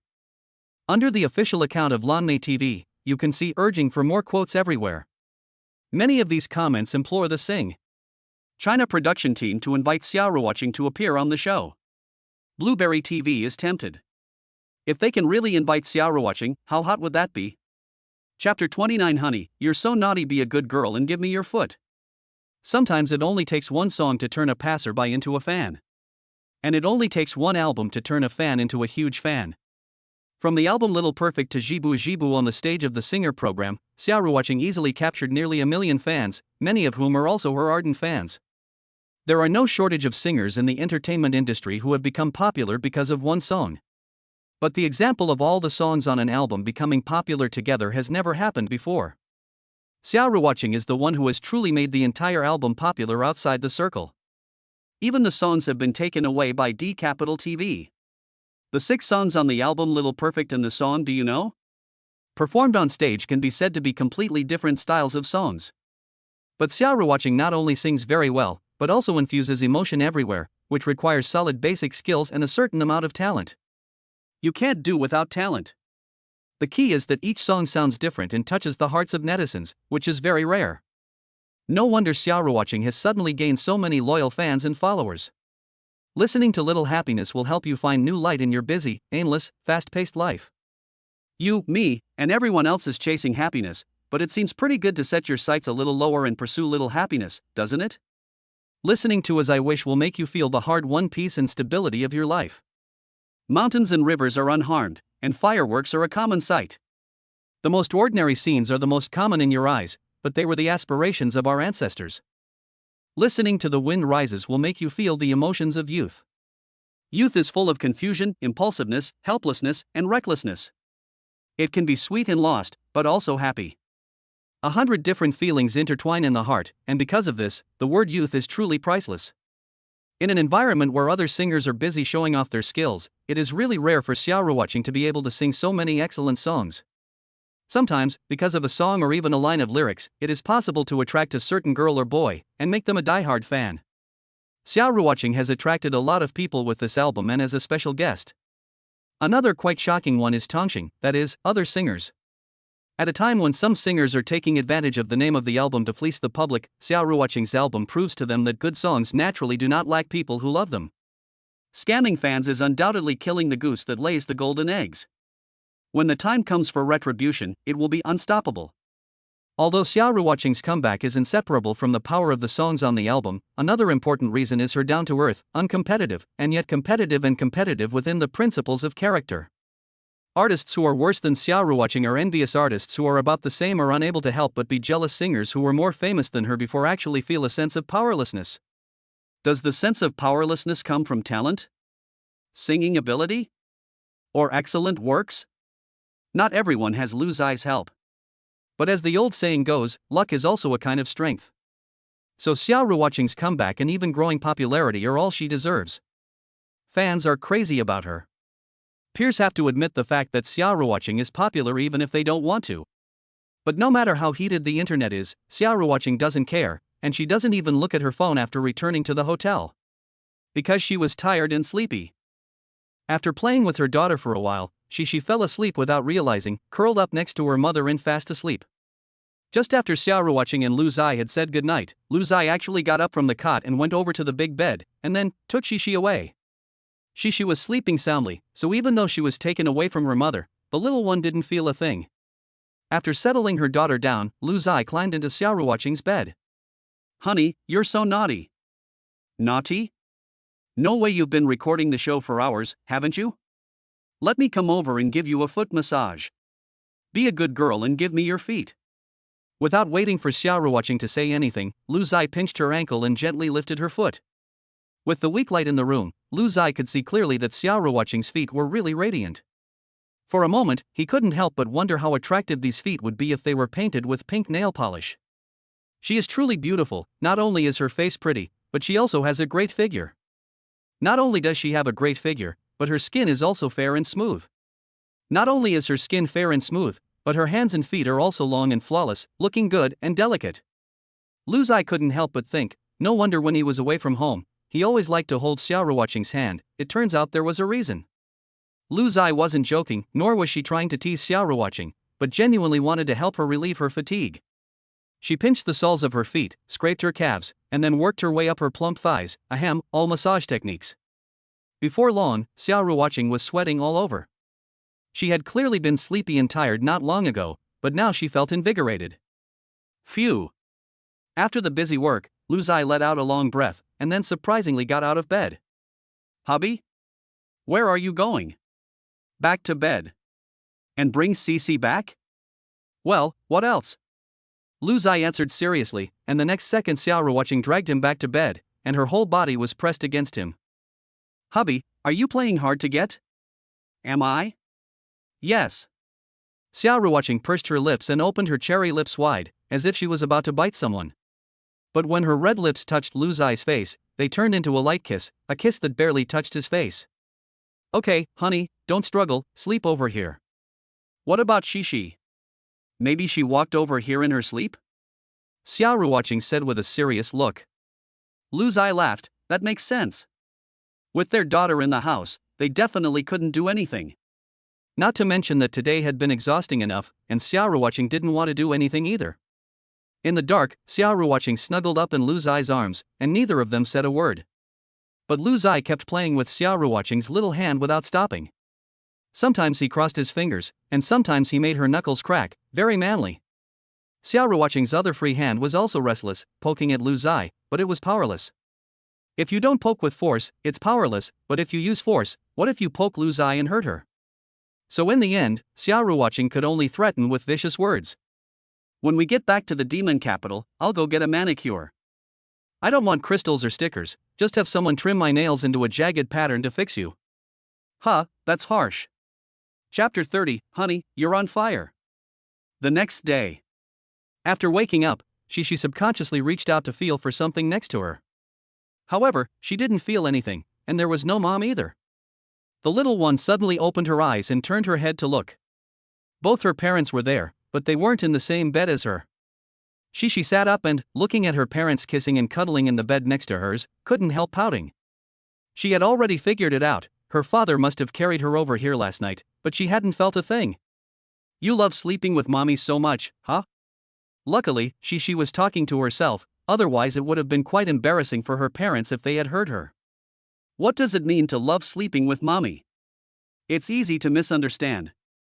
When Lu Zai and Xiaoruwatching woke up, she was already dressed and sitting quietly. The little one was sitting on the edge of the bed, arms folded, head tilted slightly, occasionally rolling her eyes at her parents. Needless to say, she was feeling a little resentful. Well, sweetheart, good morning. Lu Zai greeted her daughter with a smile, and the excuse she had made last night would not be necessary. She was not the type of girl who could be easily fooled. Good morning, Dad, Mom. Humph. I'm not well. I'm not happy. Cece suddenly changed her mind halfway through her greeting. Although the little one was very unhappy about her father carrying her away, she was like an angel, and she got over her anger in no time. While waiting for her parents to wake up, the little one's resentment had disappeared. She kept saying, I'm not happy. But she got off her cot, ran to her parents, and, lying on the bed, pretended to be angry and scolded her father. Stinky dad. I didn't want to talk to you just now. And now? Lu Zai asked, feeling a little guilty towards his daughter. She shook her head, pursed her lips, and then smiled. I'm not angry now, there's nothing to be angry about. Okay, you really are an angel. My dear, mommy hugs you. Xiaoruwatching opened her arms to Shi, and the little one climbed into bed and threw herself into her mother's arms. Lu Zai looked at the mother and daughter hugging together, her heart stirred slightly, and then she changed direction and lay down in her daughter's arms. She didn't push him away, but held up a pair of small, white hands and rubbed them on Lu Zai's face, then leaned down and kissed him. Boo. Kiki. The sound was crisp and clear, followed by Shishi's cheerful laughter. After checking out of the hotel and having breakfast, the family of three in Meng Xiuxue left Hangzhou for the Magic City. What Xiaoruwatching and Meng Xiuxue didn't expect was that the two women were so busy on the way back that they worked non-stop for more than 2 hours. The reason was that Xiaoruwatching's outstanding performance on the Singer program yesterday had caused quite a stir on the internet. Over the course of the night, more than 300,000 copies of her album were sold, and various music platforms called to congratulate her. Some companies called again, wanting to sign Xiaoruwatching, offering very favorable terms, even unreasonable ones. Even the top leaders of some TV stations called to ask if Xiaoruwatching was interested in being a special guest on their satellite TV shows. In addition, the people who called the most were other artists and celebrities. Those who were less famous than Xiaoruwatching called to congratulate her, saying a lot of nice things, and then asked about the identity of old Lu. Those who were about the same level as Xiaoruwatching also called, saying a few token nice things and then asking about the identity of old Lu. Even some stars who were more famous than Xiaoruwatching and were abroad asked their agents to call, with the same goal in mind, to ask about the identity of old Lu. After fooling these people, Xiaoruwatching looked at Lu Zai, who was driving with all his attention. Hubby, you're famous. Meng Xiuxue also nodded in agreement. If Big Brother Lu exposes his identity, he is probably going to make his debut. Lu Zai didn't really care about this. Whether he made his debut or not didn't attract him. He preferred to stay in the background. For example, to be the behind-the-scenes manipulator of the entertainment industry? Or be a black-hearted capitalist? Besides that, occasionally singing and being a singer is also kind of interesting. Just writing songs and not singing is actually pretty boring. There are some songs that Lu Zai is happy to bring to the world personally. When they returned to the Magic City, the staff member in charge of Penguin Drum Music who was in contact with Xiaoruwatching called to ask if she needed help from the platform to organize the song Do You Know? Into a single for release. Xiaoruwatching refused. because Lu Zai had said that the song was the theme song of a script and there was no need to release it as a single. And the name of the script was Jibu Jibu should be green fat and red thin. The day after they returned to the Magic City, Xiaoruoqing and Lu Zai did not go home after sending their daughter Shishi to kindergarten, but went to Shanghai Square. There is an office building on the west side of the square called Shanghai Business. The couple rented the entire 13th floor of Shanghai Business as the headquarters of Xiaolu Studio. Xiaolu Studio was quietly established and opened for business. Xiaoruoqing originally just wanted to post an update on her personal account to announce it to her fans in a low-key way. But she never expected that once the post was sent, tens of thousands of people would like, comment and repost it within just a minute. She could only say that she misunderstood her influence and fame at this time. At her current level, she cannot be low-key if she wants to be.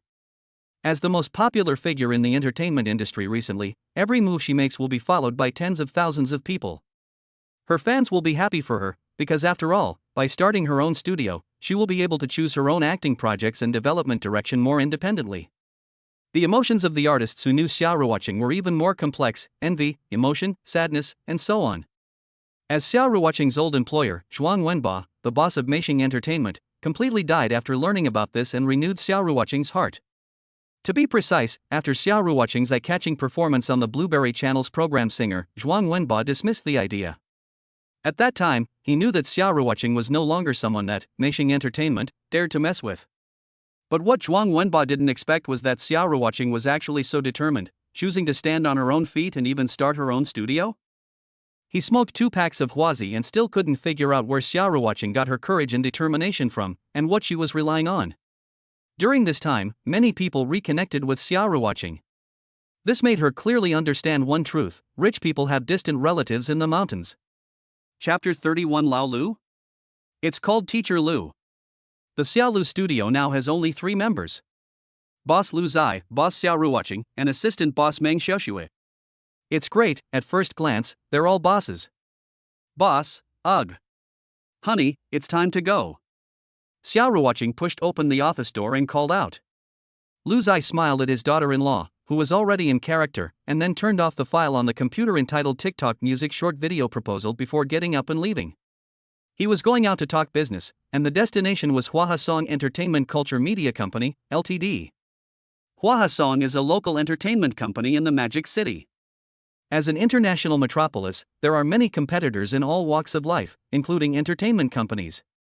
Huahasong and Meishing are both well-known entertainment companies with considerable small fame and strength in the entertainment industry. The scale of Huahasong, which Xiaoruoqing and the others are going to visit this time, is even larger than that of Meishing Entertainment. A large scale means abundant resources. Naturally, a strong resource base can produce more star artists. Using resources to promote artists, and the artists giving back to the company, this positive cycle is what allows an entertainment company to develop better and faster. In contrast, Xiaoruoqing's previous company, Meihang Entertainment, had clearly achieved both of these things, but unfortunately the boss, Zhuang Wenba, refused to continue the cycle. He was in a hurry to replace people, and he wanted to suppress his artists. Such an inconsiderate company was doomed to fail sooner or later. After crossing half the city, Xiaoruoqing and her 2 companions arrived at the office building where Huahasong was located. The third floors 15, 16, and 17 were all office areas of Huahasong. Every time Xiaoruoqing and her friends passed by an office, they could see someone inside. The departments were different, and so was the division of labor, but the same was that they were all employees of Huahasong. The scale was evident. Xiaoruoqing was overwhelmed with emotion, and at the same time, she was full of passion. She had the ambition to make the name of Xiaolu famous. The man who understood her best was undoubtedly Lu Zai. Lu Zai gently held Xiaoruoqing's hand. Even if he didn't say anything, just giving her a look was enough. Later, under the guidance of the secretary of the boss of Huahasong, Xiaoruoqing and the other 2 arrived at an office. After knocking on the door, a response came from inside. Xiaoruoqing and the other 2 walked in, and the man sitting behind the boss's desk got up to greet them. Wang Hua, the boss of Huahasong, is a character whose name can be found on the browser. He looks like he's in his 30s, and even though he's average-looking, he can't be underestimated. After all, he was able to use his own strength to open up the fame of Huahasong in the entertainment industry, and he definitely has the strength to do so. Hello, Teacher Xia. Hello, Mr. Wang. Please sit. Wang Hua warmly greeted the three as they took their seats, and then the secretary brought in coffee.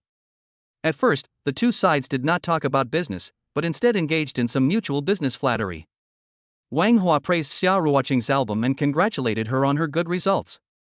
Xia Ruoqing, on the other hand, talked about the opinions and comments of outsiders on Hua Hisong. Although these words could be found in abundance if you search the internet, Wang Hua was still very receptive and happy to hear them, and his smile grew more and more intense.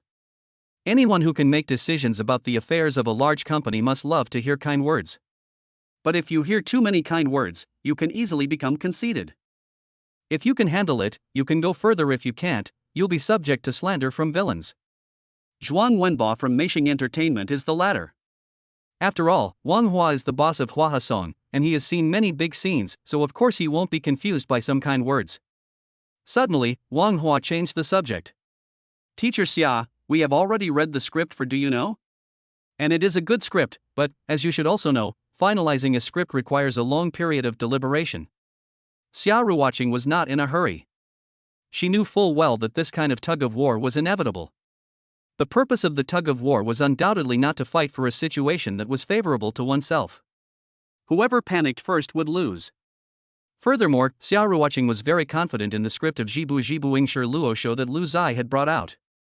If the deal doesn't go through, there is still friendship. The worst that can happen is to go to the next house. Therefore, Xia Ruoqing's face was indifferent, with a smile on the corner of her mouth, and she was not affected at all by the words of Wang Hua, the boss of Hua Hisong. Wang Hua also felt a burst of inner criticism in his heart when he saw Xia Ruoqing's expression and appearance. She was very shrewd. This tug of war won't end anytime soon. Wang Hua played a mind game and turned his gaze and attention to Lu Zai. He knew Meng Xiuxue, Xia Ruoqing's assistant. But the identity of this man was very confusing. Wang Hua immediately reached out to Lu Zai. It's my fault, I was too busy talking about the script and didn't ask this gentleman for advice. Teacher Xia, who is this gentleman? Lu Zai. Lu Zai shook his hand. Xia Ruoqing smiled and introduced, President Wang, he is Old Lu. Old Lu? Wang Hua contemplated for a moment and suddenly said, Teacher Xia, are those songs you sang all composed by this gentleman? And this script too? Xia Ruoqing added. Upon hearing this, Wang Hua's heart was filled with waves of emotion.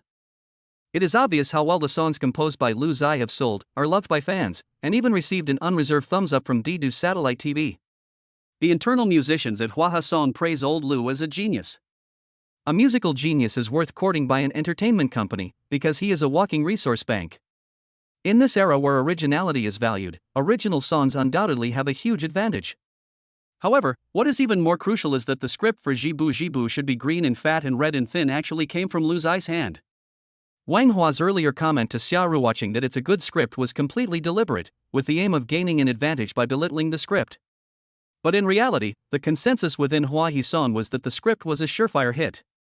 The company that produces this drama will become famous, and it won't be a problem to make a fortune. Such a promising script, such a hit song, and it's all from the hands of the handsome man in front of him? This has caused the owner of Hua Hasong, Wang Hua, to be shocked. Upon thinking this, Wang Hua stood up, wiped his hands on his clothes, and then reached out to Lu Zai again. Hello, Mr. Lu. Hello, Mr. Wang. Even the way he addressed him had changed, showing just how seriously Wang Hua took Lu Zai. Without exaggeration, in Wang Hua's mind, if Lu Zai was willing to join Hua Hasong, Wang Hua would be willing to offer him the best benefits package. Mr. Lu, do you still have any scripts like this one? Yes, I have quite a few. Wang Hua? Is this thing a cabbage? Chapter 32, the only requirement, Mr. Lu must star as the male lead. Lu Zai's own sense of mystery was directly stretched to the limit. Wang Hua didn't know if what he said was true or not, but he would rather believe it than not. Humans are primates, and daydreaming and making up stories are very fatal flaws. Lu Zai obviously didn't say anything, but Wang Hua kept filling in the blanks himself, so that in the eyes of the boss of Hua Hasong Entertainment, Lu Zai's weight was even heavier. Many of the senior executives at Hua Hasong were very optimistic about the script Jibu Ingshi Lu Fei Hong show, and so was Wang Hua. Now that he had heard Lu Zai admit it himself, there were quite a few similar scripts in his hands. There are many similar scripts, which means there are many good scripts and scripts with potential. In this case, befriending Lu Zai is what Wang Hua is thinking at the moment. Recalling his thoughts, Wang Hua suddenly stood up. Teacher Xia, Teacher Lu, thank you for your hard work. Wait a moment, we, Hua Yisong, need to hold an emergency meeting. I will be back as soon as possible. Okay, go ahead. You two teachers can just hang out. After settling the three people, Wang Hua left the office in a hurry. On the way to the meeting room, he notified all the senior management to come to the meeting room immediately for a meeting. Many senior management were greatly puzzled, but they came as quickly as they could. After the senior management arrived, Wang Hua announced a series of news, such as that old Lu was the author of the script. For a moment, there was silence in the meeting room, as if the mute button had been pressed. After that, there were only two things to discuss: how to befriend old Lu and how to make the drama Jibu Jibu Ingai Lu Feng a success. The discussion in the meeting room was endless. Many departments in Hua Yisong were also busy. Some were estimating the capital investment, while others were discussing matters related to the crew with directors of various sizes. Wang Hua told Xia Ruoqing and Lu Zai that they were going to a meeting to discuss the matter, but in fact, he was already arranging related matters. From the very beginning, Hua Hizou had wanted to secure the script Jibu Jibu Wingshi Lu Fei Hongshou, and now the opportunity to befriend Lao Lu was right in front of him, so he could not let it go to waste. So Hua Hizou stopped pretending and directly revealed how he liked the script. After the meeting had been going on for half an hour, Wang Hua came out of the meeting room. Behind him, many of the senior executives in the meeting room continued the meeting. Wang Hua had to leave first because he had to meet the two teachers Xia Ruoqing and Lu Zai. Xia Ruoqing and Lu Zai did not walk around aimlessly. After all, this was Hua Hasong, not their Xia Lu. Office. The door opened, and Wang Hua, slightly out of breath, walked in. Good news. Two teachers, good news. The meeting passed unanimously, and our two companies can cooperate further. Wang Hua laughed heartily. When he noticed that Xia Ruoqing and Lu Zai were still as calm as ever, he couldn't help but sigh inwardly. In his opinion, the two in front of him were only so calm because they had absolute confidence in the script. Then Wang Hua felt a wave of relief, and was glad that he hadn't put on airs in front of Xia Ruoqing and Lu Zai. President Wang, you've worked hard. Lu Zai smiled slightly. Wang Hua, sure enough, he's not panicking at all. Just as Xia Ruoqing and Lu Zai were about to discuss related matters in depth with Wang Hua, the latter suddenly changed the subject. Don't worry, teachers. After discussion at our end, the heroine of the play can be played by Teacher Xia. However, we are having some difficulty finding the right person for the male lead. After much thought, we have not found a suitable candidate, so we hope that Teacher Lu can play the male lead. Upon hearing this, Lu Zai froze. Why was she being dragged into this? Lu Zai had originally wanted to wait until both sides had come to an agreement and filming had begun, then quietly take her daughter to visit her daughter-in-law on the set. Now it seemed that she was actually going to be dragged into the film crew? Wang Hua explained with good reason.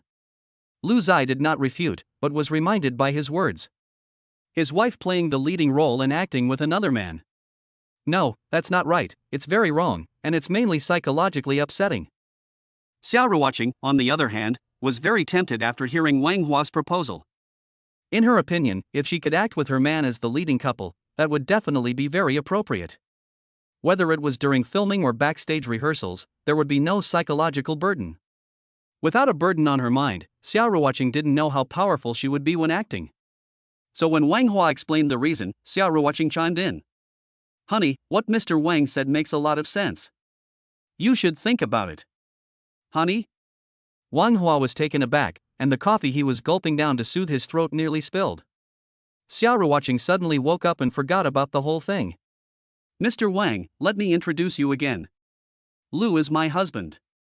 I mentioned it during the recording of Singer, but no one believed me. At the end, Xia Ruoqing even teased herself a bit. Wang Hua, who had calmed down, couldn't help but laugh and cry. He still couldn't believe it, let alone the audience. However, when he learned that Xia Ruoqing and Lu Zai were actually husband and wife, Wang Hua felt even more that it was a wise decision to let them star as the leading man and woman.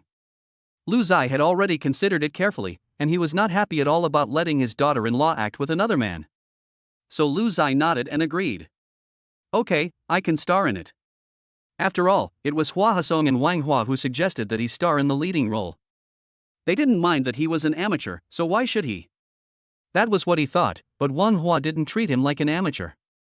Like Xiao Ruoqing, Lu Zai's stage name, Old Lu, is also very popular in the industry, and he is known by many as a musical genius. With this kind of identity, when used properly at the right time, it is a very rare and great publicity resource. Wang Hua only had to think about it for a moment before a number of marketing strategies flashed through her mind. She became even more confident about making the drama Knowing Me, Knowing You a success, and even thought that the drama's popularity was already a foregone conclusion. So, the matter of the leading roles was quickly and smoothly settled. The collaboration between Xiao Lu and Hua Hasong was finalized. Before long, Wang Hua's secretary opened the door and handed over a document. It recorded the rough estimates of their company's professional department on various aspects of the drama Jibu Jibu Ingshi Lu Fei Hong Show. One of the items was the production cost of the drama. Hua Hasong was very professional, and even though it didn't take long, the estimate was relatively accurate. Teacher Lu, Teacher Xia, our estimate is that the production cost will be roughly 150 million. Chapter 33, Hua Hasong's Overtures. The script copyright belongs to Xiao Lu Studio. The male and female leads also belong to Xiao Lu Studio. So even if the estimated production cost of Hua Hasong is roughly 150 million, the dividends for both sides will not be too different. What's more, after the discussion, Xiao Ruoqing bluntly said that the production costs could be split evenly with Hua Hasong. Upon hearing this, Wang Hua, the boss of Hua Hasong, was taken aback. What a generous offer. In this way, the status of Xiao Lu and Hua Hasong in terms of cooperation was leveled, exactly the same. In some ways, Xiao Lu even surpassed Hua Hasong. Although Hua Hasong was used to being the dominant party in the past, as a businessman, Wang Hua naturally puts profit first. He knows full well that if Hua Hasong does not agree to cooperate with Xiao Lu in this way, they can simply find the next company. If the next company does not agree, they can find the next one. China is a vast country with many resources, and there are also many entertainment companies. Sooner or later, they will be able to find an entertainment company that meets Xiao Lu's conditions. Rather than that, it is better to agree to it. Not only can a good and positive cooperative relationship be established with Xiao Lu, but the favor of Xiao Ruoqing and Lu Zai can also be won, and money can be made in the process. These 3 points, no matter which one, are worth doing for Wang Hua and Hua Hasong. With Wang Hua and Lu Zai both signing the contract and pressing their thumbprints, the cooperation between the two parties was officially reached. As Xiao Lu Studio is bringing the capital, the script, and the lead actor to the project, there is nothing for them to worry about. The crew formation and actor allocation before the start of filming will be done by Hua Hasong alone. This is the advantage of having a company of a certain scale. Hua Hasong can focus on other entertainment projects without investing 100% of its energy in the script. Jibu Jibu should be green and thin. But Xiao Lu can't do that. After all, at the moment, there are only 3 people in Xiao Lu Studio, the only 3 people. However, neither Xiao Ruoqing nor Lu Zai is discouraged. They both know the saying you can't become fat overnight. Well-known entertainment companies like Hua Hasong and Meishing have all grown step by step. Take your time.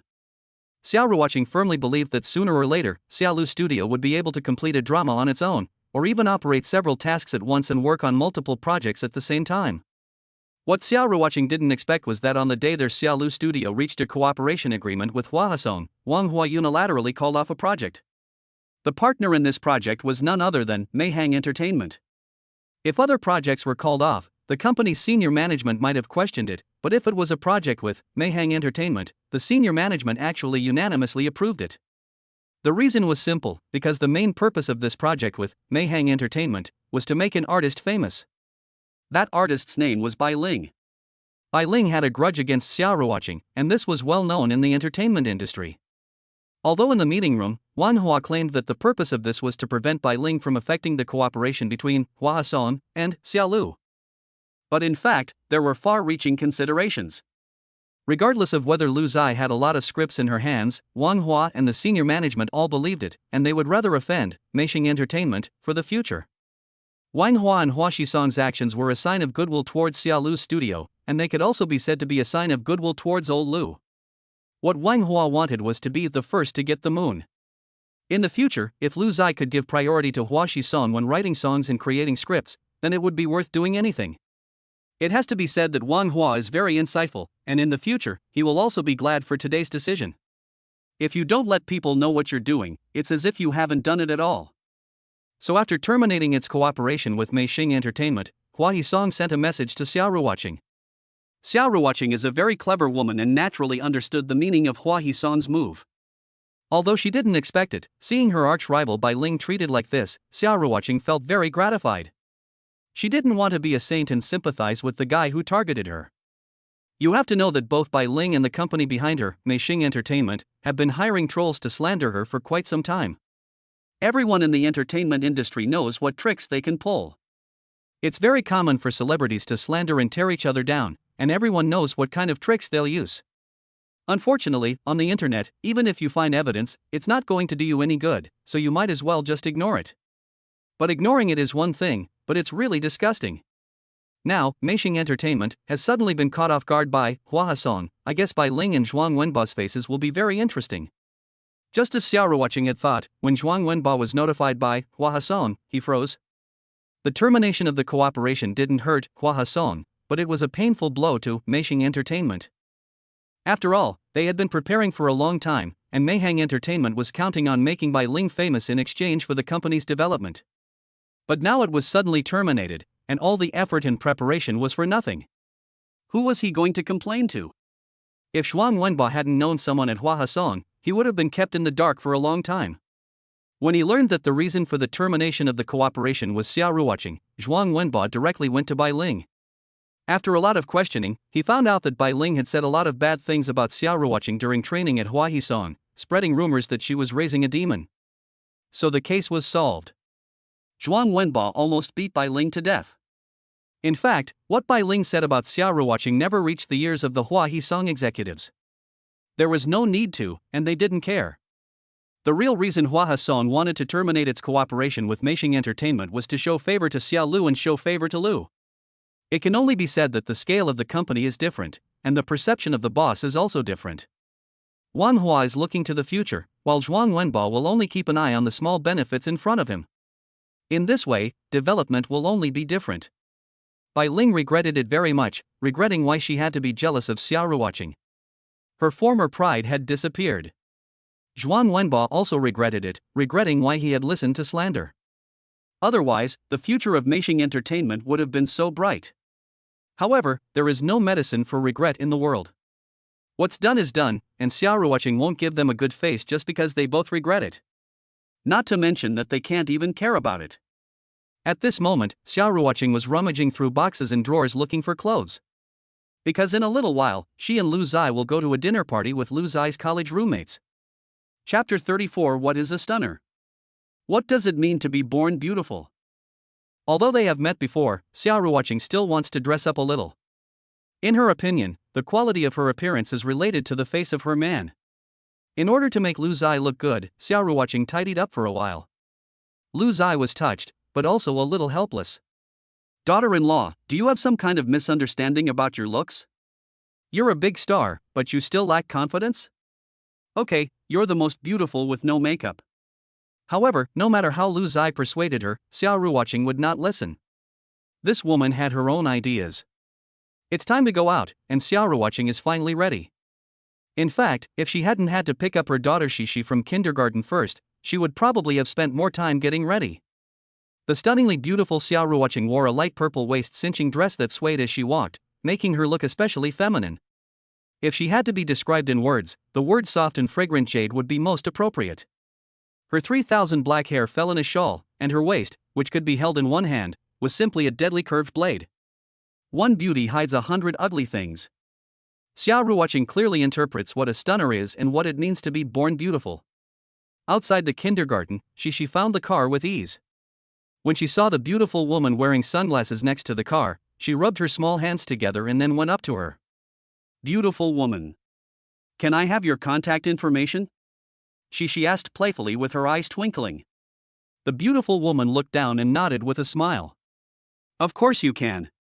The conversation between the two, a young girl and an older woman, was overheard by a passerby. A woman in her 30s, when her gaze fell on them, a look of surprise crossed her eyes. For a moment, she really understood the saying men like beautiful women. Not to mention men, even she, a woman, couldn't help but feel a flutter of excitement when she looked at the beautiful woman in front of her. Xiao Ruoqing's cooperation made Shishi smile non-stop. Mommy, you're so pretty today. Really? Yes, Mommy, give me a hug. With that, Shishi threw herself into her mother's arms. The woman next to them suddenly realized that they were mother and daughter. No wonder the little girl had such delicate features, it was because of the excellent genes. The mother and daughter embraced, then got into the car, and Lu Zai started the car and slowly drove away. Of course, before driving, Lu Zai also asked her daughter for a kiss. Of course, she didn't discriminate between the two, hugging her mother when they were outside the car, and there was no problem with kissing her father when they got back in. The harder the little one kissed, the happier Lu Zai became, a bit cheap. Men, after having a daughter, will evolve into a daughter slave, and it is understandable that they become cheap. Mommy, where are we going? We're going to eat. Eating out. Yes. Shishi happily jumped up from his seat. Lu Zai saw this and pretended to be angry and asked, "Why? Do you like eating out so much? Is it because Dad's cooking is not delicious?" Shishi's eyes suddenly widened, and his little head started spinning rapidly. Luckily, it was a new brain, and it worked very well. Of course not. Dad's cooking is the best. My cooking is the best? Then why do you want to eat out? If you go out for a meal, you'll know just how delicious Dad's cooking is. You can only tell the difference if you compare. Shishi's dark, bright eyes rolled around, and the more she talked, the more confident she became, as if it were a matter of course.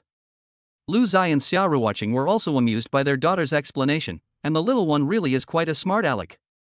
Shishi was very happy when she heard that she was going to go out to dinner with her uncles Li Yiliang and Chen Xiang.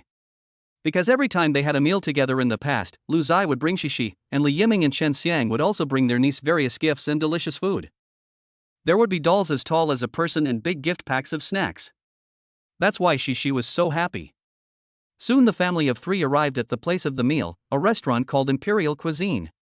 The interior decoration style imitated the ancient Chinese architectural style, and at night it was brightly lit, looking very luxurious and expensive from a distance. Similarly, the prices here are also very high. After all, if the prices are low, they may not even be able to pay for the electricity bill for the lights outside. The auspicious hall is the first-class private room in the imperial court. When Lu Zai and his family entered the private room led by the waiter, there were already people inside. The tall, athletic, handsome man in the tracksuit was Li Yiliang, nicknamed Tuanjie. The short man wearing a cap was Chen Xiang. This short is relative. In fact, Chen Xiang is 1.75 meters tall, just shorter than Li Yiliang, who is 1.83 meters tall, and Lu Zai, who is 1.85 meters tall. Uncle Tuanjie. Uncle Chen Xiang. The first to speak was Shishi, who ran directly into the box without going past her parents. The moment Li Yiliang and Chen Xiang saw their niece, a broad smile appeared on their faces. Chen Xiang opened his arms wide to give Shishi a hug. Li Yiliang, however, was a cut above, as he quickly stuffed a big bag of snacks into Shishi's arms before scooping up the little one. Chen Xiang had no choice but to greet Shishi's father first, knowing that he could not steal Shishi from Li Yiliang's arms in the meantime. Lu, sis-in-law. Having just been captivated by Shishi, Chen Xiang noticed Xiaoruoqing following Lu Zai and immediately put on a serious face. No outsider knows the identity of Xiaoruoqing, who is wearing sunglasses. Chen Xiang and Li Yiliang, as old classmates of Lu Zai, naturally know best. She is a big star who has become quite famous recently. Li Yiliang also noticed it just now and came over, enthusiastically shouting sister-in-law. "Hello, it's been a long time."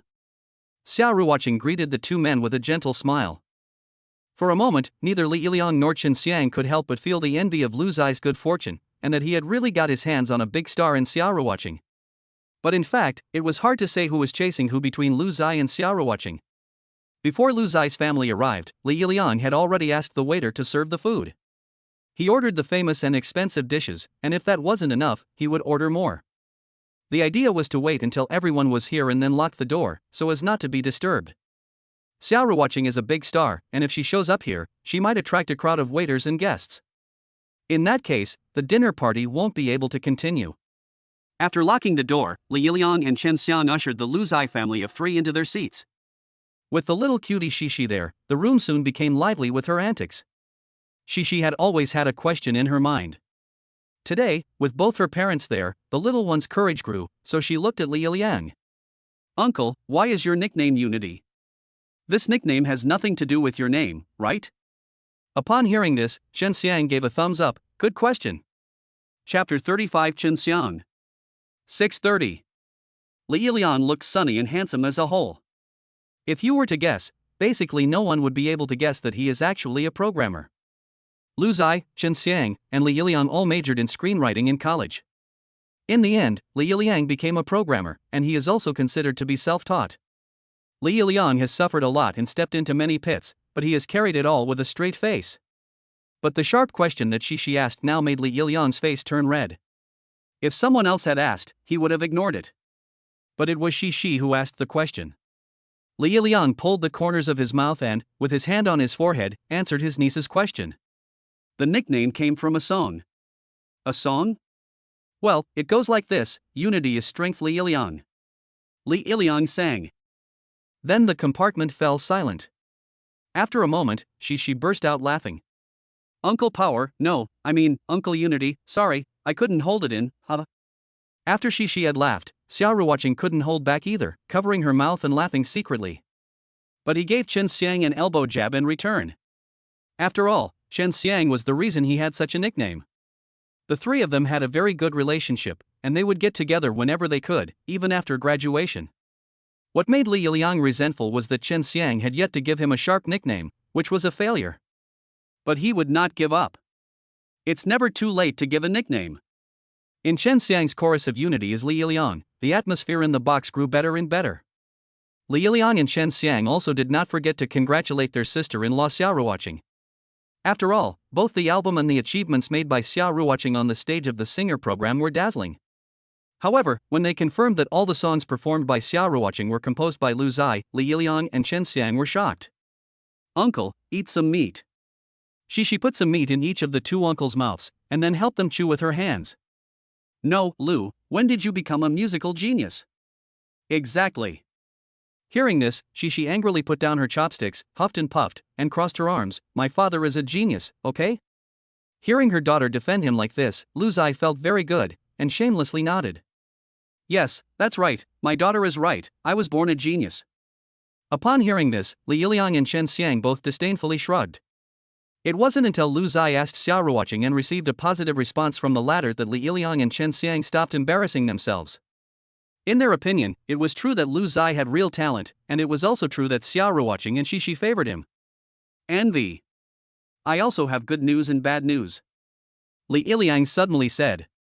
Chen Xiang picked up the bottle of wine after hearing this, filled it up for Li Yiliang and then leaned over to ask in a mean way. What's the bad news? Tell us so we can laugh. Gong. Although he cursed, Li Yiliang still told the truth. The bad news is that I have offended the company's leaders and been sent to a branch office. Lu Zai and Chen Xiang both knew that Li Yiliang's company was a major player in the IT industry, with very good prospects for development and a very impressive income. Otherwise, they would not have been treated to a meal at the very expensive Yushan Yuan. Now that they heard that he was being demoted, Chen Xiang also put on a serious face. What happened? Lu Zai frowned slightly and asked. Nothing, let's not talk about it. There's also good news, aren't you listening? Speaking of good news, Li Yiliang suddenly became animated again. Lu Zai and Chen Xiang couldn't help but let out a sigh of relief. Judging from Li Yiliang's appearance, he shouldn't be depressed. What good news? Hurry up and tell us, so that Lu and I can be happy together. Chen Xiang changed his line of questioning, enthusiastically pursuing the answer.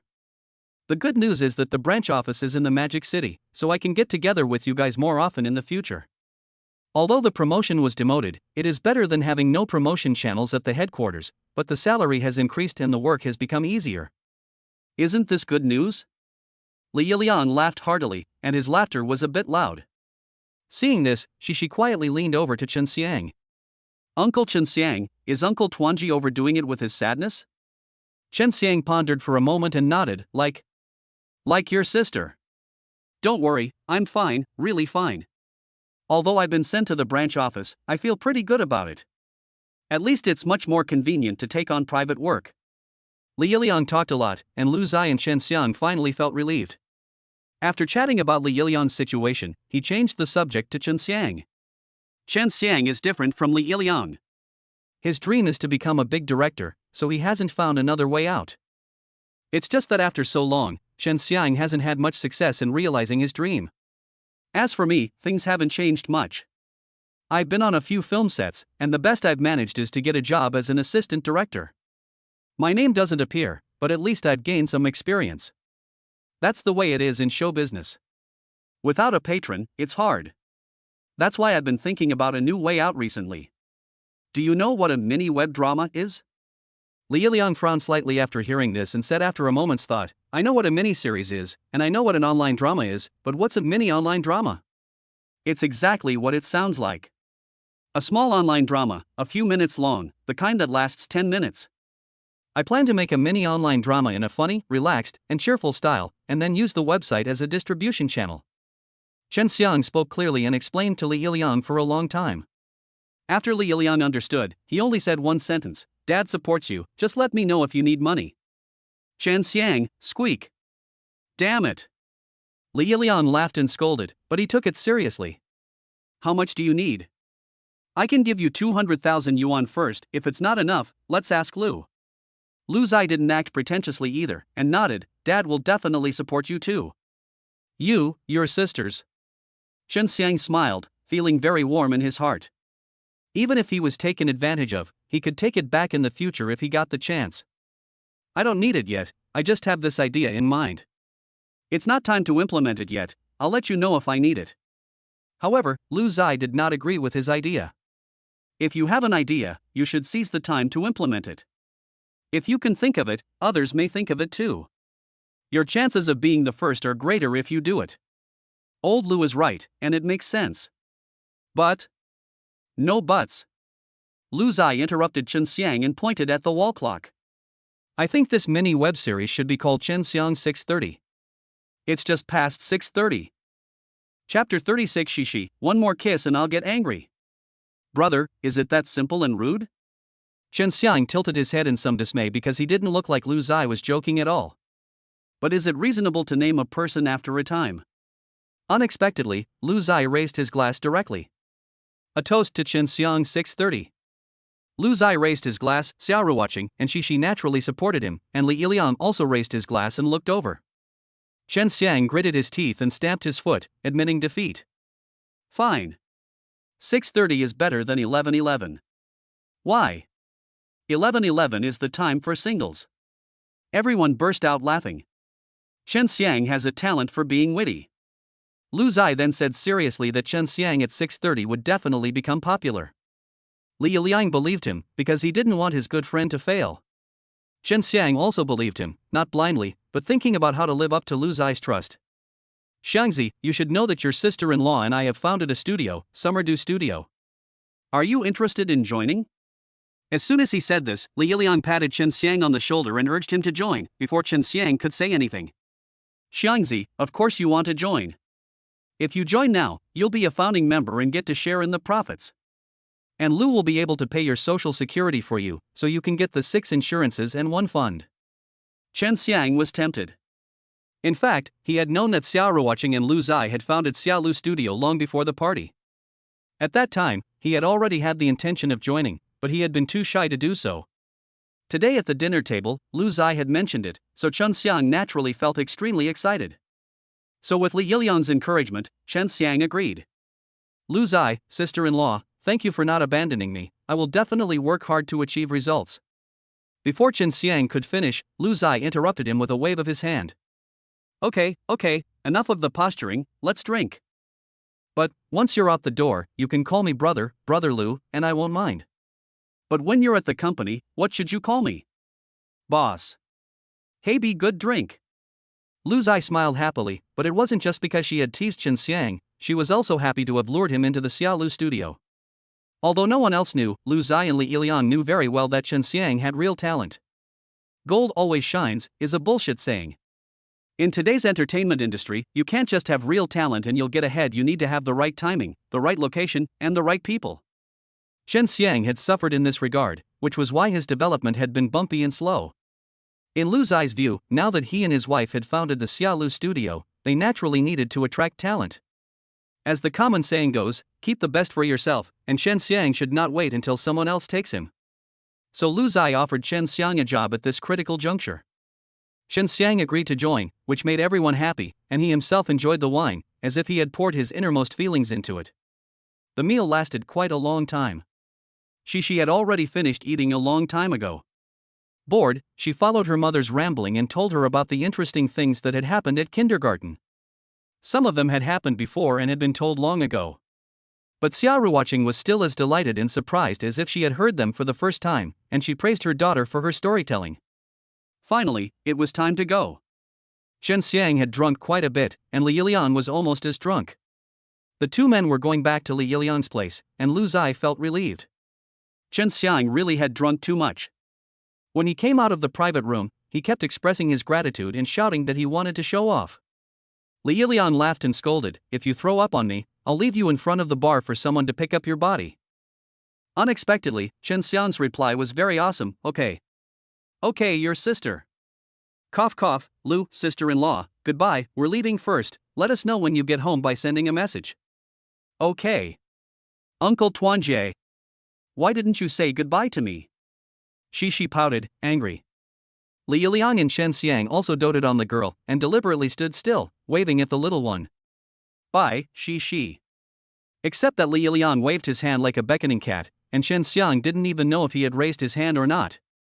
"Bye, uncle, be careful," she said knowingly, and the person who heard it felt warm in his heart. Back in the car, Lu Zai obviously couldn't drive anymore. Fortunately, there was another driver, Master Xia. Xiaoruoqing helped Lu Zai sit in the passenger seat, then leaned over to help fasten the seatbelt. After settling her daughter, she sat in the driver's seat with her long legs. "Hubby, Shi, sit tight, let's go home." "Okay, mommy, be careful." Lu Zai echoed. Although she had had a little wine, she didn't feel drunk, but Xiaoruoqing just took it as drunken ramblings, which was why she had helped Lu Zai back to the car after separating from Li Yiliang and him. The car drove relatively slowly. It wasn't that Xiaoruoqing was a bad driver, but safety was the priority. After all, there were two people she loved in the car, her husband and daughter, and she dared not be careless. Finally, they arrived home. After parking the car, Xiaoruoqing trotted over to the passenger seat with her long legs, wanting to help Lu Zai get out. But by the time she got there, Lu Zai had already gotten out, and he had also taken their daughter out of the car. "Honey, you take it easy. Don't worry, it's fine, I haven't drunk much." Xiaoruoqing pouted. In contrast, Lu Zai and Shi, father and daughter, were playing more happily. Taking advantage of the fact that his daughter wasn't paying attention, Lu Zai kissed Shi on the cheek, which made the little one extremely disgusted. It wasn't that he didn't like his father kissing him, but she didn't like the smell of alcohol. Just as Shi pouted her little mouth, Lu Zai secretly gave her another kiss. So Shi angrily said to her father, "If you dare to kiss me again, I'll show you. Just try it." "Boo. What's wrong?" Lu Zai knew what he was doing, and gave his daughter another kiss on the cheek. Cici was really angry. The little one held her father's head in her hands, put on a fierce expression, and then kissed her father's face several times in one go. "I kissed her back 100 times, mumu." Cici held Lu Zai's head and kissed it again and again, smacking it here and there, making Lu Zai unable to decide whether to laugh or cry. From beginning to end, Lu Zai did not resist. After all, it was her daughter's kiss, and she couldn't be happier. She was tired of kissing. The little guy suddenly saw his mother, who was laughing behind him, and waved his little hand at her generously. "Mommy, you also come and kiss daddy." Unexpectedly, Xiaoruoqing actually did come and kiss. Chapter 37, Just Say It? How embarrassing. Big beauty, big star. Xiaoruoqing. She actually came up to him without regard for her image, and then kissed him on the other side of his face, a big kiss. Not to mention anything else, Lu Zai was just so happy in his heart. His wife was absolutely beautiful, his daughter was cute, and they were both hanging on to him. Who wouldn't be happy and grin from ear to ear? When Lu Zai and his family of 3 returned home, Meng Xiuxue was already resting. Shi in her arms hurriedly blew on her fingers. "Shh, daddy, be quiet, let's walk quietly." No wonder everyone likes Shi, the little one is like a little angel, how could they not love her? Xiaoruoqing went back to the bedroom, where she could wash up in the bathroom that came with the bedroom, while Lu Zai took his daughter Shi to the outdoor bathroom. With the door closed, Shi started brushing her teeth, while Lu Zai poured a basin of warm water and prepared to wash her daughter's feet. In front of the sink, Shi, who was not tall enough, stepped on a small stool so that she could just see herself in the mirror. She was very skilled at brushing her teeth and washing her face, and Lu Zai did not need to worry at all. The only thing was that the little one would occasionally be naughty and splash some water on her father.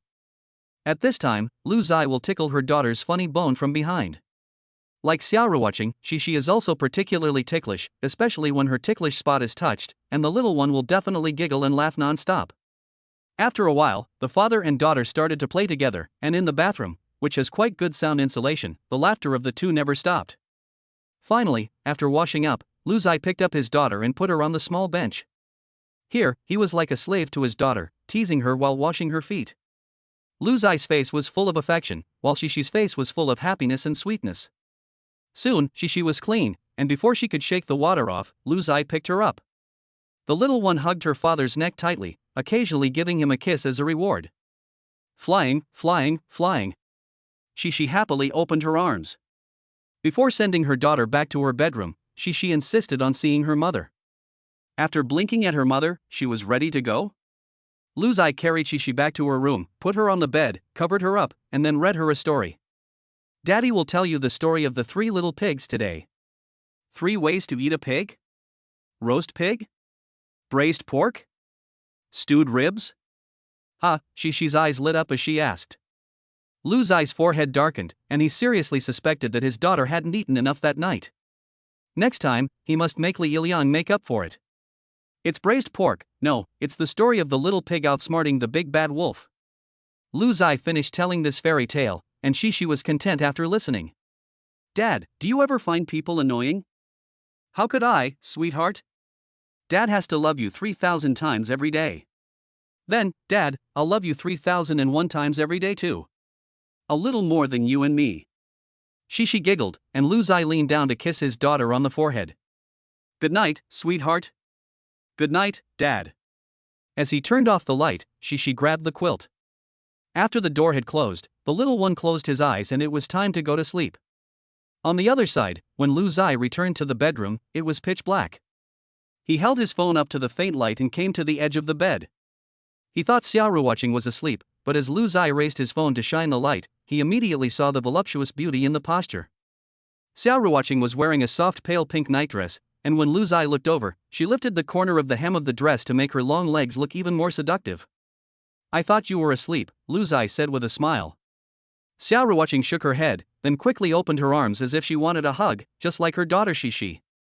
Lu Zai laughed helplessly, picked up her daughter-in-law from the bed, and gently shook her in his arms. Honey, if you come back a little later, I'll fall asleep. Okay, honey, put me down, I'm drunk. Xiaoruoqing's voice was full of temptation, and it made Lu Zai's body temperature rise when he heard it. Her eyebrows, her charm, her seductive posture made Lu Zai unable to hold back. What's more, Xiaoruoqing was also deliberately doing it, so a beautiful scene of spring was directly staged in the bedroom. After a long time, Lu Zai rested against the head of the bed, and Xiaoruoqing nestled in his arms, panting slightly. Although it was already the middle of the night, the two of them were not sleepy at all. It was also at this time that Lu Zai remembered something. Daughter-in-law, you didn't drink at dinner tonight, so how could you be drunk? Really? Xiaoruoqing's body tensed up as she pretended to be confused. Yes, the traffic police checked for drunk driving and your breath didn't even sound off. That. You stammered for a while before mumbling, stupid husband, you have to give people a reason, you can't just let them say, I want to make out with you, it's embarrassing. After saying this, Xiaoruoqing's face turned red. Yes, she did want to. Lu Zai definitely wouldn't say anything, after all, he also enjoyed it quite a bit. The heat was still there, and the couple chatted in low voices, never ceasing their little gestures. If they weren't husband and wife, they would never be able to sleep in the same bed. Suddenly, Lu Zai seemed to remember something, picked up his phone, opened a group chat, at D2 people, and sent a message, I've arrived home, don't worry. Seeing this, Xiaoruoqing couldn't help but laugh. Honey, isn't this a bit unethical? Everyone should be asleep by now. Before Xiaoruoqing could finish her sentence, Lu Zai received a message. When he opened it, he saw that Li Yiming had replied in the group chat. I'm glad you've arrived. Get some rest. Later, Lu Zai explained that he had forgotten to mention it in the group chat, as had Li Yiming and Chen Xiang, apparently. Honey, the relationship between you guys is really quite simple. Oh no, it's quite complicated. Simplicity means thinking about the other person's feelings, and complexity means everyone wants to be the father of the other two. Xiao Ruoqing laughed at this, as if she felt that her summary was very accurate. Suddenly, Lu Zai sat up, put his arm around Xiao Ruoqing's slender body, and said with a smile, "Yes, everyone wants to be the father, everyone wants to have a son. Although both sons and daughters are the same to me, they are all precious, but shouldn't we try harder to let my mother-in-law hold a grandson sooner? My mother-in-law really did tell me to."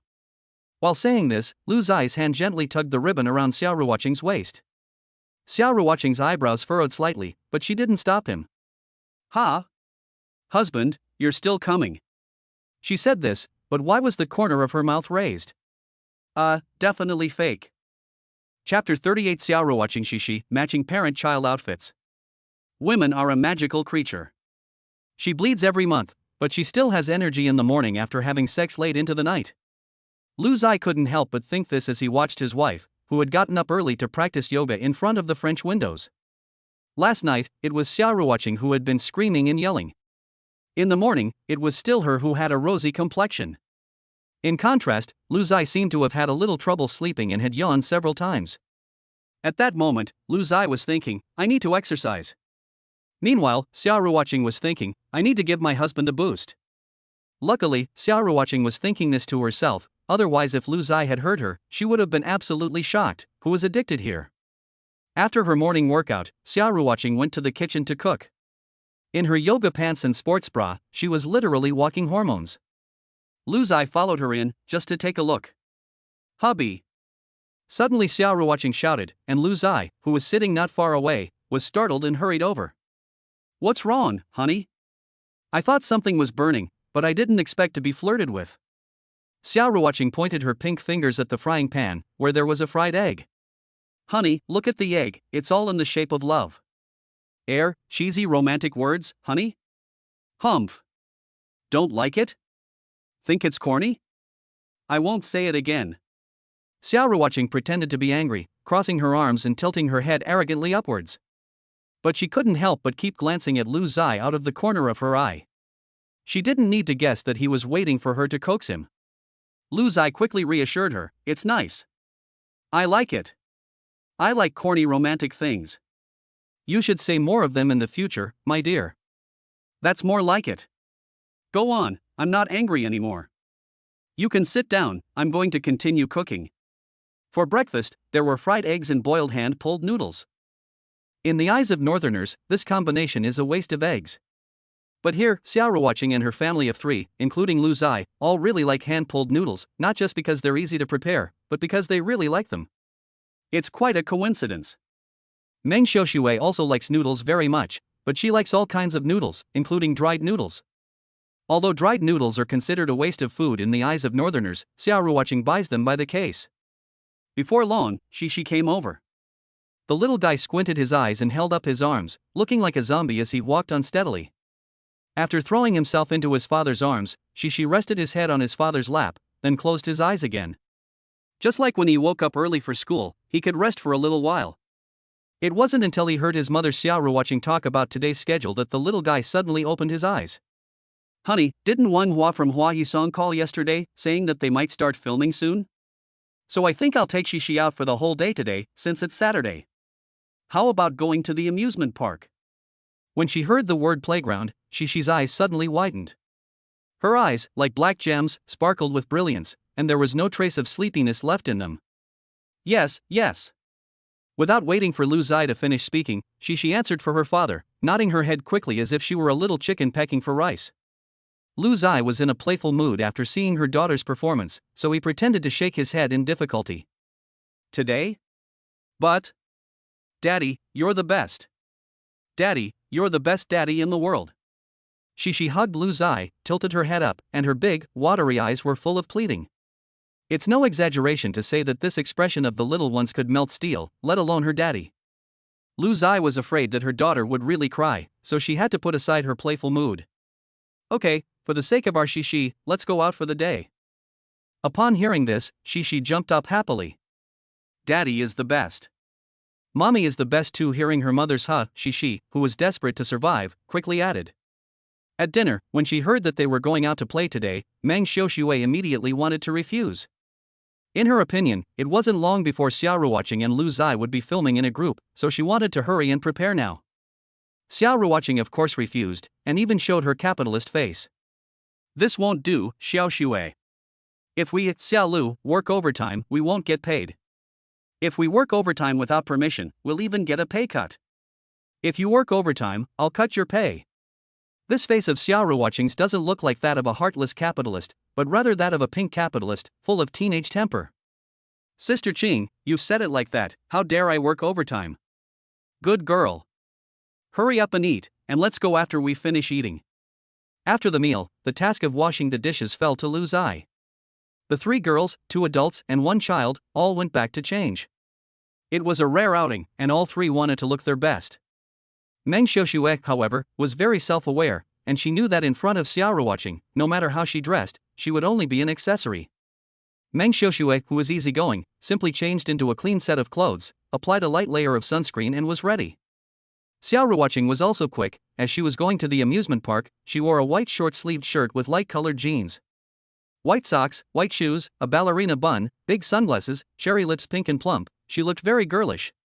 Just as Meng Xiaoxue had thought, Xiaoruoqing looked great when she dressed up a little, and no one else had anything to say about it. Xiaoruoqing and Meng Xiaoxue were both ready, but Xixi was the slowest. When Xiaoruoqing went into Xixi's room to see her, she noticed that all kinds of clothes were piled all over the bed. It was messy, but Xixi had arranged them neatly. It's clean, but at a glance it looks messy. Xiaoruoqing couldn't help but laugh when she saw this. Her daughter is so young, but she already has trouble making choices. Xixi, what's wrong? Mommy, I'm looking for a dress. What dress? Mommy will help you find it. Xixi pondered for a moment, puffed up her cheeks and muttered in a small voice, a dress I want to wear. Xiaoruoqing laughed. Her daughter just didn't know which clothes to wear. Cici, do you think I look good like this? Yes. Well, how about you dress like me? Hearing this, Cici froze for a moment, then looked up happily. Yes, that would be like matching parent-child outfits. After Cici agreed, Xiaoruoqing quickly found clothes for her daughter. They both wore the same outfit and had the same top knot.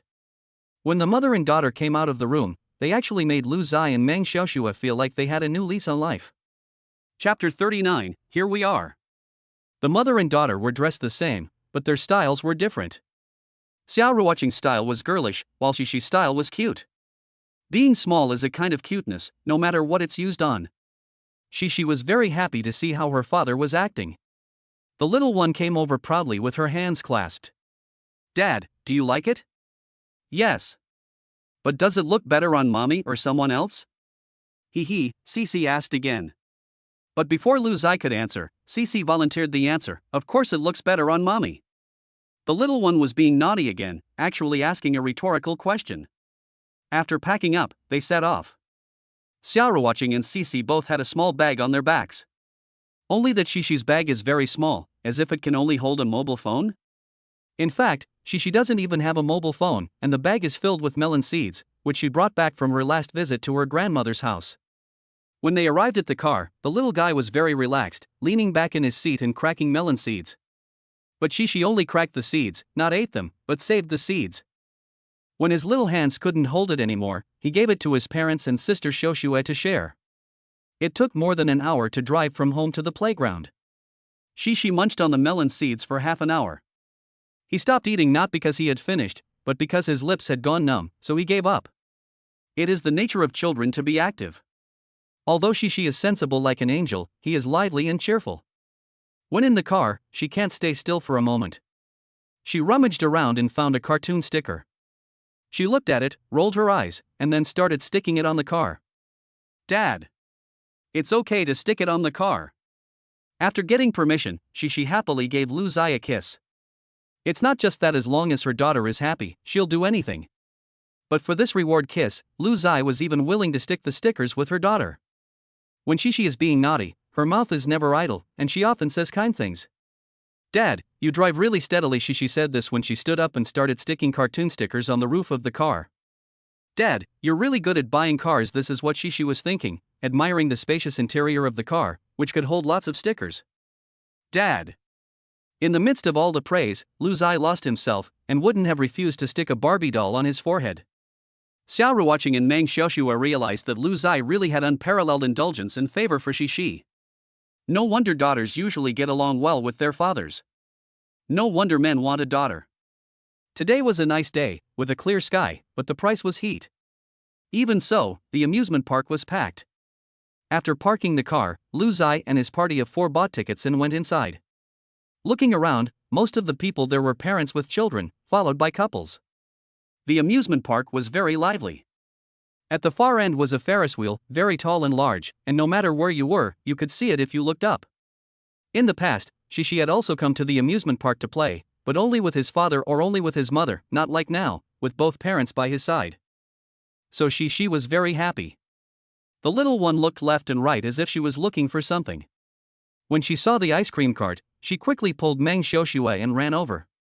When the two of them returned, they each had 2 ice creams in their hands.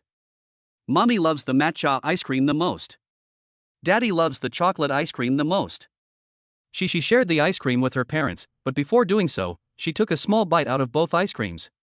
Xiao Ruoqing and Lu Zai would never argue with their daughter. But she was overjoyed. It seems that she was happy to be a little naughty in front of her parents. Worried that after joining the film crew, she would have less time to spend with her daughter until the filming was complete, Lu Zai specially bought a full ticket, which meant that they could play all the entertainment activities in the amusement park. However, the embarrassing thing was that Meng Xiaoxue was afraid of heights and didn't dare to play on some of the rides. What was even more embarrassing was that some of the rides had age restrictions and she was also excluded. Thrilling rides such as roller coasters, swinging trapeze, and drop towers were out of the question for Meng Xiaoxue and Shi. The amusement park was very big, and they planned their route before playing. As a result, the first ride became the roller coaster. The roller coaster was very exciting because you could hear the screams of the passengers from below. Meng Xiaoxue was afraid of heights and couldn't dare to ride it, and Shi was too young to ride it due to the age limit. Xiao Ruoqing had originally wanted to skip the roller coaster. Unexpectedly, she heard her daughter's voice. "We're already here. Dad, Mom, you go ahead and have fun, Xiaoxue, and I will wait for you below." "Yes, Qingjie, you're here." "Well, you're here." Since her daughter and Meng Xiaoxue had already said that, Xiao Ruoqing had no choice but to agree. "Shall we go up first?" After telling the two not to wander off, Xiao Ruoqing took Lu Zai to the ticket gate. After checking in, they continued to walk upwards, as the boarding area was on the upper platform. The roller coaster was big and exciting, but a single ride lasted only 3 to 4 minutes. More than 2 minutes of that is spent climbing the hill, and the rest of the time is spent screaming. After the roller coaster came around the loop, the tourists inside were either surprised or frightened, and they walked out with the help of the staff. After emptying, it was Lu Zai and Xiao Ruoqing's turn. While waiting for the car, the staff kindly reminded them about sunglasses. Xiao Ruoqing pondered for a moment, then took off her sunglasses and put them in the box.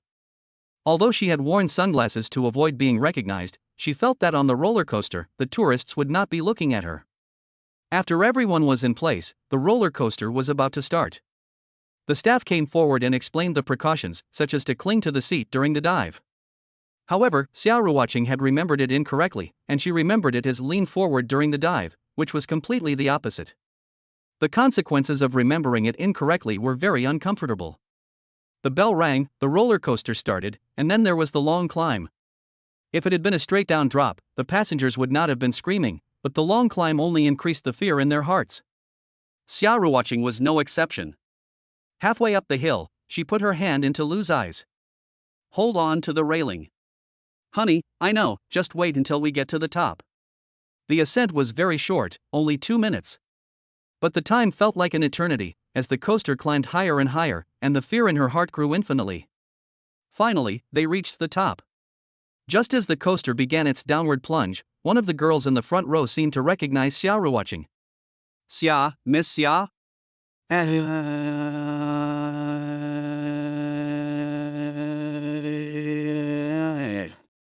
Chapter 40. Xiao Ruoqing. "Okay, I do look kind of dumb. Don't lean backwards when the roller coaster dives downward." This is what the safety officer tells the visitors when boarding the roller coaster. But for some reason, Xiao Ruoqing had remembered it incorrectly. So when the roller coaster dove downward from the highest point, she leaned backwards as hard as she could. The roller coaster was exciting, and the screams of the passengers were loud. Similarly, Xiaoruoqing screamed loudly. Compared to the other passengers who screamed because they were excited, she had an additional reason: pain. The inertia of the roller coaster as it hurtled downward was very strong. Going with the inertia would prevent injury, but going against it would mean taking responsibility for the consequences. It wouldn't be too harmful, but it would just mean having a sore back for a few days. The roller coaster doesn't take long to come down from the top, because it's really fast. But the mind is even faster. In the blink of an eye, Xiaoruoqing couldn't help thinking that she had actually been recognized. This thought disappeared in the blink of an eye because the roller coaster was so exciting that her five senses were about to be thrown off kilter. While Xiaoruoqing and Lu Zai were on the roller coaster, Shishi and Meng Xiuxue, who were waiting below, also found a bench to sit on and wait. The little one supported himself with his hands on the bench, while his feet dangled in the air. Looking at the roller coaster his parents were riding on, Shishi couldn't help but feel emotional. Dad, Mom, your true love, and that other guy was just an accident. Meng Xiuxue burst out laughing when she heard this. She was impressed that he had even memorized the dialogue. When he grows up, he won't be subject to the rules of the amusement park, and he'll ride the roller coaster too. Cici longed to watch the roller coaster speed around and round, and listen to the sounds of the uncle, aunt, brother and sister shouting and screaming. Although Cici is a girl, there is no rule that girls can't like roller coasters. On the contrary, Cici has had a restless heart since she was little. So much so that Xiaoruoqing occasionally wonders who Cici got her mischievous and lively personality from. Soon the roller coaster finished one full circuit and returned to the boarding platform. Lu Zai and Xiaoruoqing got off the roller coaster, picked up their sunglasses and left. The girl sitting in front of them, who recognized Xiaoruoqing, got off very quickly as well, but still missed it. The girl's mood became very complicated when she thought that this might be the closest she had been to Xiaoruoqing. She was a fan of Xiaoruoqing's, and a brand new fan at that, having gotten to know Xiaoruoqing through clips of the song The Wind Rises. After that, it was unstoppable, and she became a hardcore fan. The girl loves every song on the album Little Perfect, but her favorite is still The Wind Rises. Just listening to it, she will resonate. The girl is slightly lost, clenches her phone, puts on her headphones, and clicks to play the music. Life is full of regrets, but fortunately, there is still a long time ahead. Xiaoruoqing never would have imagined that her song would have such a big impact on a girl. If she had known, she would have been very happy. On the other side, Xiaoruoqing, wearing her sunglasses again, walked down the stairs with Lu Zai's support. She had been staring at the exit for a long time. When she saw her mom and dad, the little one shouted happily and then started waving her hands. Lu Zai saw this and walked over with Xiaoruoqing. When Meng Xiuxue and Shishi saw Xiaoruoqing's hissing appearance, they couldn't help but feel a burst of worry. Mama! What's wrong with you? Ruoqing?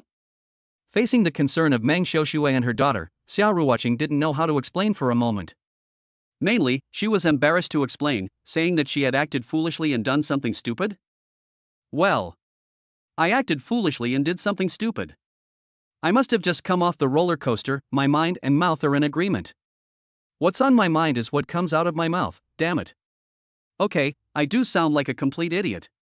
Xiaoruoqing sat down in a chair and honestly explained how she misheard the safety officer and how she went against the inertia of the roller coaster. Meng Xiuxue had never been on a roller coaster before, but Xiaoruoqing explained it so clearly that she could picture it in her mind. At the thought of the image of Qing fighting against the inertia of the roller coaster, Meng Xiuxue couldn't help but pull the corners of her mouth. Just thinking about it, it feels like it would hurt. And indeed, it did, it hurt, a lot. If I hadn't remembered it wrong, it would have been easy to handle the little roller coaster. Xiaoruoqing argued defiantly. But the whole person was unbending, trying to find a more comfortable position, regardless of appearances. Luckily, she had put on her sunglasses, so she wouldn't be recognized. After all, no one would recognize this woman with her head held high and her body twisted like a caterpillar as the goddess Xiaoruoqing, but a big star. Ouch. SSS. It's numb. Let me rub it for you. Okay, you've worked hard. SSS. Cici, knowing what to do, held out his little hand. Xiaoruoqing sat back in her chair to rest. After a while, the pain eased a little, but it was still uncomfortable. Hubby, I remember you know how to massage shoulders, so let's find a place and you massage my shoulders for me. Otherwise, I don't think I can continue playing today. Lu Zai nodded, and then looked around. Let me see where there are fewer people, where I can go. How about the bathroom? Xia Ruoqing whispered. That's not a good idea. Lu Zai laughed in silence, and to open the shoulders, you have to be together.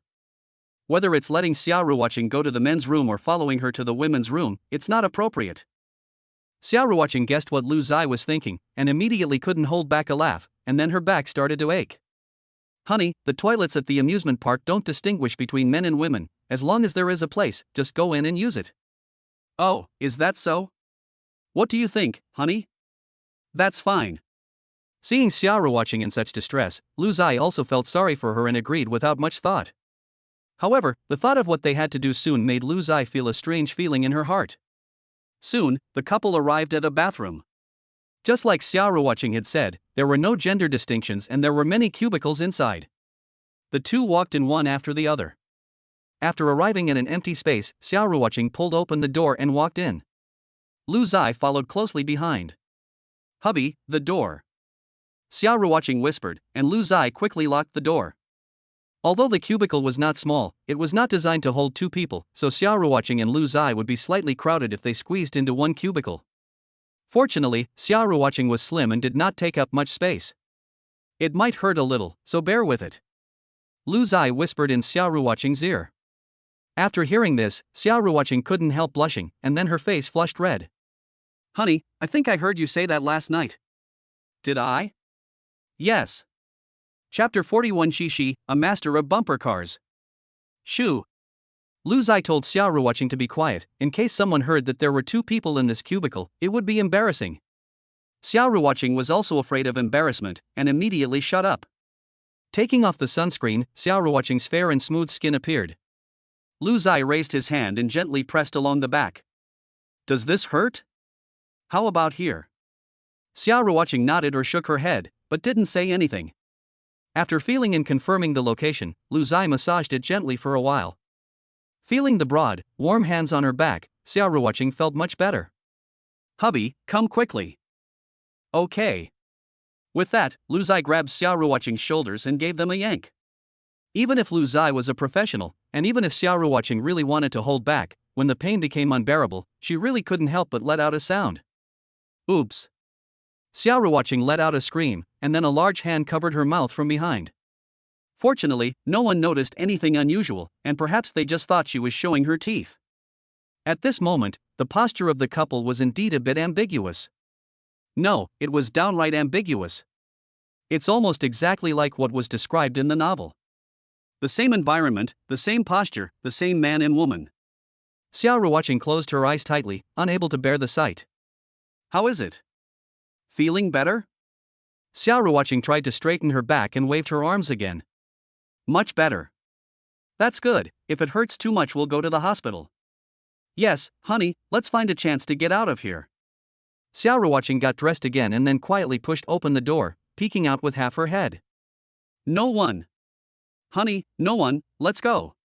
Xia Ruoqing took the lead and walked out, followed closely by Lu Zai.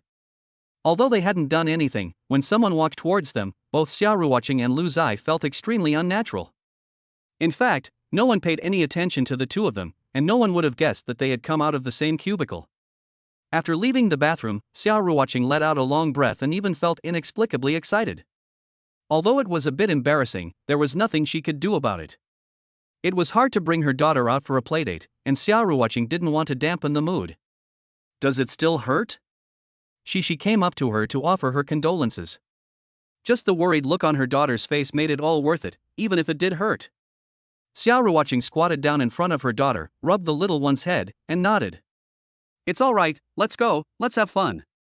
Despite her reassurances, she was still worried and kept asking questions until she finally felt at ease. As planned, the next activity was bumper cars. Once she was sure she could play without being restricted by the age limit, she was eager to give it a try. However, Xia Ruoqing could not accompany her, so she had to take a break or play a gentle entertainment activity. Seeing how her daughter wanted to play but she didn't want to let her go, Xia Ruoqing volunteered. I won't play bumper cars, honey. You and Xiao Xue take Shi and go play. I'll wait for you to come out. With that, Xia Ruoqing sat under an umbrella, sipped on some calcium milk, and pretended to be unconcerned, so that her daughter could go play without worry. Let's go, Shi. Wait until your mom has had a rest. It's fine. We can still have fun again. Lu Zai took her daughter's hand and whispered. Okay. Walking into the bumper car park, the staff pointed to the bumper cars parked at the side. Meng Xiaoxue chose a blue bumper car, while she and her father chose a red one. Lu Zai was not at ease about letting her daughter drive a bumper car alone, so for safety reasons, the father and daughter decided to ride in the same car. One after the other tourists entered. Soon everyone was there. The staff member took the microphone and gave some safety instructions. After that, a bell rang and the bumper cars were powered up. While Meng Xiaoxue was still trying to figure out how to control the bumper car, Lu Zai and she had already started the car and were racing off into the distance. Bumper cars are very simple, but you have to figure them out when you play for the first time. It wasn't until Lu Zai and she had bumped into other tourists several times that Meng Xiaoxue slowly figured out the ropes, and she never wanted to go forward but fell backwards again. Bumper cars are really an exhilarating activity. Even if she is just sitting in the bumper car, she is very happy. The father and daughter were in the same car, and their bumper car was bright red, so it always attracted the attention of other visitors. Under Shishi's command, they were just about to crash into Meng Xiaoxue when they were knocked off course by a bumper car coming from the side. Some female college students even chased after them because they thought Shishi was cute. In response, Shishi frowned and muttered non-stop. You hit someone just because they're cute. Sister, what you said doesn't make sense. Sister, here comes Dad and I. 1 second she was running away, and the next she was actively running towards the bumper cars, and everyone was laughing. Outside the bumper car park, Xiao Ruoqing sat on a chair, looking into the bumper cars. At first, she was a little worried, afraid of hurting her daughter. But then she thought, bumper cars are bumper cars for a reason. Watching the happy father and daughter, Xiao Ruoqing gradually felt relieved. Later, she went to the bumper car station and took out her phone to record the father and daughter, so as to record this happy moment. The only pity was that she didn't dare to go up and play. To be honest, her back still hurt quite a bit. When she thought about what she had done on the roller coaster, Xiao Ruoqing felt like a complete idiot. She just hoped that her back would continue to hurt for a while, and then it would stop. This was an amusement park, after all. It was torturous to have to watch her husband and daughter have fun while she just had to stand there and watch. The bumper cars in the amusement park were different from those outside. Once you buy a ticket, you can ride as many times as you want and for as long as you want. So the playful Shishi insisted on playing bumper cars 3 times with her father.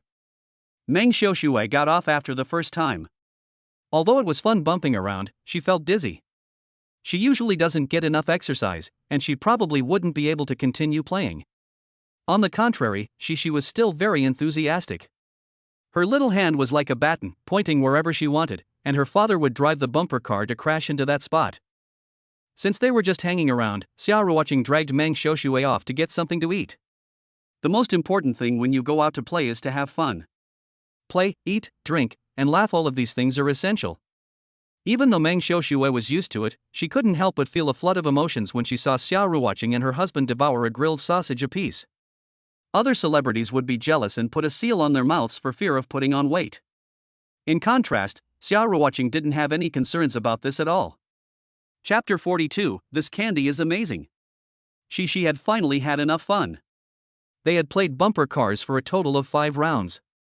After getting out of the bumper car park, Lu Zai's only feeling was numbness in her legs. Her feet, which had been on the gas pedal the whole time, were sore. But seeing her daughter's bright smile, it was all worth it.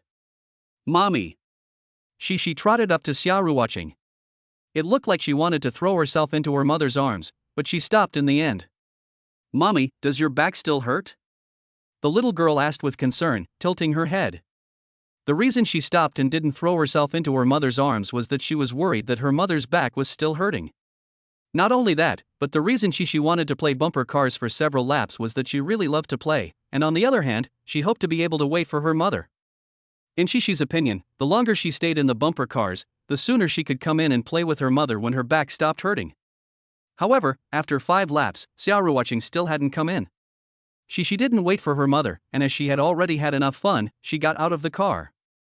When Xiao Ruoqing heard her daughter say this, her heart warmed. Even though her back still hurt, she didn't want to make her daughter worry anymore. Well, mommy's back doesn't hurt anymore, it's much better, but I'm still afraid to play bumper cars and other intense activities. Let's wait until next time, when mommy will ride in a bumper car with Shishi, okay? Okay, great. Shishi nodded knowingly and already looked forward to going to the amusement park with her parents next time. Shishi, look, guess what this is in mommy's hand? Suddenly, Xiaoruoqing took out a small object from her pocket, a colorful plastic bag. But it was not clear what was inside. After all, Shishi was still young and had not been to kindergarten for long, so her knowledge of words was really limited.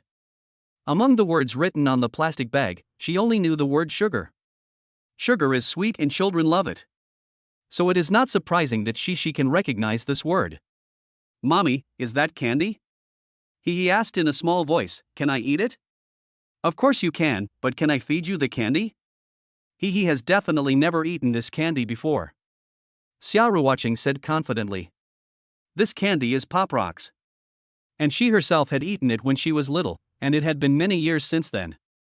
This bag of popping candy was bought by Xiaoruoqing when she was bored while Lu Zai and Shishi were playing bumper cars. She dragged Meng Xiaoxue to the snack bar in the playground.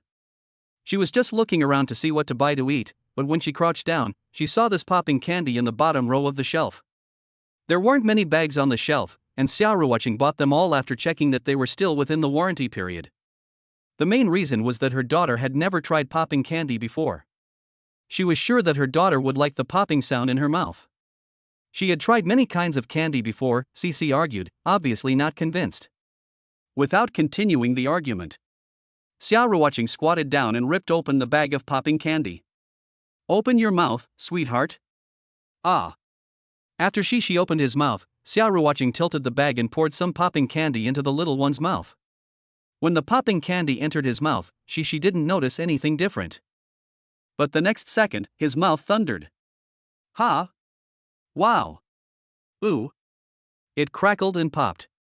Cici's eyes suddenly widened, and she looked at her father, then at her mother, and pointed at her pursed lips. Oh!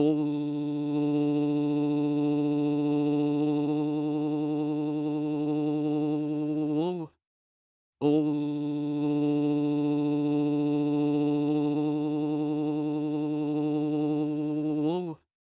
It took a while before she could think of the right words to describe the popping candy. Dad, Mommy, this candy is popping in my mouth, it feels a bit magical. Mommy, I want more. With that, Shishi hugged her mother's thigh. One more bite, Mommy, hurry, feed me another bite. Xiaoruoqing smiled, she knew that her daughter, who had never tried popping candy before, would definitely like it. So she poured some more into Shishi's mouth. This time, Shishi didn't close her mouth, but kept it slightly open, feeling and listening to the popping sound of the popping candy in her mouth. From being skeptical at first, Shishi gradually became more and more addicted, and now it was almost like she couldn't stop. Just like Pigsy eating the ginseng fruit, the first 2 times Shishi didn't taste the popping candy, but instead was feeling its wonder. The 3rd time, Shishi opened her mouth again. More. Xiaoruoqing couldn't help but laugh as she poured some more into her daughter's mouth. She could see Shishi's little mouth moving rapidly as she carefully savored the taste of the popping candy. Although the taste is no different from other candies, it is amazing that it jumps. The feeling of the candy cracking and jumping in the mouth is really amazing for a human cub. After eating it just once, Shishi fell in love with the feeling. Later, she simply didn't need her mother to feed her anymore. The little one simply took the popping candy in Xiaoruoqing's hand and poured some into her mouth whenever she wanted to eat. Very soon, Shishi had eaten the whole bag of popping candy. It was only after she had finished eating that the little one reacted, "Oh no, I didn't let Mom, Dad, and Xiaoxue have any. Mom, Dad, Xiaoxue, I finished eating and I forgot to save any for you," Shishi said, twisting her body and crossing her arms, feeling embarrassed. Of course, the 3 of them, Meng Xiaoxue, would not compete with Shishi for the candy. What's more, Xiaoruoqing still had some in her bag. The reason they didn't tell Shishi was that they were afraid she would want to eat them. After all, popping candy is candy, and eating too much of it can cause tooth decay, so they could wait until next time. And Shishi was convinced that this wonderful popping candy was really something she had never tasted before. The group continued to play in the amusement park. After bumper cars, they tried the rapids, with the 4 of them in a kayak, and Xiaoruoqing got in with them. Shishi was at the front, followed by her father. Lu Zai was followed by Xiaoruoqing, and Meng Xiaoxue was at the end. This order was neither embarrassing nor weightless. The only drawback was that they would get wet. especially Shishi, who was at the front. When the kayak slid down the track, the huge impact immediately caused a splash, and unsurprisingly, Shishi got wet. But even so, Cece was very happy, grinning from ear to ear. Fortunately, disposable raincoats and life jackets were distributed, otherwise they would have been soaked to the skin after this ride.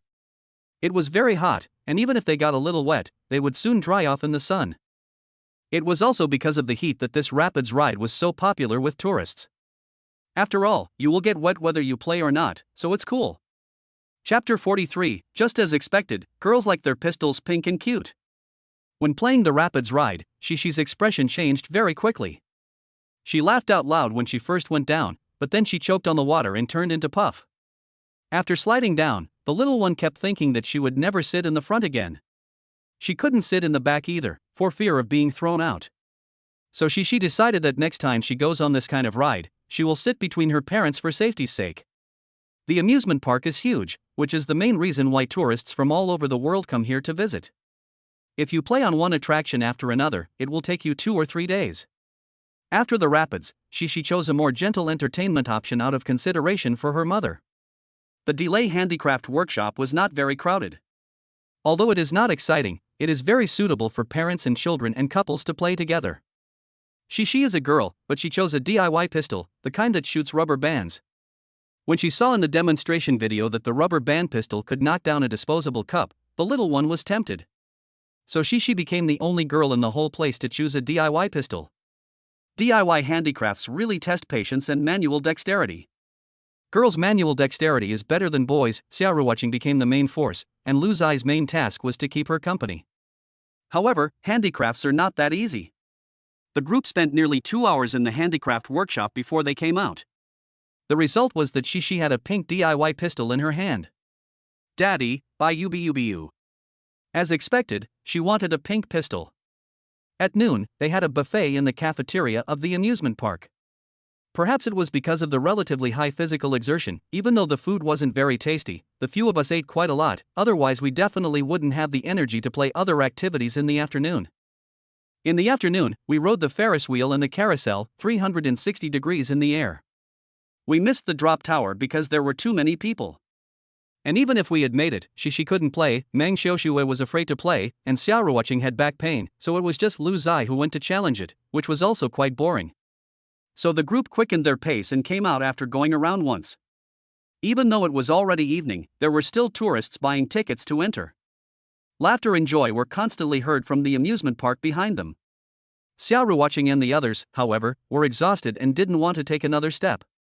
They had clearly had a great time playing inside before they left, but they were exhausted as soon as they got out. Lu Zai went to get the car, and Xiaoruwatching and Meng Xiaoxue got in the car with Shishi and started to feel drowsy. Sitting in the passenger seat, Xiaoruwatching struggled, holding on, not wanting to fall asleep. Because she knew that sleepiness was contagious, and it wasn't safe to leave her husband driving alone, and it was actually dangerous. Xiaoruwatching still remembered that last time when she returned from her hometown, her mother Huang Yulan had told her not to sleep while on the highway. At that time, Huang Yulan also recited a series of mnemonics for driving: get in the car and sleep, get out and pee, and when you are asked where you are going, you won't know. So even if she was very sleepy, Xiaoruwatching also forced herself to hold on, not to sleep, just not to zzzzz. Xiaoruwatching's little thoughts were very clear to Lu Zai. With a glance in the corner of his eye, he always saw his sleepy wife, who had been hit on the head by the car window, but was holding back her sleepiness. Lu Zai couldn't help but feel a little helpless. He still loved his wife very much, so even if Xiaoruwatching fell asleep, Lu Zai had no intention of waking her up. As a result, when Xiaoruwatching woke up, it was completely dark, and the scenery and buildings outside the car window had become familiar. No, honey, we're almost home? Well, wake up Shishi and Xiaoxue, we'll be home soon. Okay, honey, why didn't you wake me up? It's dangerous for you to drive alone. Xiaoruwatching nodded awkwardly and muttered to herself. After playing for a while, she didn't feel like cooking when they got home, so they settled for dinner at a small restaurant before going home. After they got home, they didn't even want to move. Compared to the adults, Shishi regained some strength after eating, and was able to help her mother remove her makeup. The little guy was still able to handle it. In contrast, Xiaoruwatching and Meng Xiaoxue had no recollection of when or how they fell asleep. When they opened their eyes, it was already the next day. While having breakfast, Hua Hasong called to ask if Xiao Ruoqing and Lu Zai had time to go to the company to record the theme song. When discussing the collaboration, Lu Zai informed them that the theme song Jibu Jibu Ingshi Lu Fei Hongsho is a song for male and female chorus. After discussion, Hua Hasong also discovered that a male and female chorus is most suitable. In the end, the singing candidates were also decided to be Xiao Ruoqing and Lu Zai. On the one hand, Xiao Ruoqing had sung it when she was a special guest on the singer program. Second, the two are the leading man and leading lady, and when they sing, the emotions they put into it will be more sincere.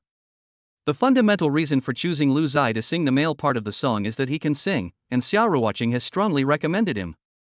In this regard, Hua Hisung and Wang Hua had no doubt. After all, old Lu was now known to many as a musical genius.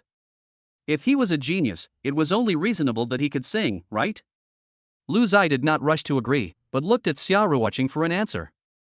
Xiao Ruoqing naturally knew what her husband was worried about, so she straightened her back, smiled, and indicated that it was fine, that it didn't hurt anymore. Only then was Lu Zai able to give an accurate response to Hua Hisong. In the end, both parties agreed that this afternoon, the recording studio for Hua Hisong would be reserved for Lu Zai and Xiao Ruoqing. Ugh, I'm so jealous. I wonder when Xiao Lu will be able to have our own recording studio. Although I know that starting a company is like raising a child, you can't rush it, you need to develop step by step. I'm still so jealous. After hanging up the phone, Xiao Ruoqing couldn't help but feel emotional. Hua Hasong is a very influential company in the entertainment industry, and it is only normal that they can have their own recording studio. We will have one too in the future, so there is no need to be envious. Lu Zai said with a smile, and Xiao Ruoqing nodded. After placing the peeled eggs in Lu Zai's bowl, she said with a smile, "Honey, I just love it when you are confident like this." Shishi, who was biting into a donut, also believed her father's words without a doubt, because in the little one's opinion, her father was just about omnipotent. Otherwise, how would he have managed to win the beautiful mother over? Hua Hisong will only be free the afternoon of the recording studio. So they stayed at home in the morning. Lu Zai stayed home with her daughter to watch cartoons, while Xiao Ruoqing went to Meng Xiaoshue's room. Although Xiao Lu's studio didn't have as much work at the beginning, Meng Xiaoshue still habitually held her laptop. Although the two women were in an assistant-boss relationship, they were actually very close friends. As they chatted, they talked about popping candy. When Xiao Ruoqing heard from Meng Xiaoshue that popping candy could even be used for flirting, she couldn't help but widen her eyes. So this is how city people play. Chapter 44 My Lovely Man. Put the popping candy in your mouth, and then you can adjust the invitation. Xiao Shui, you're so skilled. Xiao Ruoqing's beautiful eyes widened, as she couldn't believe that her little friend Meng Xiaoshue actually knew so much. Meng Xiaoshue was also busy refuting, shouting that she had read it in an app called Tomato Fiction. Xiao Ruoqing wanted to see the evidence. Meng Xiaoshue searched for a long time before discovering that the book had been taken off the shelves. Well, there's no evidence now. When she came out of the room, Xiao Ruoqing looked at Lu Zai's back and couldn't help but think about the flirting method Meng Xiaoshue had taught her. Oh no! It was as if something strange had gotten into her head and she couldn't shake it off. It was simply too graphic. Time quickly came to the afternoon. Meng Xiaoshue stayed at home to take care of Shishi. Xiao Ruoqing and Lu Zai took the car and went to the Hua Hasong recording studio again. The studio is on the second floor and has high specifications, so it is very popular with celebrities in the entertainment industry, but it often requires a long time to make a reservation. Hua Hasong deliberately set aside an afternoon for Xiao Ruoqing and Lu Zai to record Jibu Jibu Ingshi Lu Fei Hongsho, which shows that they attach great importance to it. When the couple arrived, the staff of Hua Hasong were already in their positions and ready to go. Xiao Ruoqing and Lu Zai each found their own state, and when they were ready, they went into the recording studio.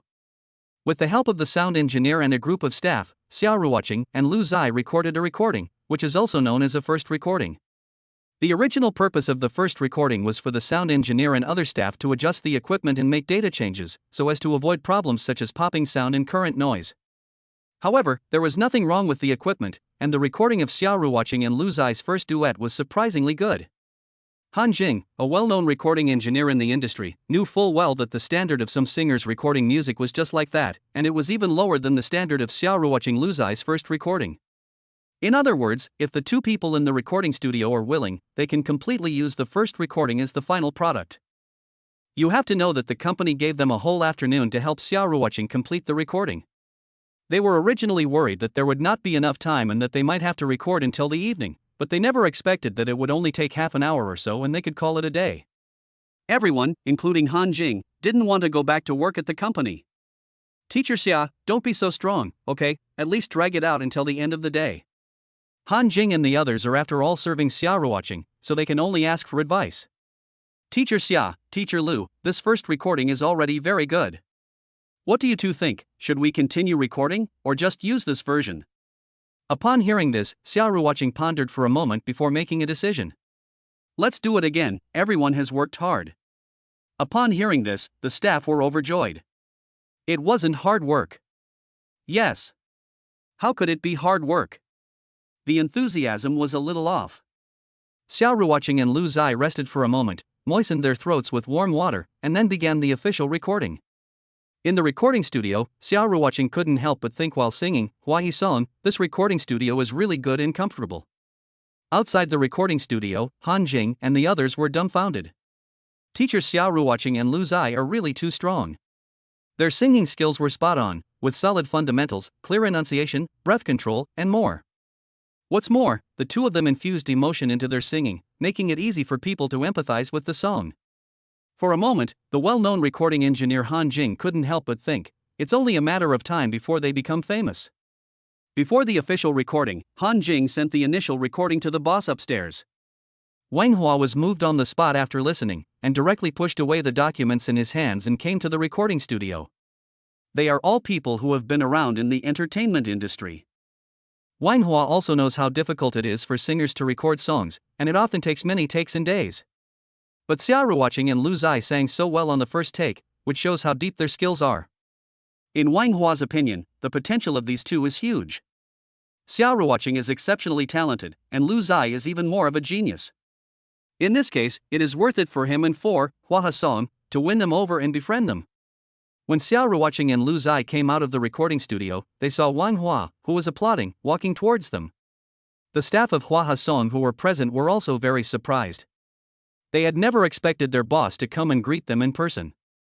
They knew that there were many stars and singers who booked the recording studio on weekdays, or film and television production companies, but they had never seen anyone let Wang Hua come and greet them in person. And it looked like Wang Hua attached great importance to the two of them.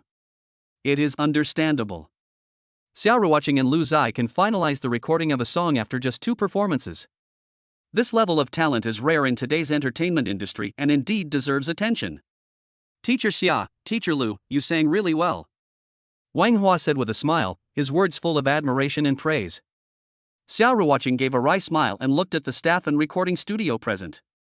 It was mainly thanks to the recording studio and everyone's help. Xia watching said this, and Wang Hua just took it as a polite remark. If a good recording studio can have such a big effect, he would definitely be happy to invest in building a few more. Although external factors have a certain impact, the essence is that the singer must have the ability and talent, otherwise it will really become poor students with a lot of stationery. Teachers, since the recording is complete, shall we go upstairs and have a seat? That's good. Xia watching and Lu Zai followed and went to an office. As the host, Wang Hua greeted the two and reported to them on matters related to Jibu Ingshi Lu Fei Hong show. Hua He Song really likes the script. The formation of the crew, recruitment of actors, and collection of funds are almost all being done at the same time. The advantage of multitasking is that it saves time, but it requires a strong sense of discipline, otherwise it is easy for the uneven distribution of personnel to lead to stagnation. We'll need at most another month, and we can start shooting officially. Finally, Wang Hua gave the two a rough time frame. After leaving Hua He Song, the couple strolled along the street. Xia watching was fine, as she was already a star and an actress, and filming was her day job. Lu Zai, however, was a little nervous, as this was his first time. Xia watching knew what he was worried about, so she spent a long time reassuring him along the way. Honey, I'm sure you'll be fine with your knowledge of the script. Honey, just the thought of acting with you makes me a little excited. Honey, you won't leave me after you become famous, will you? Honey. With Xia watching's repeated honey, Lu Zai picked up his self-confidence. Xia watching, on the other hand, was laughing to herself, thinking that her man was really cute. Chapter 45, Shishi, Mommy and Daddy, when are you going to have a baby brother or sister? In the blink of an eye, more than a month had passed, and it was July 1st.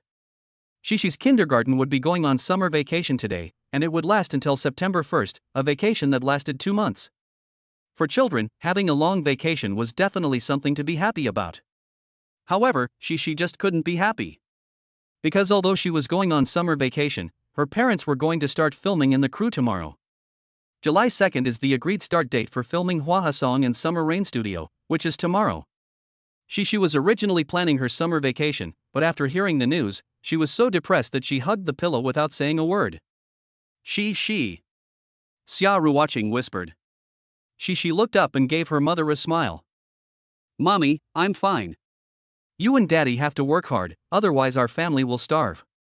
Cici is very sensible. Despite a little disappointment, she knows what's important. Lu Zai, who is driving, also sees her daughter's disappointment on her young face in the rearview mirror, and feels a little sad. Cici doesn't bring her unhappiness home with her. She thinks it through on the way there. So the disappointment in her heart turns into reminders to her parents. For example, Daddy, take care of Mummy. And, Daddy, don't work too hard, and take care to rest. Mummy and Daddy, safety is the most important thing. If you get hurt, I'll be heartbroken. As she spoke, Shishi's eyes glistened, and a few tears welled up uncontrollably. Da Xiao Ruoqing and Lu Zai felt their hearts warm as they listened to their daughter's words of advice. They were really lucky to be the parents of such a little one. Shishi wiped her eyes with the back of her hand and then asked, Mommy and Daddy, where are you going to film? If you have time, can you come home to see Shishi? Of course we can, sweetheart, and we're filming right here in the Magic City, so we'll be home every night, as long as it's not too late, said Xia Ruoqing softly. Upon hearing this, Shishi froze for a moment, and then a look of joy appeared on her face. They're filming in the Magic City? They can come home every night? Cici can see his parents every day? That's great. Cici was so happy that he started dancing, and if he hadn't been in the car, he would have jumped up and down. He thought his parents were going to film somewhere else. Cici muttered to himself, his mood clearly improved. The family soon returned home. Sitting in the back seat, Shishi suddenly noticed a familiar figure outside the unit door. Dad, Mom, that person looks like Grandpa. Hey! No, it's really Grandpa. As the car drew closer, Shishi immediately recognized the figure as her grandfather, Xia Lianghua. As soon as the car stopped, the little girl pushed open the door and jumped out, before throwing herself into her grandfather's arms. Grandpa! Where's Grandma? Shishi called sweetly, looking left and right for her grandmother's figure, but she couldn't find her. Upstairs, braise some pork for Shishi. There's meat to eat. Yes. It's been a while since I saw Grandma and Grandpa, and now I'm meeting them in the Magic City. Shishi is very happy. Shishi, come down and walk by yourself. Lu Zai said with a smile. I was afraid that my father-in-law would get tired, but I never thought that he wouldn't want to put her down. It's okay, let's hug our baby Shishi. Have you not been eating well lately? You've lost weight. Shishi laughed and shook her head. No, I eat well at every meal. The little one is the apple of the family's eye, and Xia Lianghua held his precious granddaughter in his arms and returned upstairs in one breath. As soon as she entered the door, Shishi's little nose detected the smell of meat. She slid out of her grandfather's arms, changed her shoes, and hurriedly ran to the kitchen. Shishi, where are you going? To see Grandma. Hey! Grandma! You're here! Shishi thought her grandmother was in the kitchen and changed her shoes before rushing over there, so when her grandmother called out to her in the living room, she didn't react for a while. Like Xia Lianghua, Huang Yulan, who hadn't seen her granddaughter for a while, was also very fond of her. She asked after her health and tried to find some pocket money for Shishi in her pockets. Grandma, Grandpa, how long are you going to stay in the Magic City for? Can you stay for a bit longer? Shishi asked with a tilted little head. Of course we can. We'll stay until your parents finish filming, okay? Huang Yulan laughed softly. Cici was even happier to hear this. Huang Yulan and Xia Lianghua were naturally Xia Ruoqing and Lu Zai, who had been invited from their hometown to help take care of Cici. The old couple didn't really have anything to do, so they agreed without hesitation to come to the Magic City to take care of Cici. After asking about some things about the film crew, the in-laws both told Xia Ruoqing to take good care of Lu Zai on the crew. At first, when they learned that their son-in-law was actually going to be in the film crew, the old couple were more or less surprised. But then they thought, it's not a bad thing. While the adults were chatting about the film crew, Shishi was listening too. The little guy was grinning from ear to ear, thinking that he could ask his grandparents to take him to visit his parents on the set. Sneaking a visit to the set would definitely be fun. Thinking this, the little one's remaining sense of loss disappeared, and he even became even happier because of his grandparents' arrival. At dinner that night, looking at the plump, reddish-brown braised pork, Shishi ate 2 big bowls of rice. If it were normal, when grandparents came to the Magic City, Shishi would definitely sleep in the same room as them. But tomorrow, when Mom and Dad go to the film set, the little one deliberately acts pitiful and wants to sleep with Mom and Dad. Xiaoru watching agrees gladly. Shishi happily runs back to her room, then carries her pillow and Winnie the Pooh pajamas to her parents' bedroom. It's been a long time since she slept with her parents, and Shishi is very happy. But then she thinks that Mom and Dad will be on the film set tomorrow, filming, and the little one doesn't want to cause any trouble, so she goes to bed early. Even so, Shishi, lying between Xiaoru watching and Lu Zai, slept peacefully and even had a beautiful dream. The next day, when Shishi woke up, it was already 7 o'clock. There was only one person in the large bed. Shishi turned over in bed dazedly, got out of bed barefoot, and walked out of the room, looking for her parents. It was only when she saw her grandparents that the little girl reacted, realizing that her parents had already left for the film crew. On the other side, Lu Zai drove Xiaoru watching and Meng Xiaoxue to the film crew. As soon as they entered the film crew compound, they were greeted by the staff of Hua Hisong. Wan Hua from Hua Hisong had specifically instructed the staff to give Xiaoru watching and Lu Zai enough respect and care. This was out of consideration for a longer-term collaboration with Xia Lu Studio. Guo Wanrong is the director of Hua Hisong and has directed many outstanding works. This time, the script for Jibu Jibu was also directed by Guo Wanrong, who was instructed by Wang Hua to give it his all. Hearing a noise, Guo Wanrong walked out of the house. When he saw that Xiaoru watching and Lu Zai had arrived so early, he couldn't help but feel a good impression. He was especially aware of the declining moral standards in the entertainment industry as a director. Many celebrities are not very well known, but they put on a big show. After a long time, he got used to it, and subconsciously thought that Xiaoru watching, who had recently become quite famous, was also one of those people who put on a big show and acted like a big shot. What's more, Xiaoru watching is also the financier of Do You Know? Not only is she bringing capital into the group, she is also the lead actress. Combining the two, if someone else did this, it would be strange if they didn't show the crew their faces. But now, Xiaoru watching not only has no intention of putting on airs, but also gave the crew members red envelopes in a friendly manner? Guo Wanrong suddenly understood why, from the time the project Knowing is Knowing was established to the start of filming, the boss Wang Hua would repeatedly instruct that Xiaoru watching and Lu Zai must be taken seriously. The red envelopes also had a share for the director himself. Although the amount was not large, the thought was there, and Guo Wanrong's face was full of a rich smile. Ms. Xia, Mr. Lu, you're here too early. Guo Wanrong took the red envelope and bowed to the two of them. It's only right, not to mention that Director Guo arrived even earlier. Hello, Director Guo, I'm going to trouble you for the next while, and I hope we have a pleasant collaboration. Xiaoru watching is gentle and generous, and Lu Zai speaks with tact, so it's very comfortable to be around them. After a brief conversation, Guo Wanrong's impression of the two of them improved even more. It's still early, the crew has prepared breakfast, so you two should go in and rest for a while. Guo Wanrong is, after all, the big director of the crew, and has a lot on his plate, so he can't be with the two leads all the time. Xiaoru watching and Lu Zai understand, take 3 breakfasts, and then take Meng Xiaoxue into the room. Meng Xiaoxue nibbles on a bun and hugs her laptop to check the work content for the day. The two have worked together for many years and have long since developed a tacit understanding. With Meng Xiaoxue's dedicated help, Xiaoru watching saves time and worry. Sister Qing, the camera starts rolling at 10:30, and at 9 o'clock Director Guo will lead everyone on the crew in a worship ceremony. At 9 o'clock? There's still over an hour to go. Honey, let's go over the script for today's shoot. Okay. After finishing the buns and soy milk, Xiaoru watching starts going through the script. Occasionally, she would act out a scene with Lu Zai, and occasionally she would get up and stretch. Time passed quickly, and soon it was 9 o'clock. Xiaoru watching didn't even realize how quickly the time had passed, clearly too engrossed. When Xiaoru watching and Lu Zai came out of the house, there were already many more faces in the film crew compound, both familiar and unfamiliar. Do You Know Me? Can be considered Hua Hisong's most heavily invested drama in recent years. Because of its potential, the best was sought in all aspects, from casting to costumes and props. In terms of actors, there are as many as 20 stars, including Xiaoruoqing, and many veteran actors were invited to participate. Xiaoruoqing is the lead actress, and because of her recent popularity, many artists are very polite to her. This is the way it is in the entertainment industry. Popularity and status are two hard indicators. But while she is polite and enthusiastic on the surface, what is she really like inside? Xiaoruoqing has always acted according to the standard of not being arrogant and domineering when she is successful, and remaining calm and collected.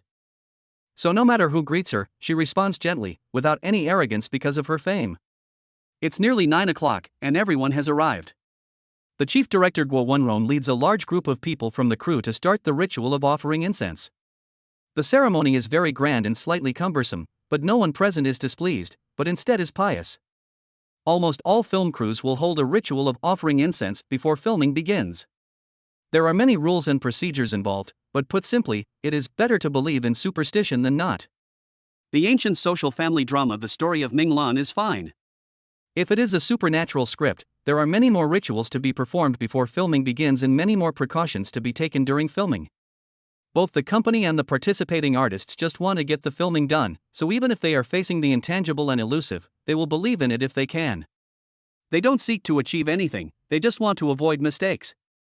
After the start ceremony, director Guo Wenron gave a brief speech, expressing his thanks as usual, and then the actors and actresses went to get makeup. When you are really busy, you basically don't feel the passage of time. It felt like nothing had been done, and the morning had passed in a flash, but the real busy time was in the afternoon. Although the morning was delayed a little due to the worship ceremony, and the filming task for the day was also alleviated, it would not be reduced much. The director did not expect to get it right the first time, and just hoped that each time would be better than the last, so as to achieve the best in his mind. Excellence is the only way to create a good drama. Filming officially started in the afternoon, and the first thing surprised Lu Zai a lot. He imagined filming as actors interacting with each other, with you saying one thing and I saying another. But he never imagined that when it actually started, he would be filming himself. You have to know that a 40-minute TV episode contains more than 400 shots, and the most even have up to 1,000. If you film it all according to the script, bit by bit, it will be too late by the time you finish. So slicing it up, filming it separately, filming it from multiple angles, and finally putting it together is the best way to film. In this way, the actors will face the time of acting in the void. Xiaoruoqing went to shoot some scenes from the 30-odd episodes, and Lu Zai also had his own tasks. According to the script, Lu Zai's character, Gu Tingji, was supposed to act with someone, but that person is now filming other scenes, so he has to act in the void. The staff are also very considerate, and they are afraid that Lu Zai will not be used to it, so they specially brought a bottle of Coca-Cola and held it in front of him, so that he can act towards the bottle.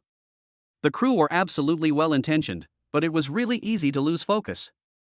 It was no easy feat for Lu Zai to hold back his laughter, let alone act against the Coke bottle. The first time, he laughed. The second time, he made a mistake with his lines. The third time.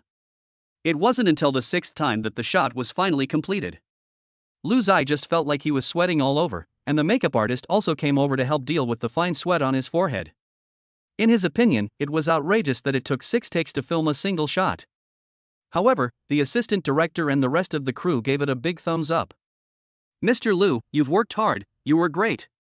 Mr. Lu, you've got the acting down. Mr. Lu, is this really your first time acting? It doesn't really look like it."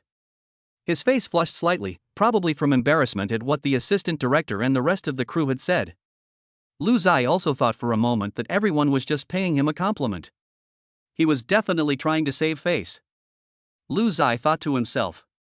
The next scene was with Xiaoruoqing, so he could take a short break. While he was resting, he took the time to watch the other actors and learn from their experiences. He never realized that the scene had already been shot 13 times and still hadn't been approved. Lu Zai felt pretty good about it, but the director still called cut and started again.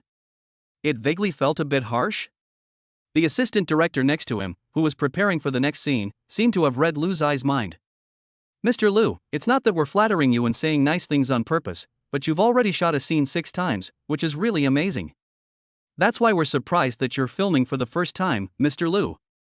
All we can say is that you, Mr. Lu, are a natural." Everyone loves to hear kind words, and Lu Zai is also a mortal, so of course he loves to hear them too. However, he only listens, not taking them seriously, and still sets a high standard for himself.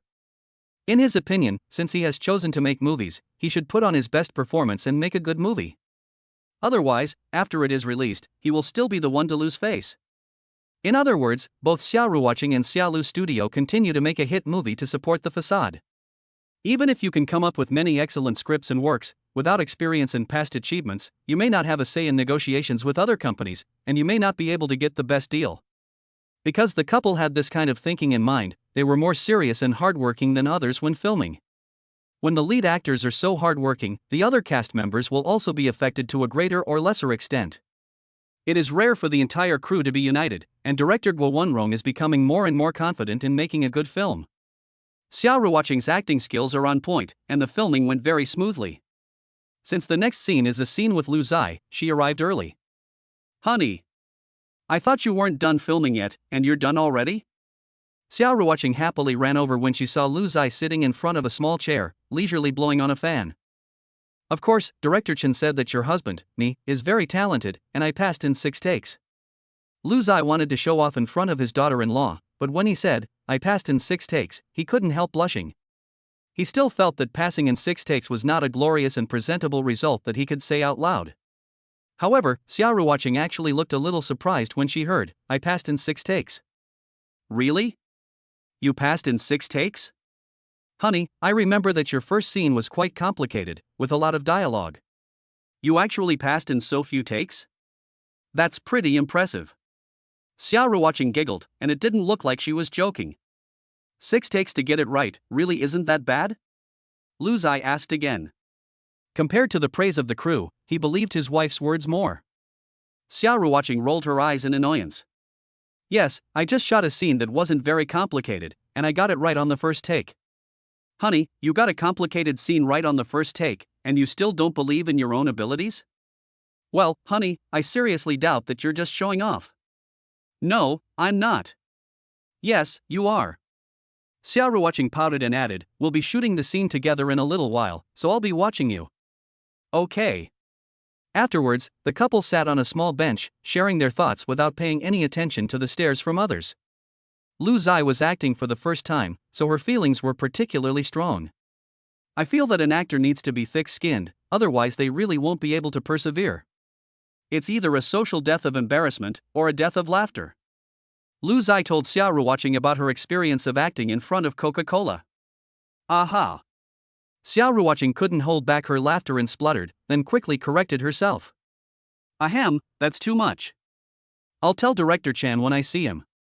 Next time, when you're filming alone, ask him to give you Pepsi instead." As soon as she said this, Lu Zai had a mental picture. Facing Pepsi, still in a large 2L bottle, acting out a scene, phew, just thinking about it is speechless. But Lu Zai still nodded in agreement. "Well, that makes sense, and it has to be cold." "Cold?" "Yes, after the scene is over, I have to drink it to kill the cola and destroy it," Lu Zai said seriously. Xiaoruwatching laughed louder after a moment of shock. Later, she laughed so hard that she became weak and threw herself into Lu Zai's arms. This scene happened to be seen by the artist Zhang Yi. Zhang Yi's character is the older sister of Xiaoruwatching's character. When she saw Xiaoruwatching and Lu Zai behaving so intimately, Zhang Yi was shocked and thought that the two had fallen in love because of the drama. But it had only been half a day since filming started, so could they have developed feelings? Zhang Yi tilted her head, shocked. So much so that when filming the next scene, she got it right the first time, winning praise and acclaim from the director. Because the character in that scene happened to discover that there was something between the male lead and the female lead. The male lead and the female lead have chemistry on screen. Off-screen, are Xiaoruwatching and Lu Zai also close and intimate? This discovery directly made Zhang Yi's gossiping heart burst, so she brought her true feelings into the scene while filming, completely speaking from the heart, and she completed the task by accident. Soon the crew came to inform them that they were going to film Xiaoruwatching and Lu Zai's scenes together. The two were already in a husband and wife relationship, so they had no psychological burden when filming their scenes together. After getting into character, the two went completely off script and acted out their scenes in front of the public. Both their expressions and their lines were spot on. The crew on set couldn't help but marvel, and they all felt a sense of being hooked. Behind the screen, director Guo Wenrong couldn't help but think, "This isn't filming, this is clearly sending the camera back to the Song dynasty." During a long scene, Xiaoruwatching and Lu Zai actually did the entire scene in one take, 3 times. This had a huge impact on director Guo Wanrong and the rest of the crew. Everyone had planned to spend half a day trying to nail this super long shot. Unexpectedly, it was done in one take.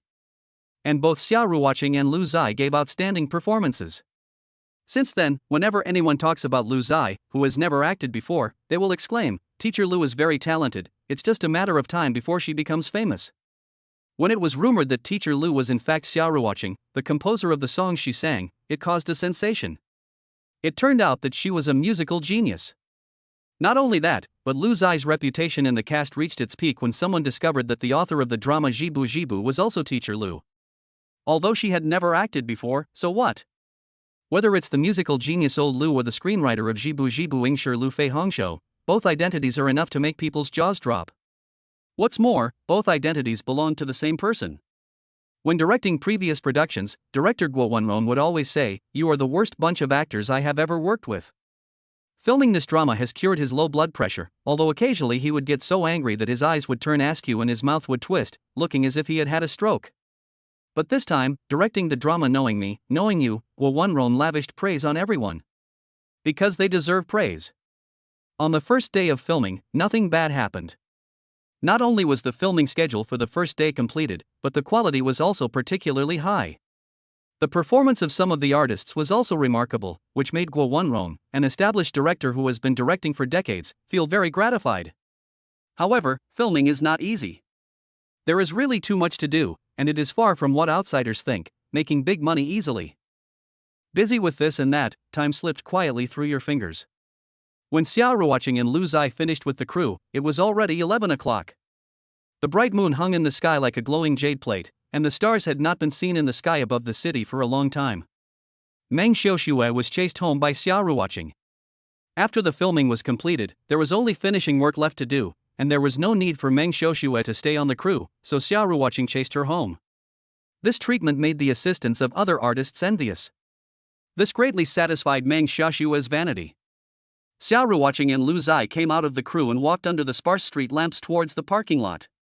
The bright lights lengthened the shadows of Lu Zai and Xia Ruoqing as they walked side by side, neither hurrying nor slowing down. It could be said that the two of them were enjoying the tranquility after work. It seemed that as long as they had each other's company, they would feel at ease. Xia Ruoqing tilted her head slightly and looked at Lu Zai beside her. His cheeks looked very handsome in the moonlight. "Honey, it's so good to have you by my side," Xia Ruoqing suddenly said, and a look of happiness also appeared on her pretty face. Then she wrapped her arms around Lu Zai and continued to murmur. "In the past, when I was filming, I was quite scared when I came out from the crew so late at night. Now that you are by my side, I am not afraid anymore, and it is quite nice." Upon hearing this, Lu Zai gently held Xia Ruoqing's hand and interlocked their fingers. "I will always be with you, no matter how late it is. You're so good, my dear. Give me a hug." Lu Zai lovingly pulled Xia Ruoqing into his arms and swayed forward. Feeling the warmth of her husband's embrace, Xia Ruoqing's heart was filled with happiness. She looked up at the stars again, which looked so beautiful. However, her tummy grumbled in an untimely manner, and Xia Ruoqing's face flushed slightly. Honey, I'm hungry." Xia Ruoqing said with a mixture of laughter and tears, "I clearly ate chicken leg rice on the set, and didn't even leave a single grain of rice uneaten, so how could I still be hungry? Filming is a physical job, and you burn a lot of energy, so of course you get hungry faster. Let's go find something to eat." Arriving at the car, the couple set off. However, on the way home, many of the small shops on both sides of the road had already closed. "It's so late, I guess everyone is closed. Honey, why don't we go home and eat instant noodles? I want you to make it for me." In the passenger seat, Xia Ruoqing said coquettishly, and Shishi's ability to be cute and adorable was definitely inherited from her. "Okay. Let's go home and make you instant noodles." On the way home, they passed a convenience store that was open 24 hours a day. They bought instant noodles and some snacks, paid and left. It was so late that the cashier on duty was so dazed that he didn't react until after he had finished the transaction and sent the man and woman away. Did he just see the celebrity Xia Ruoqing?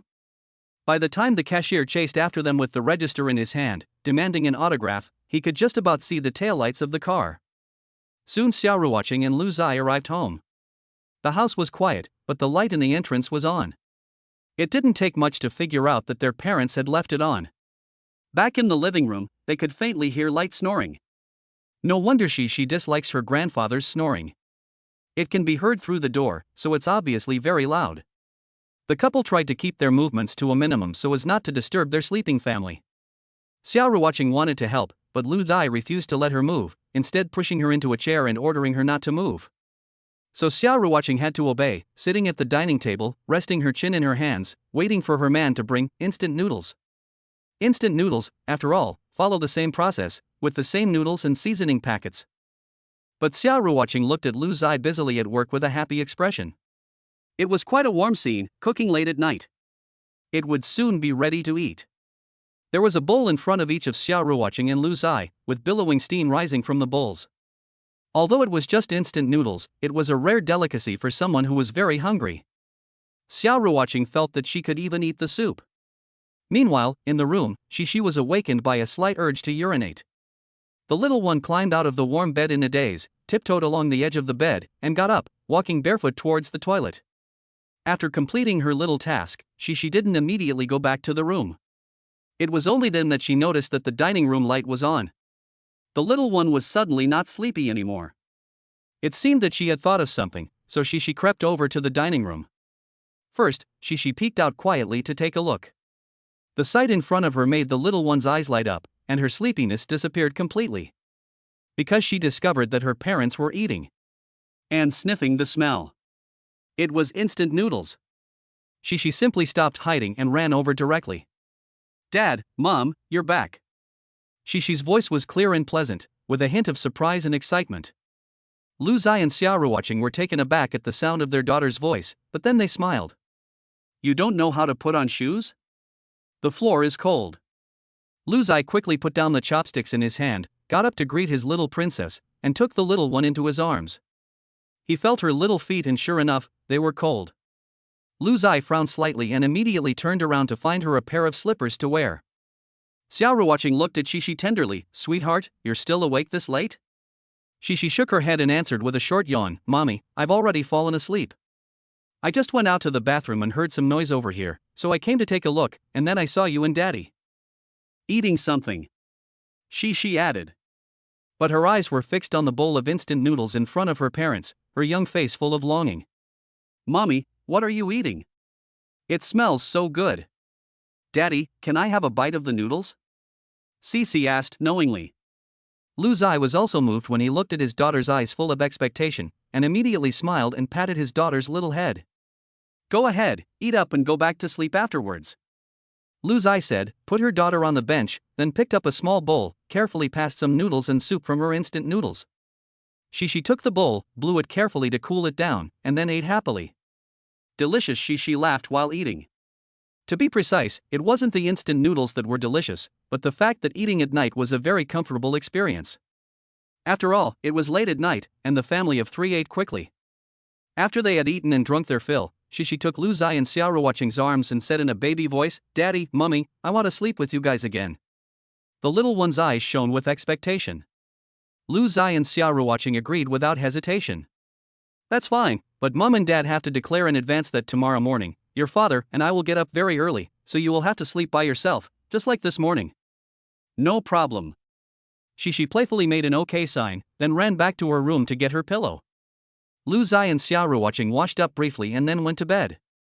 Cici slept between her parents as usual, and she was very happy, as she could turn her head to the left to touch her father and turn to the right to see her mother. The little girl was very content and couldn't help thinking, "I really want to sleep with my parents every day." Not only that, Cici was also thinking about something else. "Daddy, are you asleep? Mommy, are you asleep?" "No, why?" Xiao Ruoqing and Lu Zai both rolled over to face their daughter. Xixi then grinned and put her arms around her father and mother respectively. "Dad and Mum, when are you going to give me a little brother and sister again?" As everyone knows, when parents ask their children, "Do you want a brother or a sister?" it means they are already pregnant. But if the child asks the parents when they are going to have a brother or sister, what does it mean? Is it because they are lonely? Lu Zai had never thought about this question, and even if he occasionally teased his daughter-in-law by saying, "My mother-in-law has asked me to do so," his main concern at the moment was to raise his daughter well. However, Xiao Ruoqing was different. She had really thought about this question and wanted to give her husband another son. It wasn't that she favored sons over daughters, that was not a bad habit in her family. The main reason was that she wanted both a son and a daughter, to make up the word good. But pregnancy really depends on fate. If it's meant to be, the baby will come naturally. If not, there's nothing you can do. Shishi, why do you suddenly want your mommy and daddy to give you a brother or sister? Xiaoru watching asked in return. Shishi pondered for a moment after hearing this, shook her head, and couldn't say why. If she had to say something, there was a reason. I often hear the kids at kindergarten talking about their brothers and sisters, and I'm so jealous. Well, I'll take good care of my brother and sister. Cece patted her chest to reassure them, leaving Xiaoru watching and Lu Zai unable to laugh or cry. Okay, go to sleep, sweetheart, Xiaoru watching said softly, but in her heart she added, Mommy will make your daddy work hard. What you think about during the day, you will dream about at night. That night, Cece dreamed of a little child. Very small, very white, chubby, and cute. But the little guy was staring hard with his eyes wide open in his dream, and he couldn't tell whether the little cutie was a brother or a sister. Early the next morning, Shishi suddenly opened his eyes. Just like yesterday morning, there was no longer the figure of his father and mother beside him. So even if the little guy wanted to share the dream he had last night with his parents, he would have to wait until tonight. On the other side, Xiaoru watching and Lu Zai arrived at the film crew compound before 8 o'clock. The start time was 8:30. The fact that the two main actors were able to arrive early and not late really impressed the crew. Xiaoru watching was speechless. Isn't it a basic rule to be on time for everything? All I can say is that the entertainment industry nowadays really stinks. The second day of filming for the story of Minglan was a scorcher. It was hot yesterday, but a fan was enough. But today, it was especially hot in the morning, and the wind from the electric fan felt like a warm hairdryer on your face. Director Guo Wenrong was very helpless, because the average temperature today was 8 or 9 degrees higher than yesterday. There was no better way than to ask his subordinates to prepare more salt water to prevent heat stroke. A little after 8, the artists were all due, and the camera started on time. But the hot weather was really suffocating, and it was difficult to find a filming state. After the morning passed, surprisingly, none of them had been filmed. In this regard, the director Guo Wenrong also had no choice. After all, the weather was too hot. Fortunately, no one had heat stroke, otherwise they would have to rest. The first scene in the afternoon was the dialogue between Lu Zai and Xiaoru watching. Hua Hasong also adheres to the attitude of striving for perfection in the costumes of the actors, so the costumes are very good in terms of both style and material. But wearing heavy costumes and standing in the sun is truly a trial. Guo Wenrong made up his mind, only half an hour of filming, and if it's too much, then no more. After all, filming is not a big deal, but heatstroke is a big deal, and that would only cause more delays. Soon the staff were ready to go. Xiaoru watching and Lu Zai also walked up to the camera.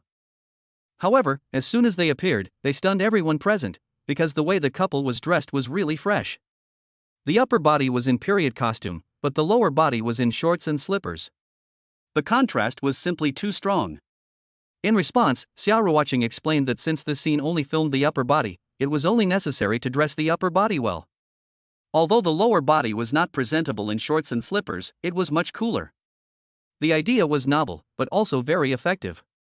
Guo Wenrong immediately agreed that it made sense, and he hosted the filming of this scene with a mixture of laughter and tears. What was even more unexpected was that Xiaoru watching and Lu Zai quickly filmed this scene with their profound skills and solid abilities. Guo Wenrong, who was behind the equipment, hurriedly stood up after shouting cut and gave the two people a thumbs up. The other staff members on the set also gave a warm applause. In today's entertainment industry, actors who work so hard are really rare. So admiration, recognition, and respect became the thoughts that lingered in the hearts of the crew. It is really a blessing to be able to work with such actors. Chapter 46 Dry Heaves? Got it? What's there, fainted. On July 3rd, the weather was surprisingly hot. Looking at the temperature distribution map, many places across the country were red and purple. The more purple it is, the higher the temperature. Although the temperature distribution map does not show Shanghai in purple, the orange-red color is still terrifying. The filming crew of the drama Jibu Jibu was also having a difficult time. Apart from the two leading actors Xiaoru watching and Lu Zai, the other actors' footage is not up to standard. If only the weather wasn't so hot, they could film some more. But with the weather so hot today, it's hard for the actors to adjust their state of mind. Guo Wenrong had no choice but to seek the boss's advice, and after getting a response, he went to Xiao Ruoqing for advice. Xiao Ruoqing and Lu Zai are from Xiao Lu Studio. Although the studio is not large, it is after all the investor behind the crew, so naturally Xiao Ruoqing's opinion was sought in this situation. Wang Hua's advice was to stop work, not shoot in the afternoon, and give the actors and actresses a holiday. Xiao Ruoqing agreed without hesitation. Continuing filming in this weather would undoubtedly be torture. It would be fine if they finished filming, but if they couldn't, it would only make things worse. If the actors and crew members suffered heatstroke due to the high temperatures, it would further delay the progress. So after some discussion, they decided to give the entire crew a holiday. Near the location where the crew compound for the story of Minglan is located, there is a film and television city where film and television crews of all sizes from all over the country often go to scout locations. Xiao Ruoqing and Lu Zai did not rush home, but wanted to go to the film and television city for a stroll. The Xiao Lu studio had just been established and was in urgent need of fresh blood. So the couple took advantage of their free time to scout for talent. You have to know that there are also talented players among the extras, and if you discover a good one, it is worth training. The two drove to the film and television city, and even though it was hot, there were people everywhere. Apart from the staff of the film crew, there were many extras, and the rest were basically tourists. When they walked in, Lu Zai just didn't pay attention and lost his daughter-in-law. He looked back for a while before he saw Xiao Ruoqing buying boiled corn. "Honey, it's 3 yuan for one, and 5 yuan for two. It's not expensive. After all, the film studio is also a tourist attraction, and the price of boiled corn is not expensive at all." Xiao Ruoqing truly felt that way. "Look, I even picked 2 big ones." Xiao Ruoqing giggled, a little smug. But she wasn't smug after taking a bite. Although the corn was big, it was also old. She had to chew for a long time before she could swallow, and it scraped her throat when she did. Xiao Ruoqing took Lu Zai's corn and took a bite, then offered her corn to her husband. "Honey, you eat mine is tenderer. You're the old one, I'll eat it." Lu Zai refused, but was told off for being fussy. "Oh dear. Stop arguing, honey. Be a good boy, you eat it. I have good teeth, I'll eat the old one." As she spoke, Xiao Ruoqing flashed her teeth at Lu Zai to prove that she had good teeth. The two of them each nibbled on their corn as they walked along Goofing Street. There were pedestrians in all kinds of clothes on the street. Here you could see xiaba, you could see ancient heroes, and you could even see women in the style of the Republic of China. Overall, it was very lively. As they walked, the two of them noticed that there was chaos ahead. The gene of liking to watch the fun is almost engraved in their bones, and Xiao Ruoqing was no exception, immediately dragging Lu Zai forward. After approaching, Xiao Ruoqing looked left and right and found a step, whereupon she stood on it and then reached out and pulled Lu Zai up, so that they were immediately a head taller than everyone else. This, combined with the fact that the two of them were not short to begin with, meant that they now had an unobstructed view. However, neither of them could have imagined that they would end up watching the crowd and seeing Jiang Yi. Jiang Yi is also an actress in the crew of the drama Jibu Jibu Wingshi Lu Fei Hong Show, playing the role of the heroine's sister. The reason for the congestion seems to be that she was recognized, and many people were pushing forward to beg for her autograph. All you could see were heads and arms raised high. Xiao Ruoqing suddenly shivered, as she had obviously encountered this situation before. Although interacting with fans is a good way to increase their loyalty, being blocked and unable to move is really quite uncomfortable. This is why Xiao Ruoqing always carries a mask and sunglasses whenever she goes out. It took a while for the crowd to disperse, and Jiang Yi was gone. "Honey, where are you?" "I was thinking, being a celebrity is also a very annoying thing." "Yes, but honey, you'll be famous after this drama airs. Don't worry, I've already bought you sunglasses, cool ones." Xiao Ruoqing laughed. Lu Zai shook his head, unable to decide whether to laugh or cry. In comparison, he preferred the back seat. Being behind the scenes and controlling everything was more fun than being in the limelight, right? Lu Zai couldn't help but think that it seemed that the development and growth of Xiao Lu Studio needed to be put on the agenda. The two scouts wandered around the film and television city in the hot sun for a long time.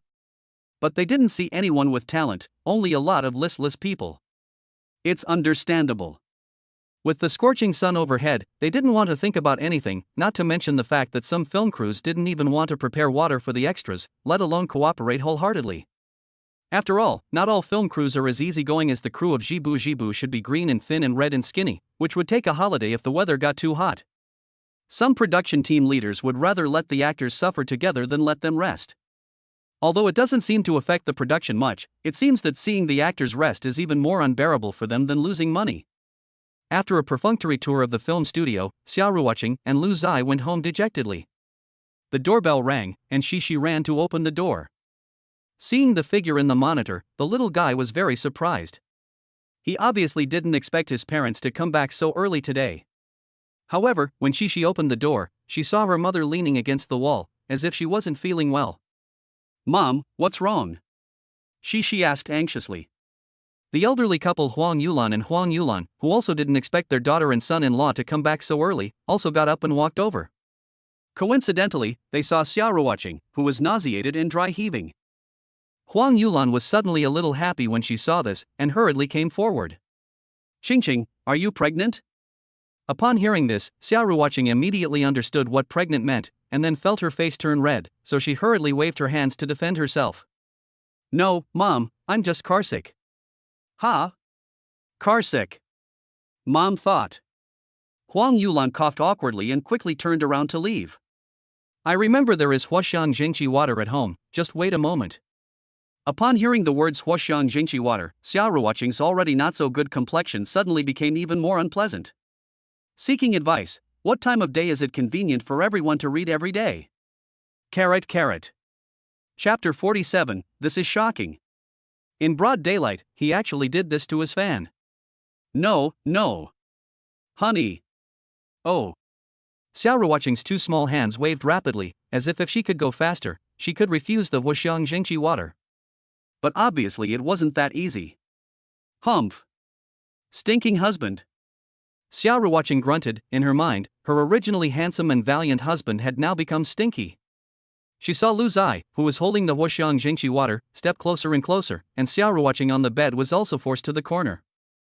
"Okay, I'm at the corner, there's no escape, yelling my lungs out won't help." If she can't force her way through, she'll try to soften her approach. Xiaoruoqing looked up, her watery eyes begging for mercy. "Honey, just let me rest for a while, sleep for a while, lie down for a while, and I'll be fine." No. Huashan Jingqi water, please. It's no use being cute." Lu Zai shook her head and refused. "Do you want me to drink it for you, or do you want me to hold your nose while you drink it?" "Can I just hold my nose and not drink it?" Xiaoruoqing muttered. Lu Zai didn't say anything, but stepped closer and pinched Xiaoruoqing's delicate nose. Without waiting for Xiaoruoqing to resist, Lu Zai poured the herbal medicine into her mouth, and even squeezed the bottle hard, determined to get every last drop in. Cici, who was standing nearby, was even more personal and immediately suggested something. "Dad, should we pour some water in and then feed it to Mummy?" "That's what Mummy does when people are sick and drink the powdered drink," Cici said seriously. Although the little one was worried about her mother's health. But to brush the bottle of Huashan Jingqi water with water and then feed it, it sounds a bit like repaying a kindness with evil no matter how you hear it. Xiaoruoqing was also amused by her daughter's words and laughed out loud, not even caring about the bitterness in her mouth. "Cici, you really are your mother's treasure. Mommy, you are lucky to have me." Cici blinked her eyes, looking just like a little devil. Xiaoruoqing nodded without saying a word, because she was afraid that if she spoke, she would spit out the Huashan Jingqi water. In fact, she was worrying for nothing. You can't spit out the miracle medicine Hautuinia cordata. The inventor was a genius. With the help of Lu Zai and Shishi, Xiaoruoqing got into the quilt. The two people, one big and one small, were busy taking care of each other, which was very sweet. Xiaoruoqing was dazed and wanted to sleep for a while, feeling completely drained. But before closing her eyes to sleep, she muttered, "If I play with my phone in the car again, I'll..." "What?" Shishi leaned over and asked, pressing her body against the edge of the bed. "Your mother's surname is the same as your grandfather's," Xiaoruoqing said viciously, and then added, "Shishi, why do I feel that you've been acting up today?" "Well, I'm going to sleep now, so you two can go." After saying this, Xiaoruoqing rolled over and went to sleep. Shishi opened and closed her little mouth, then covered her mouth and laughed secretly. Lu Zai walked out with her daughter. Shishi ran to the living room to watch cartoons, while Lu Zai went to the study. She turned on the computer and added Li Iliang and Chen Xiang in a group chat to discuss something with them. Lu Zai, Unity, Xiangzi, please respond if you receive this. Li Iliang, Dad is here. Chen Xiang, Dad is here too. Lu Zai gave a short, annoyed laugh. Lu. Big star, what's with the time to find the two of us? Are you comfortable in the crew? Li Iliang sent a message. Looking at the time, it was Monday. The kid was responding to the message so quickly, so he must be goofing off. Get to the point. Chen Xiang is also being annoying. For the time being, Lu Zai couldn't deal with Li Iliang, but dealing with Chen Xiang was a piece of cake for her. Xiangzi, there is a rule in our Xiaolu studio: we have to write a weekly report of no less than 10,000 characters. The weekly report can serve to review the work content and has many benefits. Lu Zai sent the two messages out in all seriousness, and the next second saw Chen Xiang withdraw the sentence above, and also changed his expression in passing. Brother, if there's something you need to talk about, just let me know. The weekly report, whatever that is, can be skipped. It's no less than 10,000 words.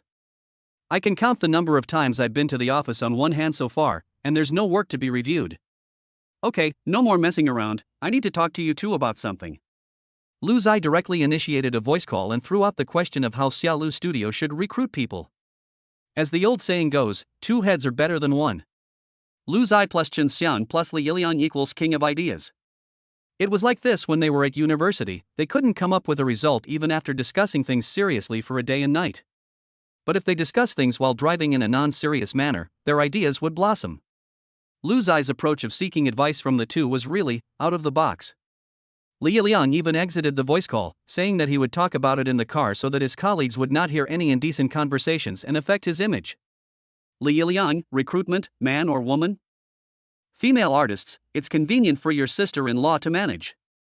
Li Iliang, that's simple, just throw money at it and start a show. Tuanjie is right, for example, girl groups, trainees, and talent shows are all very good. Chen Xiang added to Li Iliang's proposal.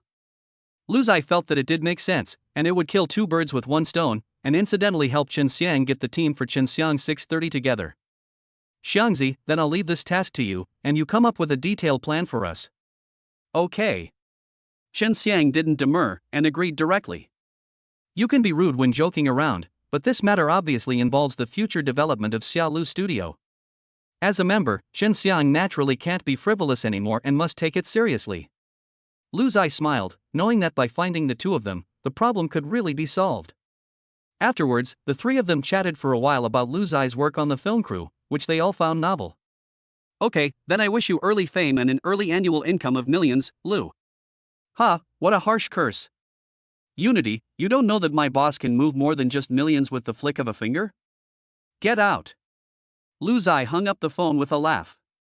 Without noticing, she had already been in the study for nearly 2 hours. Just as Lu Zai was about to go and see Xiaoru watching, the door to the study suddenly opened, and then a pair of long, white, slender legs stepped inside. Hubby. Oh.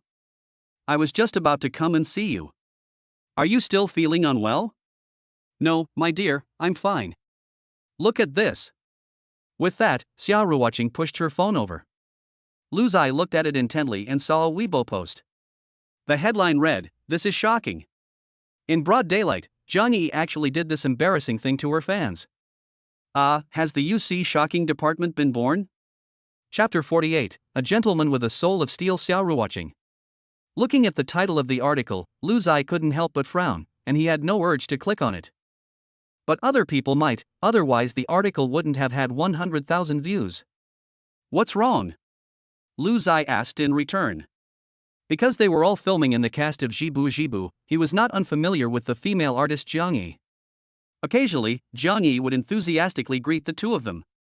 Not to mention the past, this afternoon the couple went to the film and television city and happened to encounter her, which triggered the surrounding when she was recognized.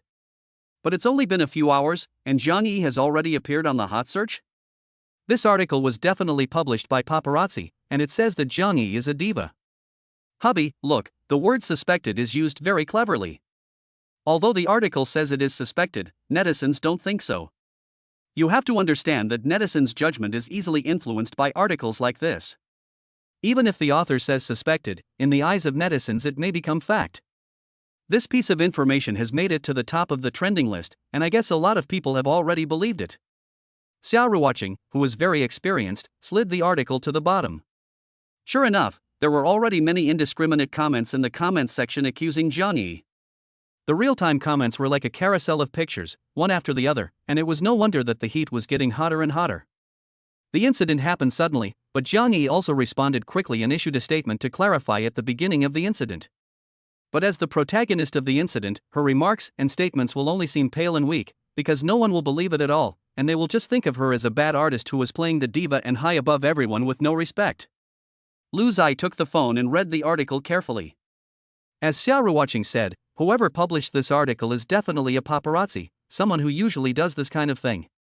The entire article is very fluent from top to bottom, and it can be read in one go. But the whole article questions, rebukes, and attacks Zhang Yi. In short, it stands on the moral high ground and accuses the artist, and even the entertainment industry. It is now a fact that celebrities in the entertainment industry earn a considerable income. This makes some people very uncomfortable. That's why when they read this kind of article, they don't think about its authenticity and just join the army of critics. Even if the celebrity might be misunderstood, they don't care. At worst, they can just cancel their account, and you can't catch me along with the internet connection, right? Honey, I was once hired by Ling from my old employer, Mayhang Entertainment, to discredit me with online army, and I felt so powerless. At that time, many of my former friends avoided me, for fear of affecting them. But Zhang Yi, even if we didn't know each other at the time, I heard that she restrained her fans in the fan group and spoke well of me. So, honey, I want to help her clarify. Xiaoruwatching frowned slightly and made up her mind. Lu Zai nodded in agreement when he heard this. He knew that his daughter-in-law was a gentle and kind woman. Moreover, Zhang Yi had spoken up for Xiaoruwatching in the past, and this favor should be returned. What's more, Zhang Yi is also an actress in their drama crew. If something happens at this critical moment, it will have a great impact. Xiaolu Studio was first established, and it can be said that the drama Jibu Jibu Wingshi Lu Fei Hongsho is the studio's entire effort. Unless there is no other way, the drama Jibu Jibu Wingshi Lu Fei Hongsho must not be affected. You have to understand that an artist's image in public will definitely affect the image of their work in the hearts of the audience. Therefore, it is reasonable and sensible to help. With Lu Zai's support, Xiaoruwatching's heart warmed. There was no doubt about her man's character. With a flick of her fingers, Xiaoruwatching quickly edited a post, then published it on the platform, quoting the topic Zhang Yi. Although Xiaoruwatching was gentle and pretty, the words in her post revealed a sharp and critical tone. The post was very brief, with just 3 points. The first point was to publicly support Zhang Yi as not being a bad celebrity who is diva-like and has no regard for others. The second point was to clarify the facts, which was the detailed account of what happened at the film studio. The accompanying photos in the post were a series of photos taken at the film studio, and it just so happened that Xiaoruwatching and Lu Zai were both there, so they knew even better what had happened at the time. And it was a coincidence that Xiaoruwatching had even recorded a video of the scene. This video is undoubtedly a bombshell. The third point is that Xiaoruwatching rebuked the paparazzi for taking things out of context and cursed the author of the article, saying that his heart can be condemned. The incident of Zhang Yi allegedly being a diva has caused a huge uproar. Apart from Zhang Yi's side, there has been no support. Now Xiaoruwatching has come to Zhang Yi's defense, which is undoubtedly a big bombshell. Not only that, Xiaoruwatching herself has taken up residence under her own Weibo account. Whenever a netizen comes over to ask a question, she answers them one by one. Yes, this is me, and I was there at the scene. She was not being a diva at all. Zhang Yi was scolding the paparazzi who were following her around, pushing her every step of the way and showing no regard for the feelings of others, almost knocking over the child. Zhang Yi was very angry and worried about the safety of the child, so she shouted at the paparazzi. Oh yes, the author of this article should be that paparazzi. You can see his behavior in the video I uploaded. He really almost knocked the child over. When replying to fans' questions, Xiaoruwatching even at the author of that article, as if the matter wasn't big enough. It's obvious that it's a troll, and the account was just created. These kinds of people are either bad or heartless, just trying to make a quick buck. While Xiaoruwatching was kindly defending Zhang Yi's side also liked this update. Then Xiaoruwatching's phone rang. When she answered, it was Zhang Yi. On the other end of the line, Zhang Yi's voice was hoarse with tears, obviously anxious and irritated because of this messy business. Xing Jie. Thank you. It's okay, these paparazzi are really annoying. After a brief chat with Zhang Yi, Xiaoruoqing hurriedly said, Okay, this is all I can do to help you. You should deal with this matter quickly, but in my opinion, there shouldn't be a problem. Okay, fine, Xingjie, I'll hang up first. Go ahead, if you need any help, just let me know. Okay, thanks, Xingjie. Xiaoruoqing's actions were undoubtedly timely and helpful, and Zhang Yi also chose to remember them for the rest of her life. No one would have thought that the two people, who originally had no intersection, would actually become acquainted because of this incident, and in the future, they would even become a flower in Xiaolu's studio. Fate is wonderful. Chapter 49, the second-tier actress has become a little fangirl, what a damn charisma. The paparazzi panicked. What was originally a sure thing was actually spoiled by Xiaoruoqing, and the paparazzi never expected a live monster to show up halfway through. The opening set of pictures is based on guesswork and fabrication, and it is the paparazzi's winning magic weapon. Even if they have gone too far with their fabrications, they have a reason to clarify them, otherwise they would not have used so many words like suspected and seemingly throughout the article. Paparazzi need to get traffic from netizens and money from celebrities, so they are a group that gets something from both sides. Very often, celebrities will choose to pay to settle things quietly. This is why even if things make a big splash on the internet, they will eventually die down. This time, the paparazzi thought they could get a piece of meat from the second-tier female artist Zhang Yi. However, Xiaoruoqing, who appeared halfway through, actually cut off his path to wealth. Xiaoruoqing has become very famous recently, and her fan base has grown considerably. She is one of those artists who are not to be messed with. However, the paparazzi were not willing to give up and wanted to struggle some more. So even when Xiaoruoqing appeared on social media platforms and confronted them online, the paparazzi were not afraid. In the comments section of Xiaoruoqing's account, the paparazzi, that is, the author of that article, appeared. When the main character arrived, netizens immediately went into a frenzy. Everyone likes to watch the show and get involved. From the paparazzi's method of taking things out of context, it can be seen that this is an old hand, and he may have used this method many times before. As an experienced paparazzi, he didn't confront Xiaoruoqing, but instead, cried and weak. In one sentence, he turned his identity into a vulnerable group.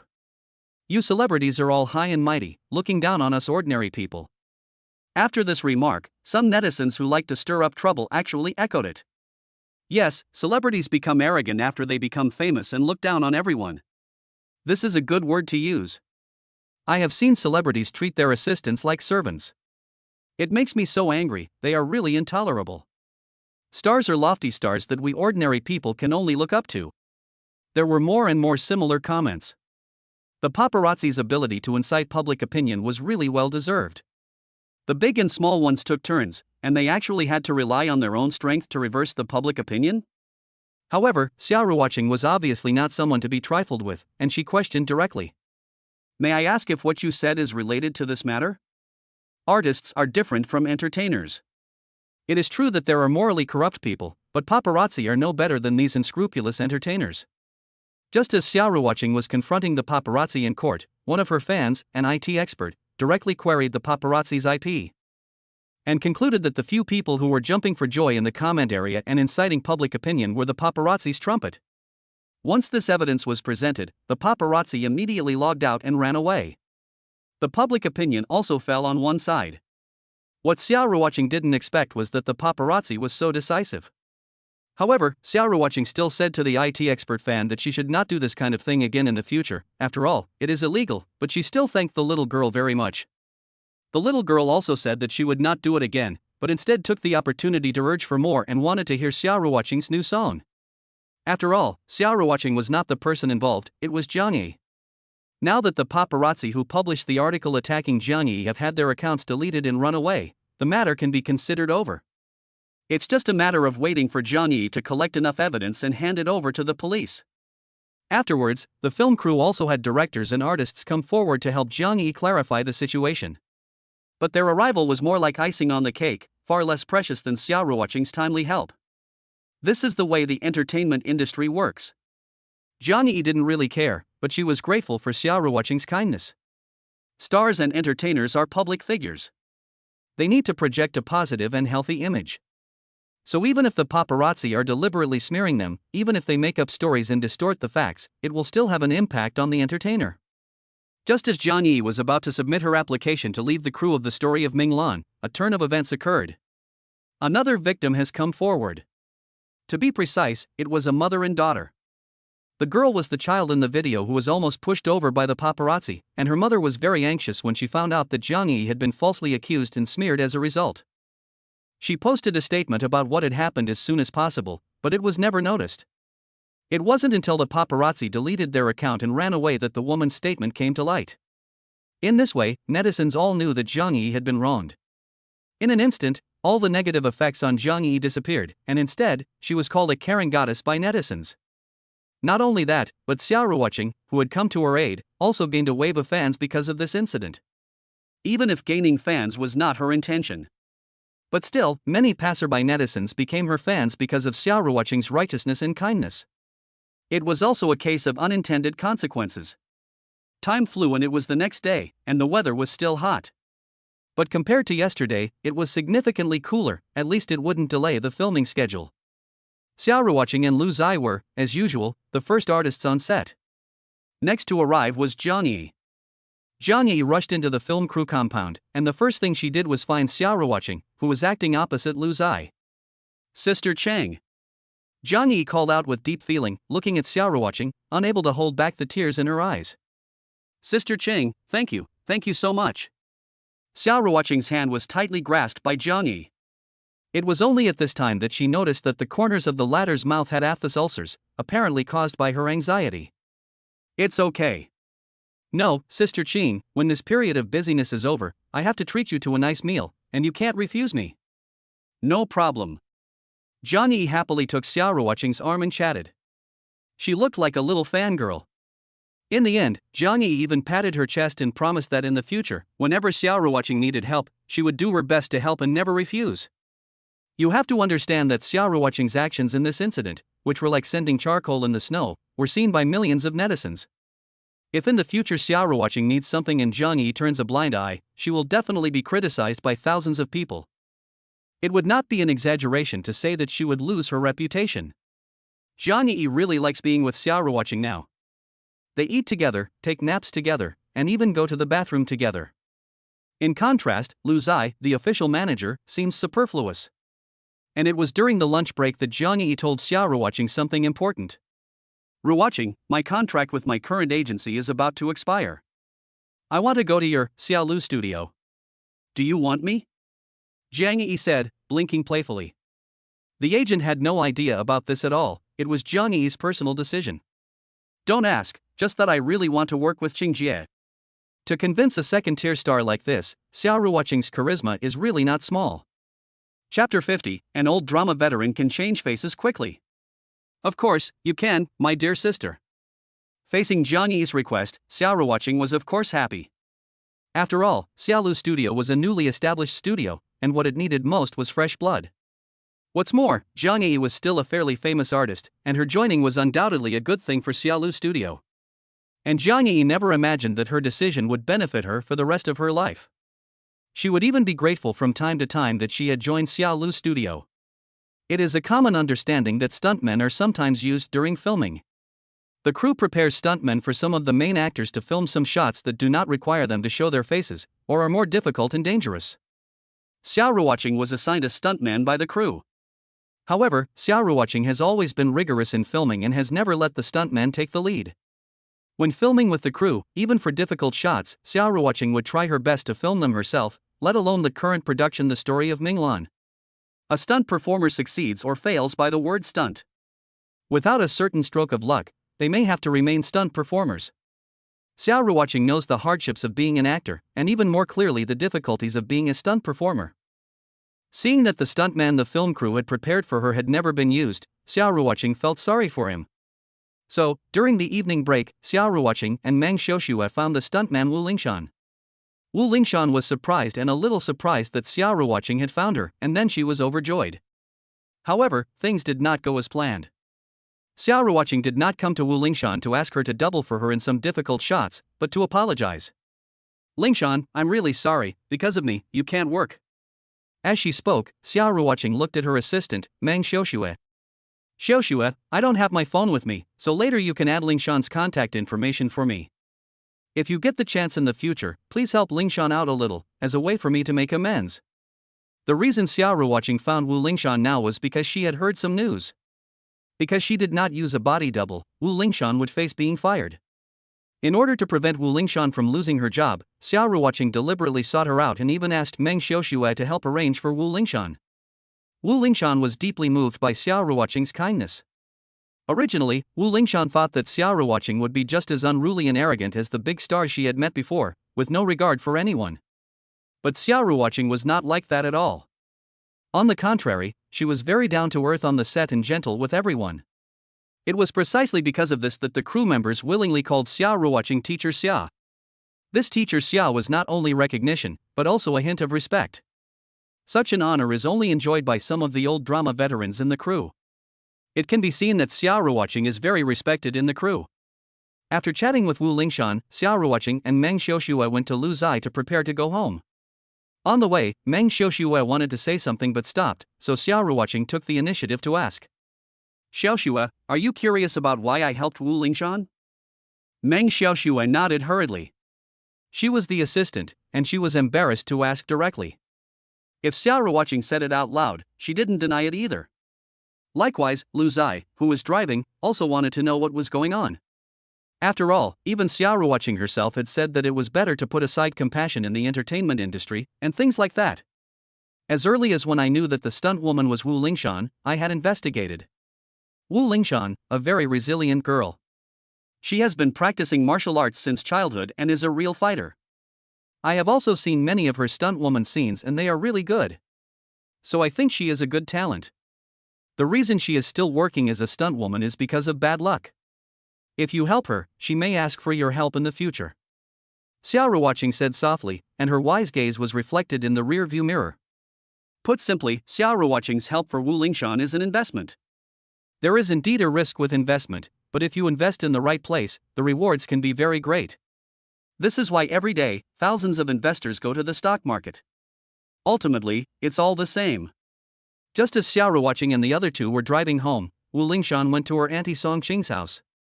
Song Qing is an old drama veteran and a first-class drama actress in China. In addition, she was also invited to star in the role of Dajiangni in Jibu Jibu Ingshi Lu Fei Hong show. Song Qing is Wu Lingshan's eldest aunt, and no outsider knows about this relationship.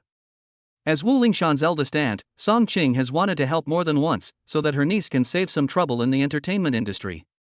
Wu Lingshan, who has practiced martial arts since childhood, has to refuse every time. Even though she has been a stunt performer for 3 years, Wu Lingshan does not want to enter the entertainment industry with the help of her aunt. Wu Lingshan's arrival took Song Qing by surprise.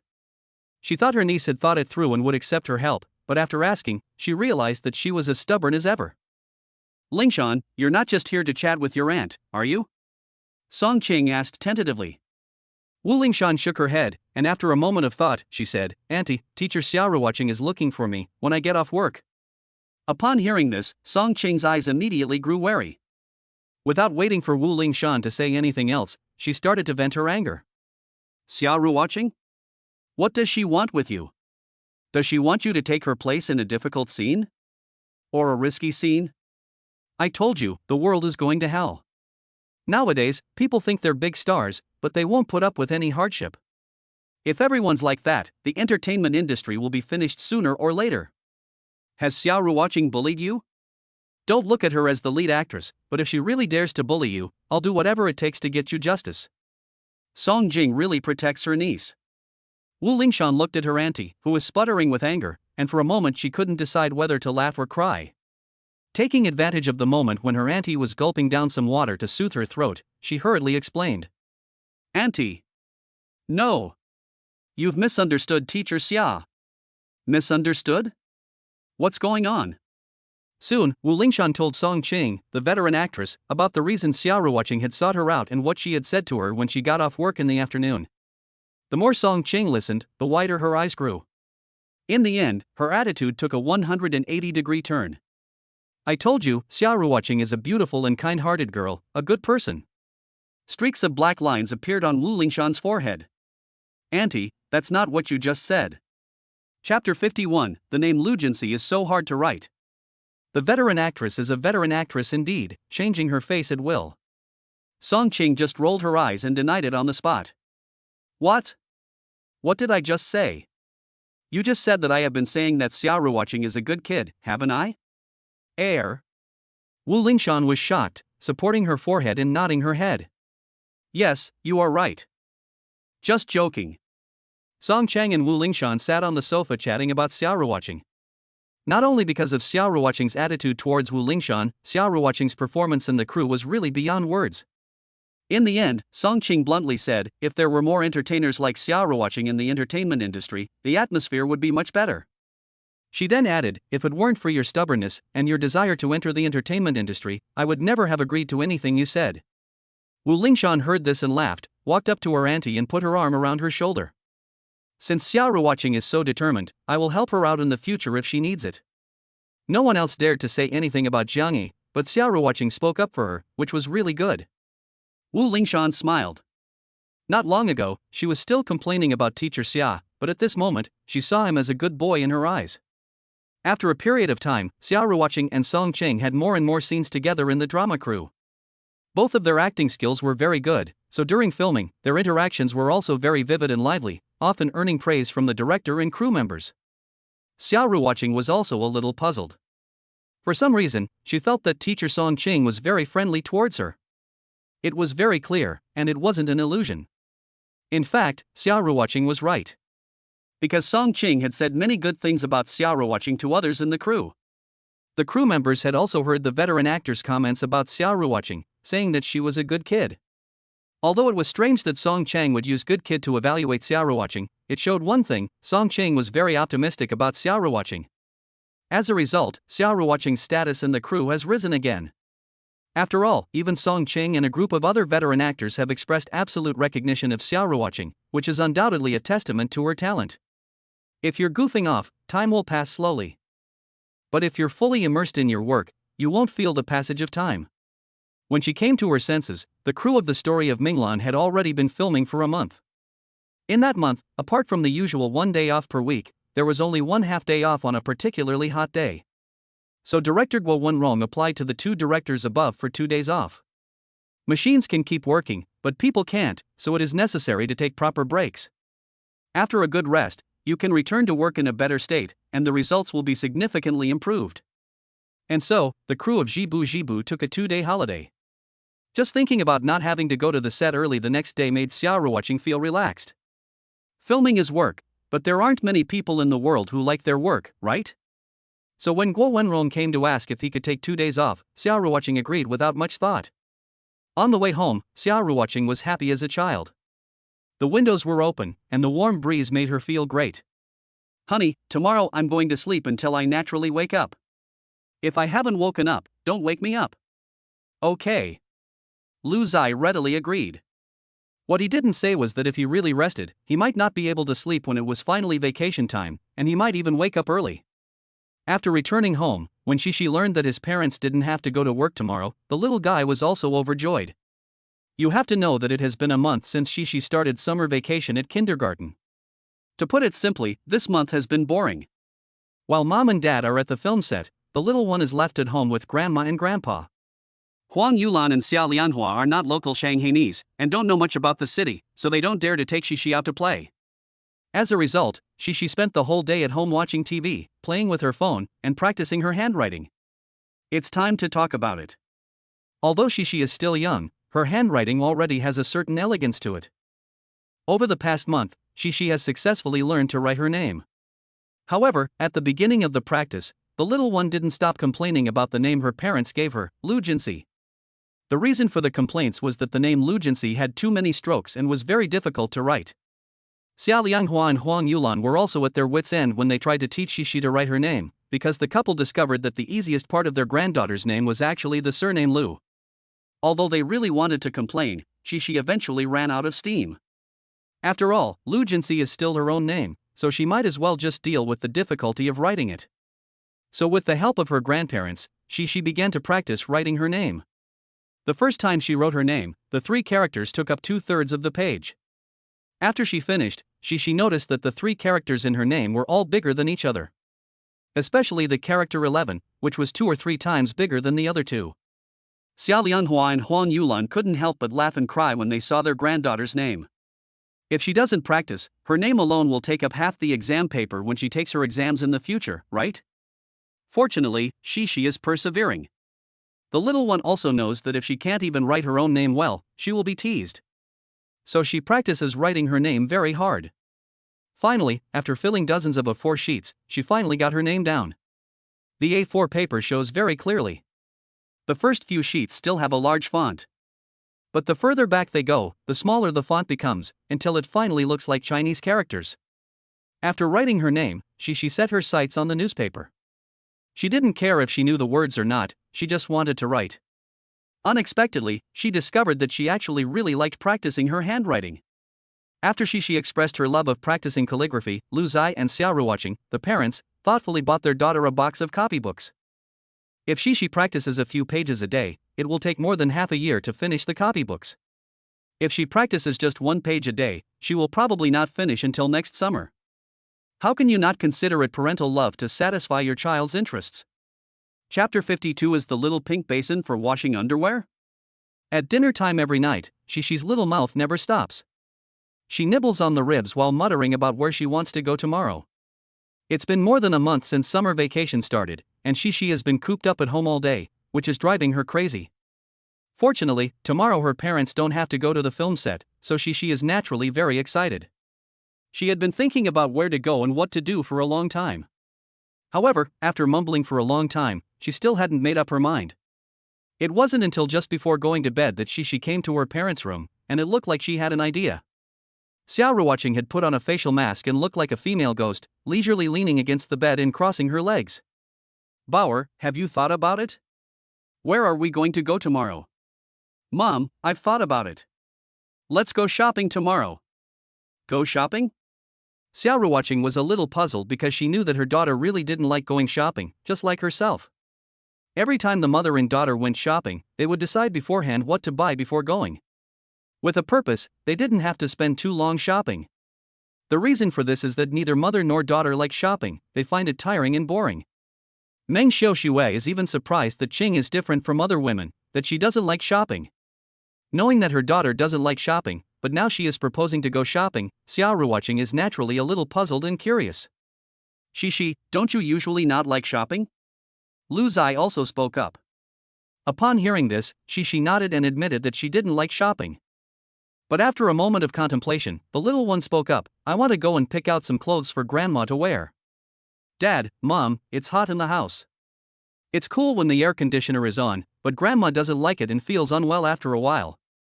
But if we don't turn it on, it's very hot. Grandma and Grandpa can't go and cool off under the grapevine at home because they're taking care of me." Shishi pouted with a small mouth and muttered, her words full of self-blame. Daughter's understanding made Xiao Ruoqing and Lu Zai feel very gratified. The couple also immediately decided to listen to their daughter and go out early in the morning to go shopping and choose clothes for Shishi's grandmother. Shishi was very happy to get her parents' approval and skipped happily back to bed. But after running out, Cici returned in a moment. She wanted to tell her parents not to tell her grandmother about it. The little one wanted to surprise her grandmother. After Cici went back to her room, Xiao Ruoqing couldn't help but blame herself a little. "My husband, I, as a daughter, am not as good as Cici.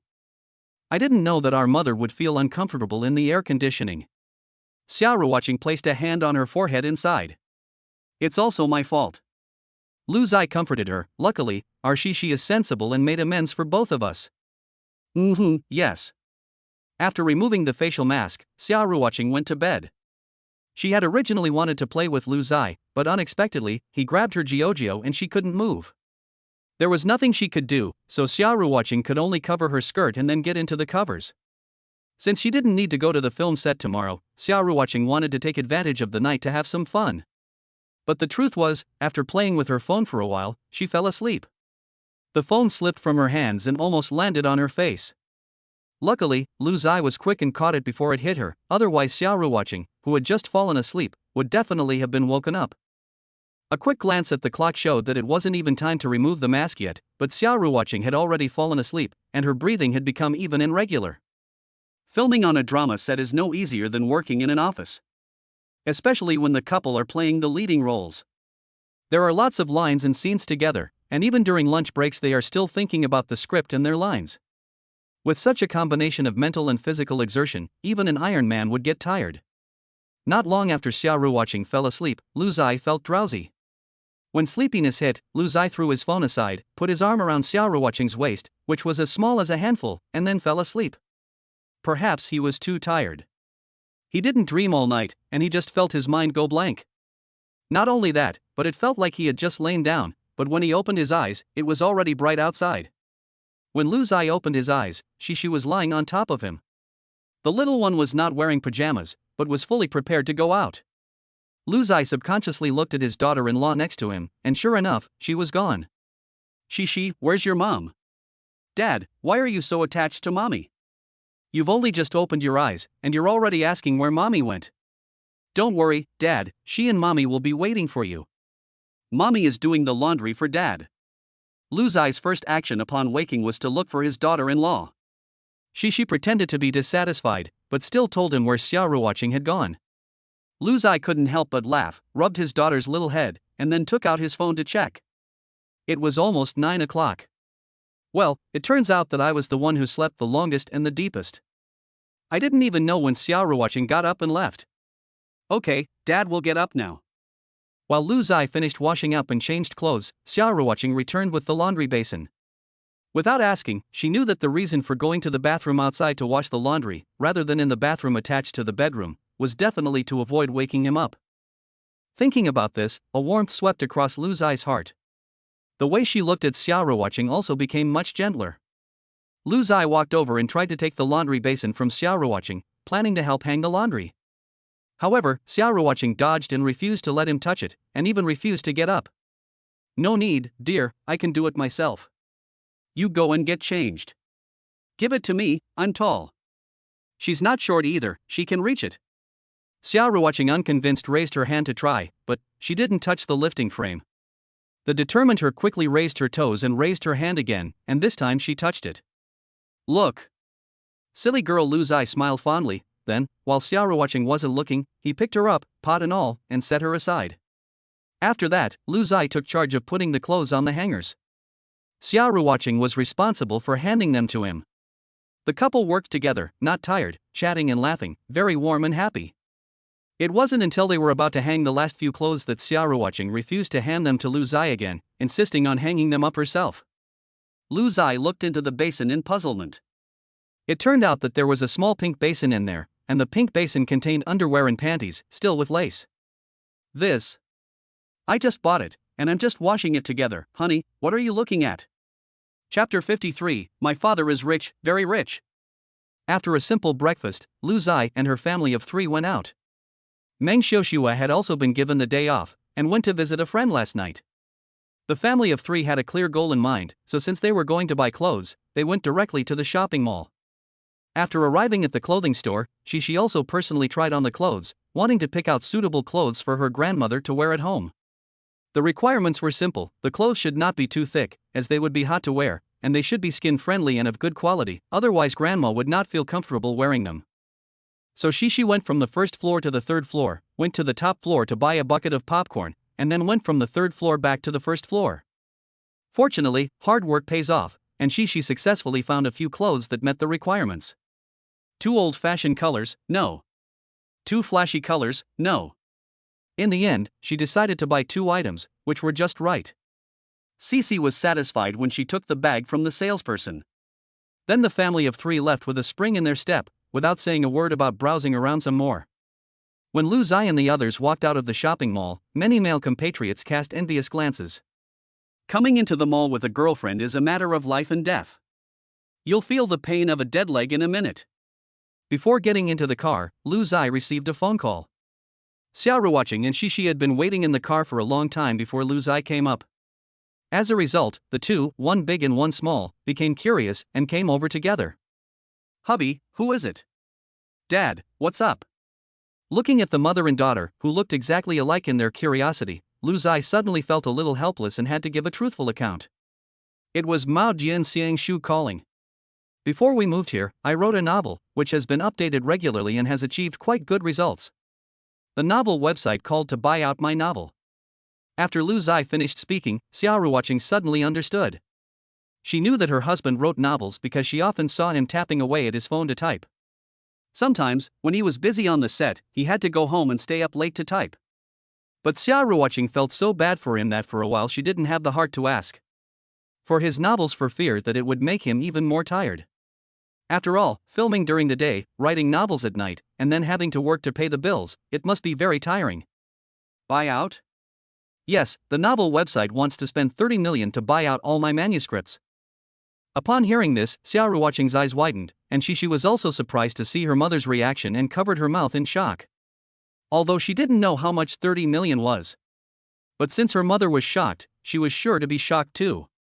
No, honey, you wrote a novel and you can actually earn 30 million? Xiao Ruoqing just felt a little unbelievable. On the contrary, Lu Zai didn't care at all, and after a moment of contemplation, he explained. There are many people who write novels online, but even fewer who can keep at it. I have a large following and am loved by many readers because I have persevered and because I write well. The fact that a novel website is willing to pay 30 million is actually quite average. What Lu Zai said smacked of a bit of the old man selling melons and praising them himself. But it is also true. Among the authors who write novels, very few can persevere. Coupled with the fact that Lu Zai has written an excellent online literary work, it is not difficult to achieve this result. It is also because of this that Lu Zai knows that if this novel only sells for 30 million, it will definitely be a loss. But right now, he needs the money, so he agreed to the novel website. Just as he said to Wang Hua when discussing cooperation in Hua Hasong, he has a lot of good scripts, just like Chinese cabbage. He also has a lot of novels in his head, just like potatoes and eggs. Since they are there and they are useful, if he doesn't take them out and realize their value as soon as possible, is he just waiting for them to lose value? So Lu Zai agreed to the price offered by the novel website without much thought. The passenger Xiao Ruoqing listened to her husband's description, and the surprise on her pretty face grew stronger, and even a look of admiration emerged in her beautiful eyes. Are we going home? Lu Zai glanced outside and said, Li Yiliang's company is nearby, let's ask if he's there. If he is, let's go and see him. Okay, Xiao Ruoqing nodded. She didn't even need to be asked, she heard that they were going to see her uncle Tuanji, and she sat obediently in the car seat. Soon, Lu Zai called Li Yiliang to confirm that the latter was at the company and drove there directly. It only took 10 minutes to arrive downstairs. Li Yiliang also happened to be walking out of the office building. Sister-in-law, this is she. Li Yiliang greeted warmly and then took Lu Zai and her family to a nearby cafe. After ordering 4 drinks, Lu Zai asked the question on her mind. Tuanjie, is something on your mind? Although Li Yiliang didn't say it explicitly, Lu Zai still sensed it. After all, the slightly furrowed brow was almost uncontrollable. He didn't want to say it, but when asked, and Lu Zai asked, Li Yiliang no longer hid it. Sai, something's up. There was a major reshuffle at the company headquarters, and the guy I don't get along with went up. I'm already in the branch office, and he's still thinking about screwing me over. Now I want to quit. Li Yiliang said with tears in his eyes. After all, it is really quite helpless for your arch-rival to climb higher and higher. Lu Zai thought for a moment after hearing this, then smiled and said, in that case, why not leave earlier? If you stay in the branch company, your arch-rival won't let you get by easily. In that case, it is better to leave earlier and save yourself the trouble. That's what you say, but... Before Li Yiliang could say but, Lu Zai interrupted him. Leave your job and come to my company. Xia Lu Studio? Brother Lu, I'm not in the entertainment industry, I'm just going to go there and collect a salary. I didn't say, Xia Lu Studio. Lu Zai spoke out of negation. Upon hearing this, Xiao Ruoqing and Li Yiliang were both stunned. If it's not Xia Lu Studio, then what is it? Lu Zai didn't beat around the bush either, and directly told Li Yiliang about starting the company. Wow, Lu Zai, so the company hasn't even been founded yet and you want to lure me over? Just counting heads? It's easy to start a company, the hard part is getting people, which is why I'm persuading you to quit your job at your company. Lu Zai told it like it is, nothing but the truth, and that sincere attitude made people hold back the urge to swing their slippers at him. Starting your own business is very expensive. Don't worry, I have money. How much? Dad has 30 million. 30 million? Is that a lot? Cici said these last words, and even at this point, the little guy was curious about whether 30 million was a lot. Chapter 54, let's call it ByteDance. Li Yiliang was stunned when he heard from Shi's little mouth that Lu Zai had just made 30 million not long ago. After he reacted, he silently gave Lu Zai a thumbs up, awesome. For a split second, Li Yiliang regretted why he had taught himself programming instead of going into the entertainment industry. But it was just a split second. Li Yiliang still had a good understanding of himself. He was talented enough to teach himself programming. But if he had struggled in the entertainment industry, he would have long since been eaten up to the last scrap. After all, both Chen Xiang and Lu Zai had experienced a slump. What he didn't expect was that Lu would actually write novels. This jerk, he's hiding it pretty well. Recalling his thoughts, Li Yiliang looked at Lu Zai. Old Lu, it's a good quality to dare to think, dare to do and dare to fight, but aren't you afraid that you won't succeed and you'll end up losing the money? Upon hearing this, Lu Zai shook his head. No. You're not afraid? You won't lose. Li Yiliang's forehead was lined with dark lines. Confidence is a good thing, but why do I always feel the urge to slap him? Okay, let's get down to business. What do you need me to do? Do what you do. Code? Lu Zai nodded. I'll be responsible for the money and the ideas, and you'll be responsible for giving me the finished product. It's that simple. Upon hearing this, Li Yiliang rolled his eyes impatiently. Party right. Lu, you really believe I can meet your needs? Yes. Li Yiliang was very, very satisfied with this answer, and he was a little moved. Okay, tell me, what do you want to do? To put it simply, I want to make a software that can help users share, discover, and find information that is interesting and valuable. Ha! That's interesting, Lu. Keep going. That's it. Li Yiliang's face turned black. This jerk is probably here to cause trouble. After all, anyone who has ever worked knows that the less the client says, the more difficult the task. Lu Zai had only said a few dozen words, counting on his fingers. To ask Li Yiliang to make a software based on these few dozen words was undoubtedly hellishly difficult. Fortunately, Lu Zai was just teasing the son of a bitch. After a moment of thought, he revealed his detailed ideas and plans to Li Yiliang. The algorithm calculates what the user likes and is interested in, and then pushes it hard, thereby increasing the user's attachment to the software itself. So that when the user opens the app, they can see what they want to see. And even if they don't open the app, they will still receive the push notifications that interest them. Gee. Lu, you've got a great idea.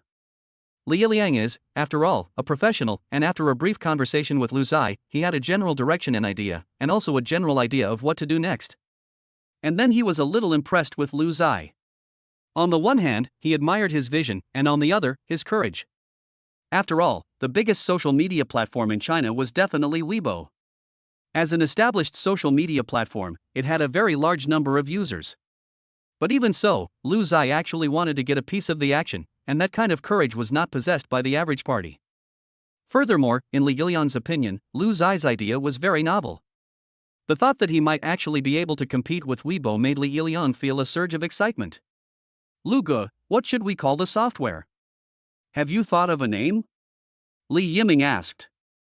Meanwhile, after Lu Zai's detailed description, he already had a clear idea of the general shape of the app in his mind. Since it would push things that users were interested in, why not call it Toshio? Toshio? Yes, so should our company be called that? Of course not. Toshio is just a piece of software I want to make. In the future, I will also make TikTok, so the name of the company is ByteDance. Bites that have been skipped? What a good name. And so, in a coffee shop around the corner, the future of a major internet giant was established. After leaving the coffee shop, that afternoon, Li Yiliang submitted his resignation to the head office. Although resigning requires a process, it will take at least half a month. But Li Yiliang would rather not get overtime pay and compensation and leave early.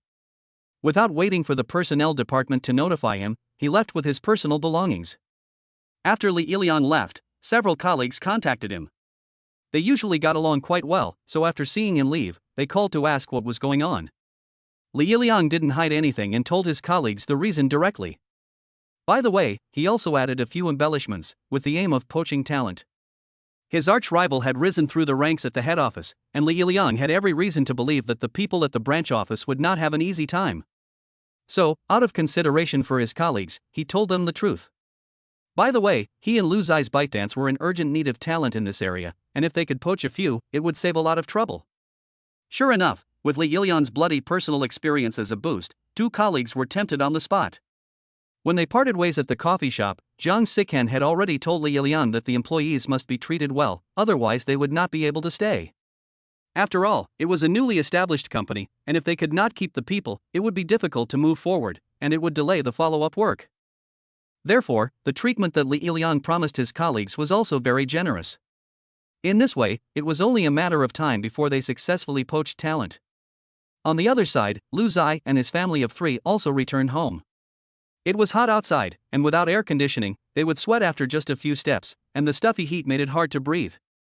It was really hard to bear without air conditioning. So even though Shishi wanted to go outside to play at first, after being lectured by the sun, he gave up. Playing outside was the least of his worries. He'd rather go home and turn on the air conditioning. Shishi suddenly realized that sitting on the sofa watching cartoons with the air conditioning on was quite a comfortable thing to do. After returning home, Shishi ran to her grandmother's room and gave her the clothes. Huang Yulan felt a sense of relief when she saw this.